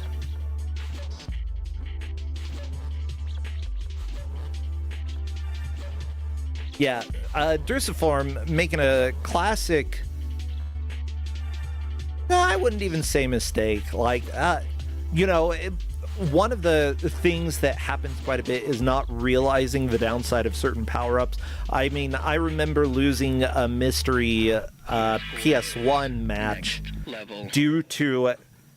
It was a fighting game. It was a Gundam fighting game, and as it turned out, one of the moves that I accidentally kept doing, it was the dodge move. It hurts you. And I couldn't stop doing it because, like, if you pushed A and B, I think it was A and B, if you pushed them both at the same time, it was a quick dodge so that you didn't have to, like, input or like hold backwards. You could just push A and B, but every time that you push them at the same time, it hurt you. It hurt, and I lost because of that, because of the freaking accidentally dodging all the time. I just wanted to fight. I didn't want to dodge. Chat is saying that hitting the low blocks is hard, and it really depends. Like, my problem was never the low blocks. My problem was like the intermediate ones, not the very upper blocks, but the ones right below it. Yeah, because I'd either go too high or too low. And Bendy doesn't seem to have that problem, but Bendy seems to have a problem with the low ones, which is a little surprising to me. By the way, but each their own issues. Yeah, for sure. Just so everybody knows as well, this is a 14/15 point match. That means that whoever comes in last will be eliminated. First, second, and third will be moving on. So the stakes are fairly high here, but you know, all you want to be is not last. M Sparkly is currently trailing the other players, but we've got plenty of time. And if M learns how to control this, then I think that she's got a good chance of making up time. Like, yeah, the stages aren't particularly long once you learn them. So if you get a good run on any time, you got plenty of time to get one good run to improve on your time. Oh, yeah. That is one other reason why I really enjoy giving out something like this, is because you get a lot of chances at it. Yeah, you're never out of it. you know, one of the players might fall, like, who's doing really well might just not be able to get that run again. All it takes is one good run. You know, a player that does really well in the beginning could be walled at one specific stage, and if you figure out that stage better, then it can work out for you. So getting players a lot of runs at something with no continues is really important when I choose games like this. It's like, I don't want it just to be, oh, there's no continues, and then, you know, it's a long game, so you're kind of out of it at like the 40-minute mark. Yeah, I like games like this where it's just pick it up, go again, learn what you can, try and get your best. Yeah, and honestly, cool. Again, this is one of those that, again, I feel like the main. I like a lot of what this game does. I think it's fun. I think there's some flaws in the aiming, and I think there's some flaws in the fact that your timer starts really low on the default. So, but it fits in my wheelhouse of, I think this has some flaws. I think this could have been an amazing game with a couple of extras to it, things like that. But I enjoy playing it. I think, and that's, I try to give out stuff that I enjoy playing. Yeah, like, this is a game that I'd see and I'd be like, okay, I probably wouldn't actually try it unless somebody made me try it. If I had seen this in an arcade when I was growing up, I'd have wasted way too much money playing it, because this would have been so much fun to play in an arcade. And you know what? This is one that I'd probably never try in an arcade. Gotta be honest, I wouldn't try this game unless somebody made me, and then I'd probably enjoy it. Let's begin. It's just kind of not my vibe. I don't want to be a weird wire skeleton boy.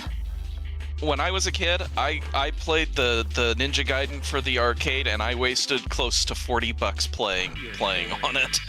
My mom was so mad over that. For which game? Ninja Gaiden on the arcade. Oh my god.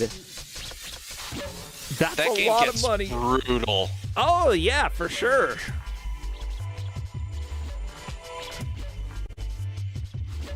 Yeah, as my cousin is saying, would have put a quarter in for this game, but this game probably costs more. Yeah, the thing is, like, as soon as you got 3D, they were charging 50 cents, possibly even $1 to play, and that's just so much money. For, like, in 2001, yeah, I maybe had Bendy is getting onto the last stage in the run. Yeah. But yeah, I maybe had like $20 a month. So yeah, this one is kind of ridiculous because the thing keeps moving behind the blocks that prevent you from getting through. So it's really a timing thing, and the timer usually when you get to this point, even if you have a lot of extra time, it's really hard to hit these. Yeah, you want to save your time for this, for sure. We could actually see a player here if Bendy gets really good at this part. I'm very shocked. Oh, getting trapped behind the glass. I call it glass even though it doesn't break. But not a bad thing to get stuck there. Yeah, unfortunately, Bendy not... Oh my gosh. Just 1 or 2 blocks left, and it's not gonna happen so close to the end. What a rude stage. Yeah. That was incredible. I was very impressed with that. Bendy's response in the chat, brutal. Oh yeah, for sure. Like, let's look how far along. Yeah, that was the last stage in the run. That is so mean. Oh my god. I mean, you should have a hard stage as the final stage if, you know. And like I said, it depends on the path you take, because some of these, they end on like normal difficulty, or this I put some things very specifically to end on hard difficulty things, because I wanted to give a challenge to the players if they managed to play this better than I did, which apparently all 4 of these players are doing. I mean, that tends to be the case in Kusogrande. They're still in the tournament. These players have all done decently well so far, so I'm not surprised at the levels they're getting to at all. Yeah, it's honestly been great. It's been a lot of fun to watch. Jerusalem making... I don't know if this is more progress for them. Wait. Yeah, not quite. Oh, but one hit clear. You can just clear that level using one power slam. My gosh. Next level. Let's begin.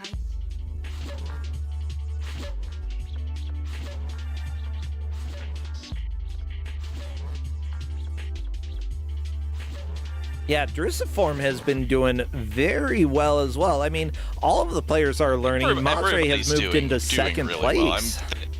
I think all of them are playing really well with this game. Your score is next level. Let's begin.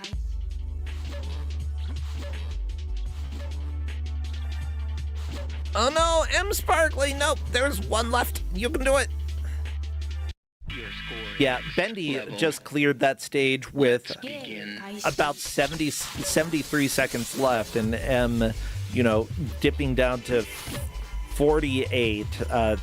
Like, honestly, keeping as much time as possible when getting to the later stages, that's what matters here.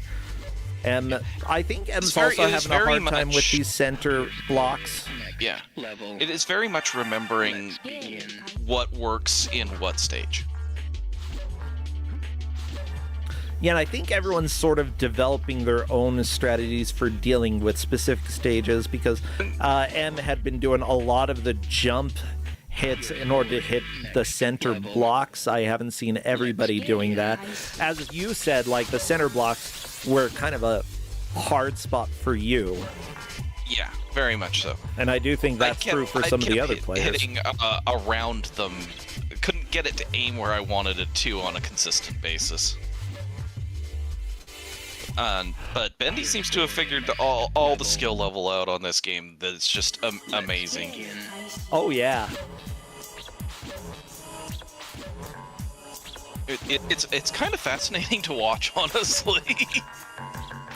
If you see, there are times where you watch someone play a game and just it makes it look a lot easier than it is. Like watching, say, I had to play Yolanda for Kusogrande. And Flannel Cat got really interested in the game, and when doing the speed run of that game, makes it look easy. Yeah, makes it look like it's a playable game. Which, it's kind of playable, but oh my god, it's not easy. Oh, I love it. Let's put this, I did not feel bad about losing that match just because I got to enjoy that game. Oh, that I was love so Yolanda. Up my alley. It's so good. It was so up my alley. Unfortunately, it was also up Nighty's alley too, and much better than me. Oh yeah, that happens. Level. Let's. But like sometimes a game just you have a lot of fun with it, or it clicks with you, and it's just when you see people who are really good at a game play it, it's just amazing to watch sometimes. That's one of the reasons why things like at AGDQ you watch people with all kinds of talents doing all kinds of games. Yeah, completely. Like, I mean, that's why speedruns are fun, they're high-skilled players. I know, like, we've put a lot of effort, at least in the awful game community, that it doesn't matter if it's like more of a comedic run. We still put a lot of effort into making sure that it's optimized a lot of the times, unless it's truly a goofy run, which, happens every once in a while, and that's fun. But like, I put a lot of work into the crap that I play. Mm-hmm. Well, and I think anyone who speedruns a game puts a lot of effort into the games that they play, just because they're trying to optimize the run, but they also they have to enjoy the game on at least some level to want to keep going through it over and over and over again. Yeah, I mean, I play Spider Solitaire, like, forsooth Spider Solitaire, because I am a masochist who does that for some reason. I play a little bit almost every day because I'm a sicko. I don't mind the Forsooth Spider Solitaire. I'm not good at it. I got obsessed with Free Cell at one point, trying to do every single combination, and not realizing that there were some that just weren't doable. It's rare. Most Free Cell is doable, but Spider Solitaire, You have to treat it more as a puzzle game than as a card game. And the undo button is probably your favorite button when you're playing Forsuit. I'm trying to think of the one that is where your goal is to basically just get 4 aces at the bottom at the very end by going through the entire deck. And that one I spent way too much time learning. Your score is... Trying to get 4 aces at the bottom? Yeah, it's a 4-pile game. You start with 4 piles, and any lower one than a higher one you can remove, and then the goal is to just have the 4 aces, which are the highest ones. It's the only cards remaining on all 4 piles. Wait. Hempuli made Bobatere, aka Bob is You Solitaire. Interesting. I've not heard about that. Yeah. There is Forbidden Solitaire, which fantastic game made here in Utah, actually, in Sparkly has moved out of 4th place. Very nice, Sparkly. The last run was one of their best. Yeah, it appears very close. Like Mazre and M Sparkly both made it to stage 10. Drusiform making some progress here. We'll have to see what they can do on this stage, because they did move into last, but potentially, there we go. That's a level clear. I believe that Drusiform moves into second from 4th place. We're having a lot of placement changes right now, and Bendy Human, which doesn't surprise me at this point in the match. Like, everybody's getting used to the controls. They've played through these stages a few times, so they're starting to find strategies that work well for them. To Cosmic Smash. Let's begin. Yeah, Drusiform might be able to move on to the next stage. I remember this one takes a while, though, and with only 8 seconds left, I don't think it's happening. Oh, yeah. Oh, one more, come on. No! Oh, I don't know how many remaining, but more than 0. Your score next level. Let's begin.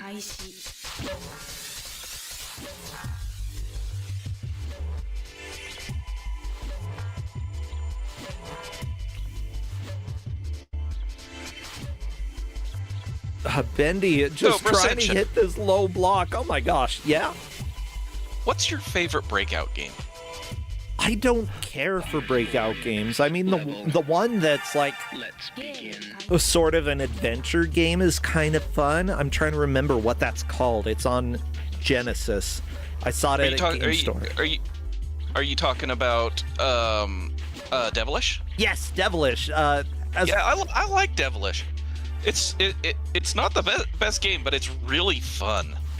Yeah, I've never played it, but I've watched it, and I have a lot of fun every time I see Devilish. I want to play it one day. I've played it at least once on Arcade Pit.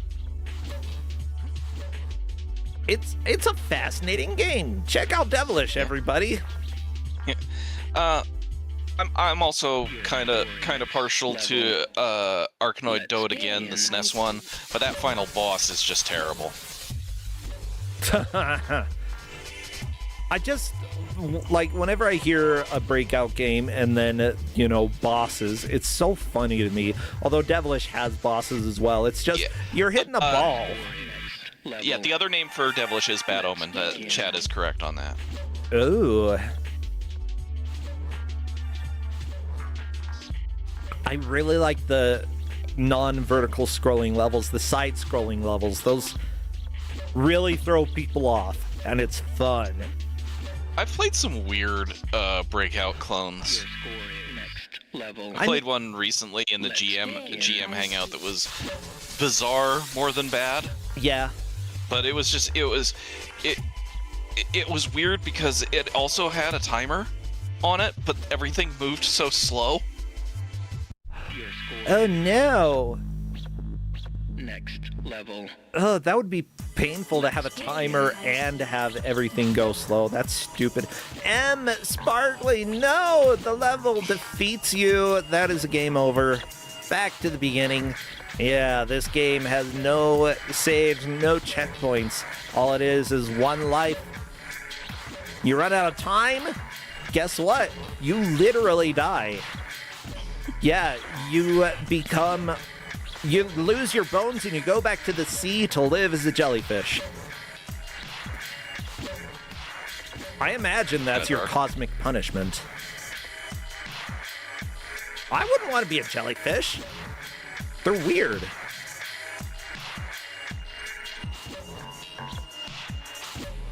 Then again, Kind of beautiful though.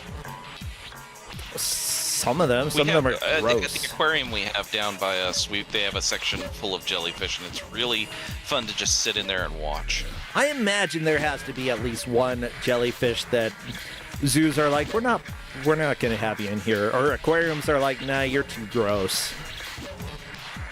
Ugly jellyfish. I found the blobfish. That's not a jellyfish. By the way, Prosentia. Yeah? Talking about weird combinations of games, since we're watching basically a type of tennis game, I found a tennis RPG that isn't the Mario type one. It's actually, you get into random battles as you walk around a map. Oh, really? Oh, apparently Mazre went the wrong direction. Yeah, And so Mazre is just having to wait time out. That is unfortunate, but, you know, Mazre did realize... Yeah. Next level. Yeah, and that's the thing, like, we will sometimes let players know, but it appears that Mazre realized it and is just waiting it out. You know, at the same time, having a little downtime can really help you out. Ooh. Dominic is telling us that the wildest tennis game of all is... I'll open the link. It is to Twitch. And it is called A Game of 10S. And to not read anything about it. Okay. Yeah. One of our chatters is one of the people that's doing the tennis RPG in our shuffler right now. Ooh. It's interesting. I won't call it bad, but it's just bizarre. Like the faces that are on some of your opponents are just wild. What's the game called? It's called World Court Tennis for the TurboGrafx. Okay. And literally, you level up your rackets and by buying new rackets and stuff to get better equipment so you can play tennis better. And then you have to fight boss battles to get these pearls before you can fight the final boss. It's so bizarre, but it's so interesting. I mean, I think that's kind of cool. I love to see RPGs that follow, like. Do you play tennis like tennis, or is it controlled like an RPG? No, you play. Random encounters are a single game. Winner, if you win, you keep going. If not, you go back to the town. The boss battles are a set match. One set, and winner takes it. KM, by the way, I have to read this out. KM Lone Mouse Wolf says, I would argue Battle Golfer Yui is the most wild tennis game out there, but that's got history. And I think that the true thing is that, but that's a golf game. Welcome to Cosmic Smash. And honestly, KM, I appreciate that. I feel like that needs to go into our quote bot, so I'm going to add that. I think we've had Battle Golfer Yui on here where they skipped all the cutscenes and just had the golf. Yes. Your score is next level. Let's begin. There we go. You have been immortalized because Battle Golfer Yui is not a tennis game. Although I was also thinking of that game. That's really funny that we both thought of that game. We've had several very very bad golf games on here. Oh, for sure. We had Wicked 18. We had Battle Golfer Yui. You know, it's kind of impressive how something as simple as golf can end up being so bad. Yeah, it's also impressive how it can end up being so good, like the golf RPG on Switch, you know? enjoyed like the pseudo RPGs in Mario Tennis and Golf on the GBA. They're kind of interesting. Yeah.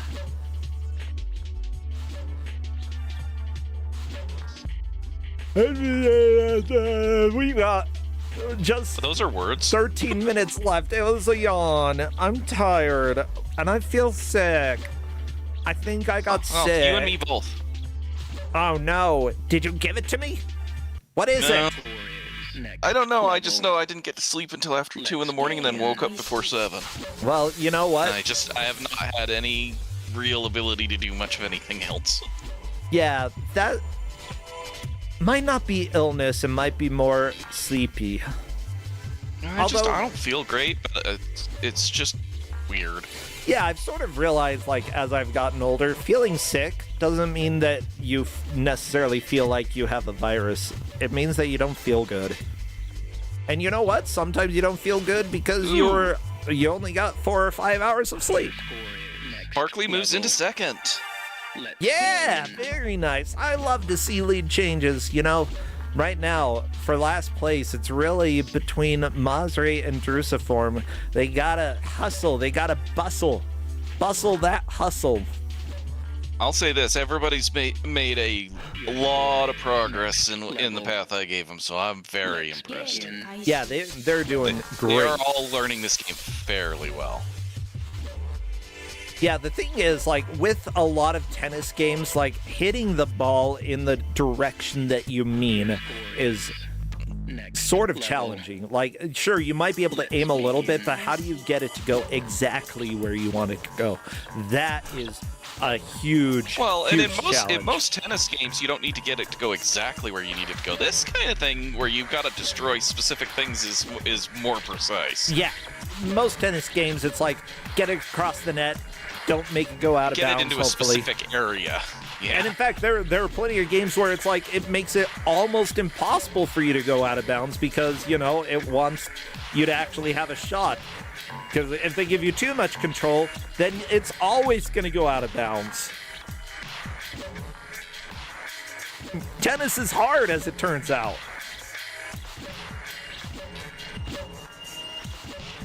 Both Bendy and Drusiform on the stage. Yeah. Or did they start over?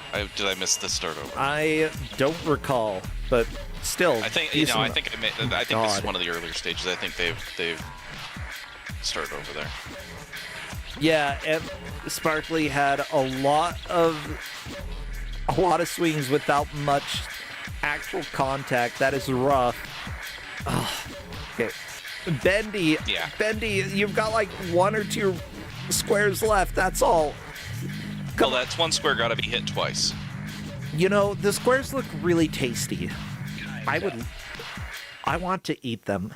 And that's like, unironically, I want to eat them. Have you not had lunch, Brosencha? Is that why we're getting that? No, I ate lunch. You don't need to eat random squares. I want Go squares. Get yourself some actual food. No, I want to eat shapes. When they say you're supposed to have 3 square meals, this isn't what they're talking about. Too bad. I'm gonna eat a square whether you like it or not. They look like. Well, I definitely don't mince. like it. These are not edible. Are you sure? Fairly certain. They're weak against balls. Maybe they're weak against my mouth too. I don't know. These aren't the meat cubes from one of the other ones. Okay, that's Super Meat Boy. First off, and second off, you got to cook him first. I mean, I'm pretty sure he's got diseases. Meat Boy. Cook Meat Boy. What? Do you want raw Meat Boy for dinner? I don't want Meat Boy at all. Cook your Meat Boy and chew it, son. Okay, we need to make sure that we never have Brosencha go anywhere near any meat characters, because apparently he can't control himself. Not today. I don't feel good. I want to eat Meat Boy. I got pizza waiting for me, so. Ooh, very nice. Uh-oh. Yeah, Chad is correct that we are all meat boys in a way. Yeah, no, I don't need any cannibalism here. We're not having cannibalism on Brosencha's stream. This is a family stream. My gosh, yesterday, like, my husband Justin brought up, Like, why do kids, like, not learn so much of America's cruel history, but they always learn about the Donner Party? Always! They gotta learn about the Donner Party and how people do ate all people learn about the Donner Party, or is that Utah specific? I mean, because he that, grew up in feels like Arizona. where I learned. Oh well, that's close by. Yeah, I'd say that, like, Western history. In Ohio you learned it? Okay. Other places. I want to hear. Did you learn about the Donner Party when you were a kid? We're not calling cannibalism human recycling. That's too far.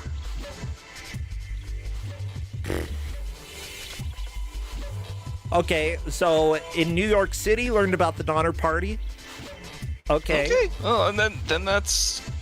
Yeah. Okay. I didn't know if that was more this area of the world specific or not. It's like, oh yeah, we don't learn about the brutalities that, like maybe we hear about some of the massacres that happened over in the U.S., Like but we don't learn about eating people except for the Donner Party.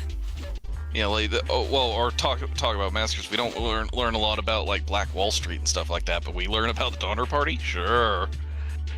Yeah. Your score is next level. It's like Let's begin. That's pretty much the most gruesome thing that you learned when you're a kid. It's Donner Party. Next level. Okay, Chad has just gotten into talking about cannibalism now. I think we've gotten way off topic. My God. Yeah. Welcome to Kusogrande, where we get Bro sent off topic and then we start talking about the weirdest stuff. Yeah, I just have to say.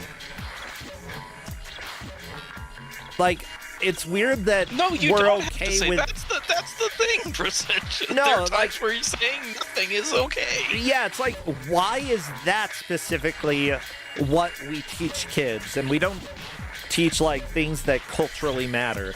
It's just, hey, these people ate each other. Because it was the pioneering time, and I guess they had to talk about it. I don't know. Next level. Yeah. Well, we're down to about 5 minutes left, and this is going to be like final pushes. And Mazre's also gotten to stage 13, so it's going to be tight. Everybody's got a chance on this last run to move positions. Next level. Actually, yeah, Chad is kind of right. I think this is that going to be a last run. As kids, cannibalism is funny.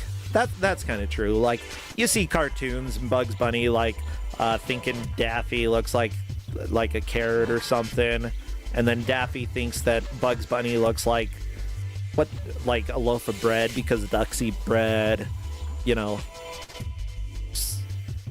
So that's kind of funny. I can understand that. Ooh, Mazre moves into second. Yeah, good job, Mazre. Drusiform is on stage 12, so if they can keep this up... Mazre could beat the game here, but not much time. Hold on, no. Mazre started over. I don't know why we're counting this again. This is not stage 15. This is stage 2, I think. No, this isn't. What are you talking about? Look at this stage. Oh, no, I'm looking at Sparkly. Sorry, I was looking at the wrong one. Oh no, yeah, Mazre's on to the final one as well. Mazre could move into first if they can get enough block stuff. I don't think that was enough. But no, I was looking at the wrong person. I apologize. No, this is the first stage. Next level. Let's begin. You make me laugh. I don't know why I was looking at Sparkly's and thinking that was Mazre. Because we feel sick. Probably.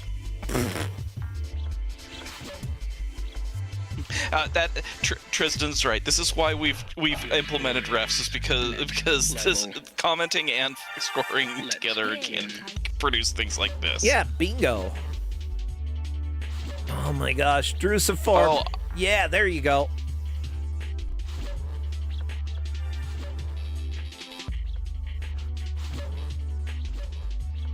The thing is, like, the players are aware that they need to make these last attempts count, and this is gonna be interesting. I don't know how.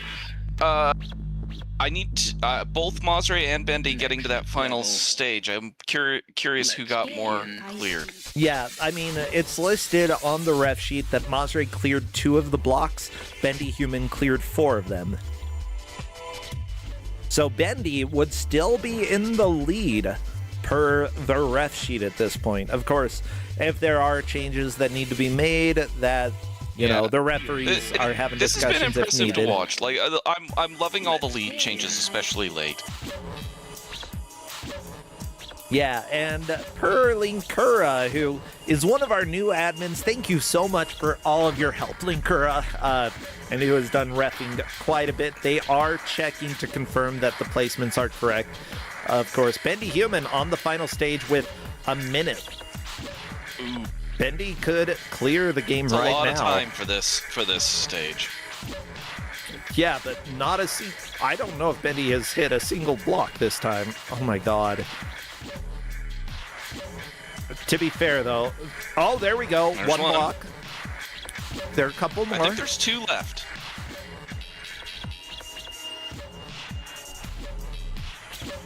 Oh my god. Just go away, blocks. Oh, so close. Oh, so close. This is stupid. This level's stupid.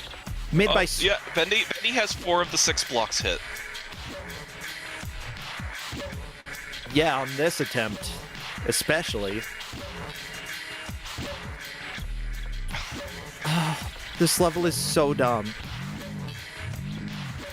I don't think anybody is going to. There's a reason why this is where the route I gave them.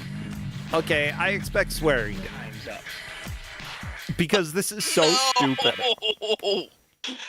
I think though that with the amount of time left, I think Bendy is still in first. Yep, nobody is gonna get there. Nobody is gonna defeat it. Like, I think that the places are pretty locked at this point. I'm not 100% sure. I'll leave it to our refs to confirm on that, but I believe they are. So per chat, M Sparkly could Bendy's potentially come back up. And he put 60 seconds to get 2 and couldn't get them. I can't. I completely believe it. What an amazing thing. Oh my god. Yeah, if anybody has a chance of coming back, it could be M, but there's so little time that I doubt it. No, there's nothing happening. They're not close enough to where they're top with less than a minute left.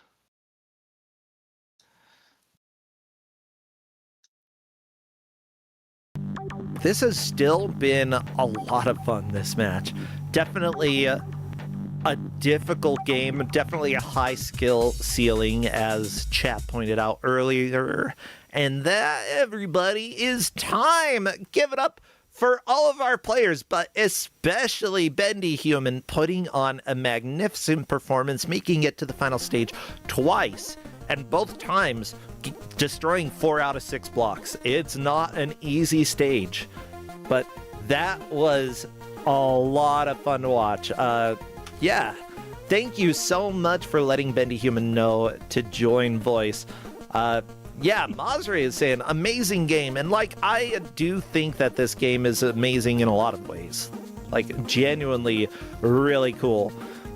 Hello, Bendy, and welcome. Congratulations on your victory, only winning by 2 blocks destroyed. Yeah, that was and think an exact tie for the last time I got to that level. Yeah, crazy. Whew. Yeah, you took to that way better than I ever did. That was a very unique game. I don't think I've ever played anything quite like it. I mean, I guess the closest comparison would be like a tennis game, right? It feels like it would be a mini game or a side mode in a tennis game. Yeah, like I have seen like 3D Breakout clones before that are somewhat similar to this, but they weren't as dynamic. You know, this had moving blocks, this had the defensive blocks here that prevented you from actually hitting the blocks behind. Like, it's got a lot of stuff going for it. Yeah, like, Time Stalker did note that, like, the difficulty was really the main reason why it's here, because but you really like seem to intuitively understand this. Like, you took to that really early. One thing I realized pretty early on that I think really helped me is I realized it was very rare that the trick shot was worth it. I think the trick shot was a trap. Because it takes time out from you too to use it. Right. Yeah. And for that time loss to be worth it, you need to have a really good shot with it. But the parts where this game are hardest isn't when you're trying to get rid of a big bunch of blocks. It's when you're trying to get that last block that you just can't get, which the trick shot doesn't really help with. Unless I was misunderstanding how it works. But yeah, I noticed you were kind of frustrated with that last stage. That thing is brutal. That's so hard. It's so stupid. Like, it's just really hard. Watching the blocks weave in and out. I will say, though, for those of you who haven't played this, it doesn't I think the controls are actually good. Like, you do have a lot of directional influence, like more than you think. Okay. When I failed, I had the opposite feeling. Yeah? When I failed, I felt like so. it was my own fault. I felt like it was less these controls are bad. I felt like it was more this game is challenging, if that makes sense. That's good to hear. Yeah, even if you don't share the same sentiment that Time Stalker did. Time Stalker, I think, had a lot harder time getting used to the controls, and like really the sheer difficulty of the game, I think, is sort of what landed it here, considering it's also obscure. But honestly, I feel like this is kind of a good game. I think I would describe this as a good game. I think it's fun. I think there are some flaws to it. I wish there was more to it. I feel like it was very bare bones, and that's the one thing that I really have an issue with, is that this felt like it could have been so much more, especially if it had been just a little more refined. But considering it's an arcade port, I understand why you have a little bit of the problems with the timers and stuff like that, is because it's an arcade cabinet, so it's trying to eat quarters. Yeah, I was kind of thinking that while I was playing it. It felt like it would be great to play in the arcades, but as a home console game, it does feel a little lacking. That is cool that there's different routes, though. Oh, yeah. Like, the different routes, I think, would give it replayability, especially depending on what the blocks do in the different routes. Like, I would be fascinated with that. Mazre is commenting, I was so sad when I made that wrong turn. Yeah, Mazre went the wrong direction and had to sit there. You still took second place, though. You still did amazing. Yeah, like Mazre came up to that final stage right near the end there too. So that was very interesting to watch. Yeah. One maneuver I discovered not too deep into the race that was really helping me was so I felt like the hardest blocks to hit were the ones at the bottom row. I felt like whenever I was missing just one or two in those tricky levels, it was always one at the very bottom. And the best move I found was to take a moment to hit it up, hit it high first, and then jump up and spike it down. That was really effective and really satisfying when it worked. Honestly, it was just really cool to see. Everybody had different play styles in this as well, which honestly doesn't happen all that often in Kusogrande. It's so much fun to see that pop up. I've got so many good things to say about this game that it's probably not going to be in Kusogrande again in the future, because I think this is a good game. I gotta be honest, I think it is. It's it was obscure to me. I didn't know about this before, but I think this is a good game. Yeah, I mean, it's hard to make that call if you haven't played it, but having played it, I'm kind of inclined to agree. I don't know if we got the others in the call if they would agree, but I had fun. I think players had fun with it, which is important to me. I think everybody had fun. Yeah, but I tested this. I had another GM test it. We both said go for it. So that's why it's here. Yeah, and you know what? opinions are always going to be different, and I'm sorry, I was looking at Twitch directory and I saw someone has the tag Alf, but it's definitely not an Alf game. Yeah, like all of our GMs are going to have different tastes, and just because I think something is like quote unquote good doesn't mean that everybody will agree. And there are different reasons why games will show up here, including being obscure, including being strange or different to control. And I think that we have had games that have been surprisingly much more enjoyed by the players than anybody testing had. So I'd say congrats. You got one of those games that I think all of the players liked more than the testers. Good job. Yeah, it was fun. Had a good time. Yeah. So is there anything that you would like to plug? Anything you're doing, or if not, any games that you've been enjoying? Yeah, you could give me a follow at twitch.tv/bendyhuman. Lately, the focus of my streams is I've been doing these achievement hunting races with my friends. We do retro achievements. We do this every weekend. And basically, the format is we just set a timer and then we see, all right, who can get the most achievements during this time limit. It's a really fun twist on a race format because, you have all these little goals you're going for and you have different strategies that come up. So it's a lot of fun to play, a lot of fun to watch. What was that? You guys should check it out. Give me a follow.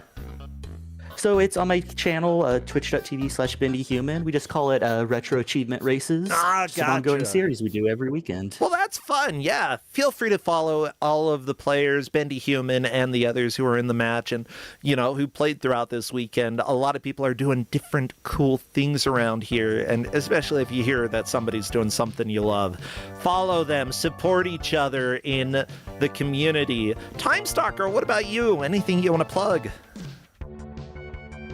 Just that we are still continuing our long RPG pack in the Bizhawk Shuffler on Wednesday nights for the Chaos Cafe. So if you want to come by, I'm over at twitch.tv/timestalker. We got a group of us that are playing. Sweet. Yeah, feel free to go check that out. Also, I appreciate the invite to golf in a week. I might come and golf with you a little bit. We'll see. But yeah, thank you everybody for watching. This is the end of the stream for today. We do not have Kusogrande tomorrow because GDQ starts and we will not be having any Kusogrande during that. If you are there and wish to play in Kuso Live, though, feel free to show up on Monday for qualifiers 10 a.m. to 2 p.m. That one. We also... What am I doing? Oh yeah, I released the demo for Wild and Wolfie, an updated version of the demo that feels less broken and more like what I wanted, and I'm pretty happy about that. So if you are a sub or on Patreon, feel free to go check that out. If you aren't and you still want it, just shoot me a DM somewhere and I can get it to you, although I'm probably going to go and take a nap right now. Let's go raid Ty Tuesday, who is playing some firework game. Do we have a good raid message? I'm trying to think. We had no interesting voice. Let me just say, the commentator. Was there anything for the third game? Capitalist detected. That one. That works. Let's go raid Ty Tuesday with Capitalist detected. You will appreciate that. All right, everybody. I'll see you later. Take care and have a great rest of your weekend. Bye. See you, Bendy Human. Bye-bye. Bye, Time Stalker. Bye, Bracentia. Woo!